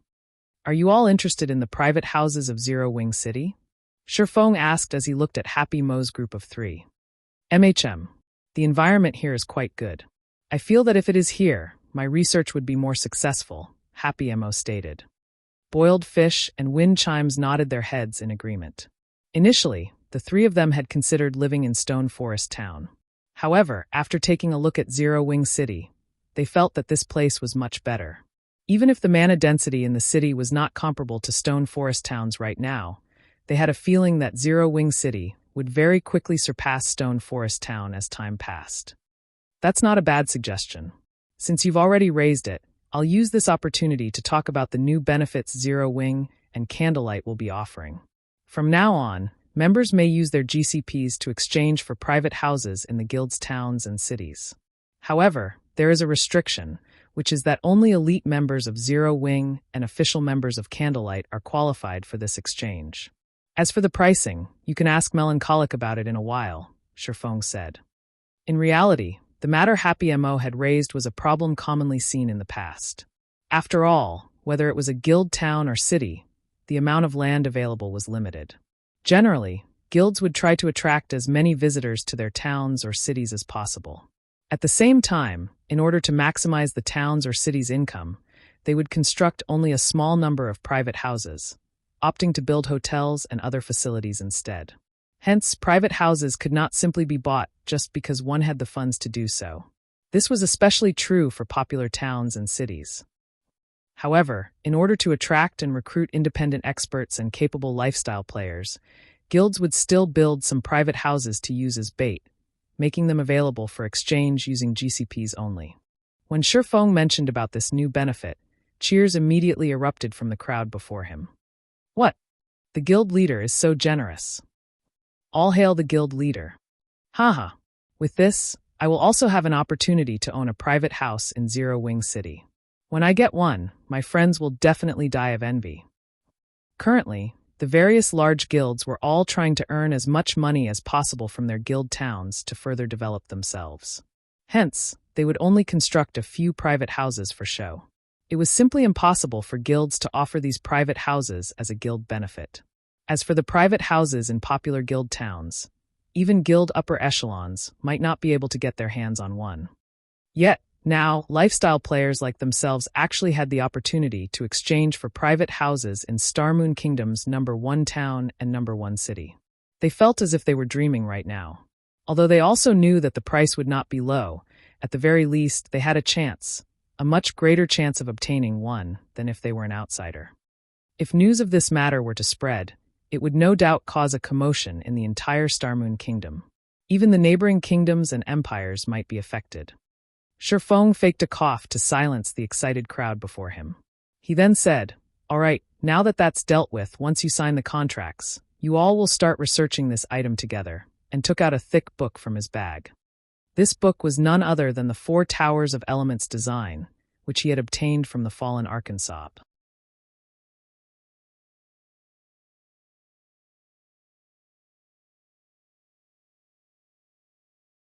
Chapter 1528, Hidden Promotion Condition. Chapter 1528, Hidden Promotion Condition. When Shifeng revealed the thick tome, the architect's eyes glowed. This is an advanced construction design. Ordinary players might not understand what kind of design Shifeng had shown them, but these weren't ordinary players. They stood at the apex of Starmoon Kingdom's architects. An ordinary construction design only consisted of several sheets of paper. Meanwhile, designs with enough pages to become books were advanced construction designs. The thicker the book was, the more difficult the design would be to construct. Unlike the buildings in the real world, God's Domain's advanced constructions required secret runes and magic arrays. If these were imperfect in the slightest way and couldn't connect, they wouldn't function and would have to be redrawn. Fortunately, The entire pattern wouldn't need to be redrawn if mistakes occurred with some runes or arrays. Players simply needed to rework the failed symbols and sacrifice a few extra materials. However, since the necessary materials were precious, the guild would feel a slight sting in its pockets if an architect failed too many times. Meanwhile, what truly excited these architects was the fact that every advanced construction design had a unique set of secret runes for players to learn. Learning these secret runes would help them when they design their own in the future. They would then have an easier time climbing to the master rank. Guild Leader, while we can complete the foundation of the 4 towers of elements, I'm afraid the magic arrays for the core part are too complex. They are at least advanced magic arrays. We aren't capable of drawing them right now. After taking a look through the Elemental Tower's design, Happy MO discovered the design's most challenging aspect. Although they frequently researched magic arrays, they were only capable of completing basic magic arrays at the moment. They were still some time from being able to draw intermediate magic arrays. Meanwhile, the 4 Towers of Elements core required advanced magic arrays, which were used to harvest energy within the 7 luminaries crystals. Architects of their rank weren't yet capable of achieving this feat. Your task is to build the tower's foundations. I'll draw the magic arrays for the cores. You just need to deal with the secret runes and magic circuits, Shifeng explained. You'll draw them, Guild Leader? The lifestyle players were stunned when they heard Shifeng's plan. They stared at the man as if he were a monster. Not only was Shifeng a master forger, but he could also draw advanced magic arrays. How were they supposed to compare to someone like this? What these players didn't realize was that players had to learn to draw magic arrays to develop their subclasses. In the past, players had only discovered this fact after reaching level 100. Regardless of the subclass, players would encounter magic arrays as they increased their lifestyle ranks. Only the difficulty varied depending on the subclass. For example, forgers, alchemists, and engineers needed to be able to draw intermediate magic arrays at the very minimum if they wanted to reach the master rank. The requirement was even higher to become a grandmaster. When crafting a higher quality item, the production process would require more mana. Without a magic array to help guide the mana to the item, the production process would fail. Because of this, the various large guilds fought over the rare magic array designs, particularly the high-ranked ones. This was also why powerful lifestyle players preferred to join powerful guilds. As an individual, not only was it difficult to obtain high-quality materials in large quantities, but it was also extremely difficult to collect a large variety of magic array designs. Such a task required sufficient strength and a large number of players. This was the reason that the various kingdoms and empires restricted the circulation of magic array designs. Aside from the 4 Towers of Elements design, Shifeng had also revealed the advanced restaurant design and instructed the advanced architects to research it together.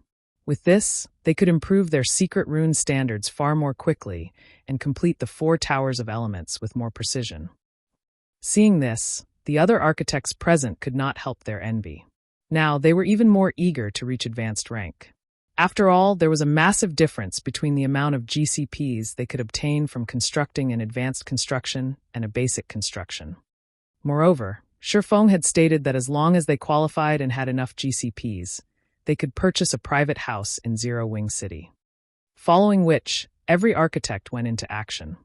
While the advanced architects focused on the 4 Towers of Elements, the other architects focused on the hotels, bars, private houses, shops, the battle arena, and other basic constructions.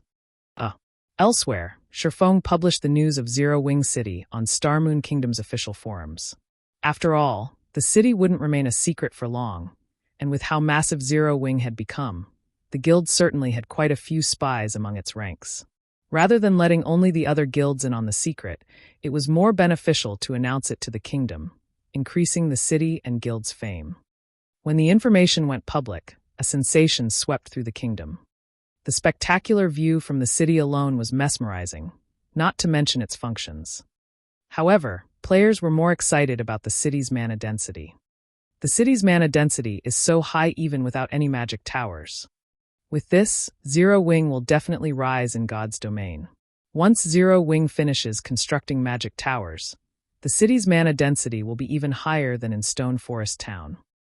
But why is Zero Wing City constructed in Witch's Hill? Although the average levels of the area's maps are quite high, their resources are average at best. They chose a far better location for Stone Forest Town. Zero Wing might have other reasons. Just look at Witch's Hill.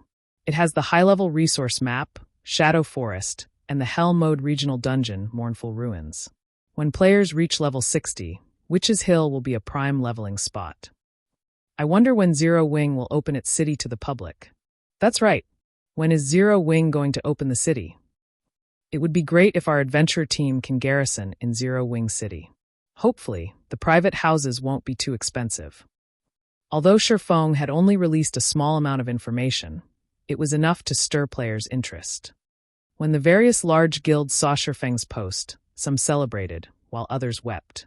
Those who celebrated were the guilds whom the city couldn't threaten right now. After all, God's Domain's mainstream players were still some distance from level 40. It would still be some time before mainstream players would head to level 50 to 70 areas, like Witch's Hill, to develop. Once players reached level 50, Zero Wing City would become a disaster. Gather more manpower immediately. We need to earn as many contribution points as possible during Bewildering Forest Town's defense. For a time, the various large guilds assembled and dispatched their forces to Bewildering Forest Town. If their guilds wished to develop quickly, they had to deal with their lack of mounts as quickly as possible. Bewildering Forest Town's defense was the best opportunity to do so. As a result, more players flooded to the already crowded town. Among the new arrivals, the lowest level was level 40, while the majority were level 42 and 43. As one large guild after another arrived with its forces in Bewildering Forest Town, many of the independent players, who were there to earn some contribution points, were amazed. Expert players, which were normally difficult to encounter, swarmed the town. Their equipment was simply blinding. Normally, players in full level 40 dark gold equipment attracted a lot of attention, but now, these players were a dime a dozen. In fact, they barely attracted any attention. Many of the players who had come to Bewildering Forest Town wore full sets of level 45 dark gold equipment, but some even wielded weapons and equipment that radiated the epic rank glow effect. Among the various large guilds that had arrived, one guild stood out. Upon this guild's arrival, the other guilds in the teleportation hall opened a path for its members.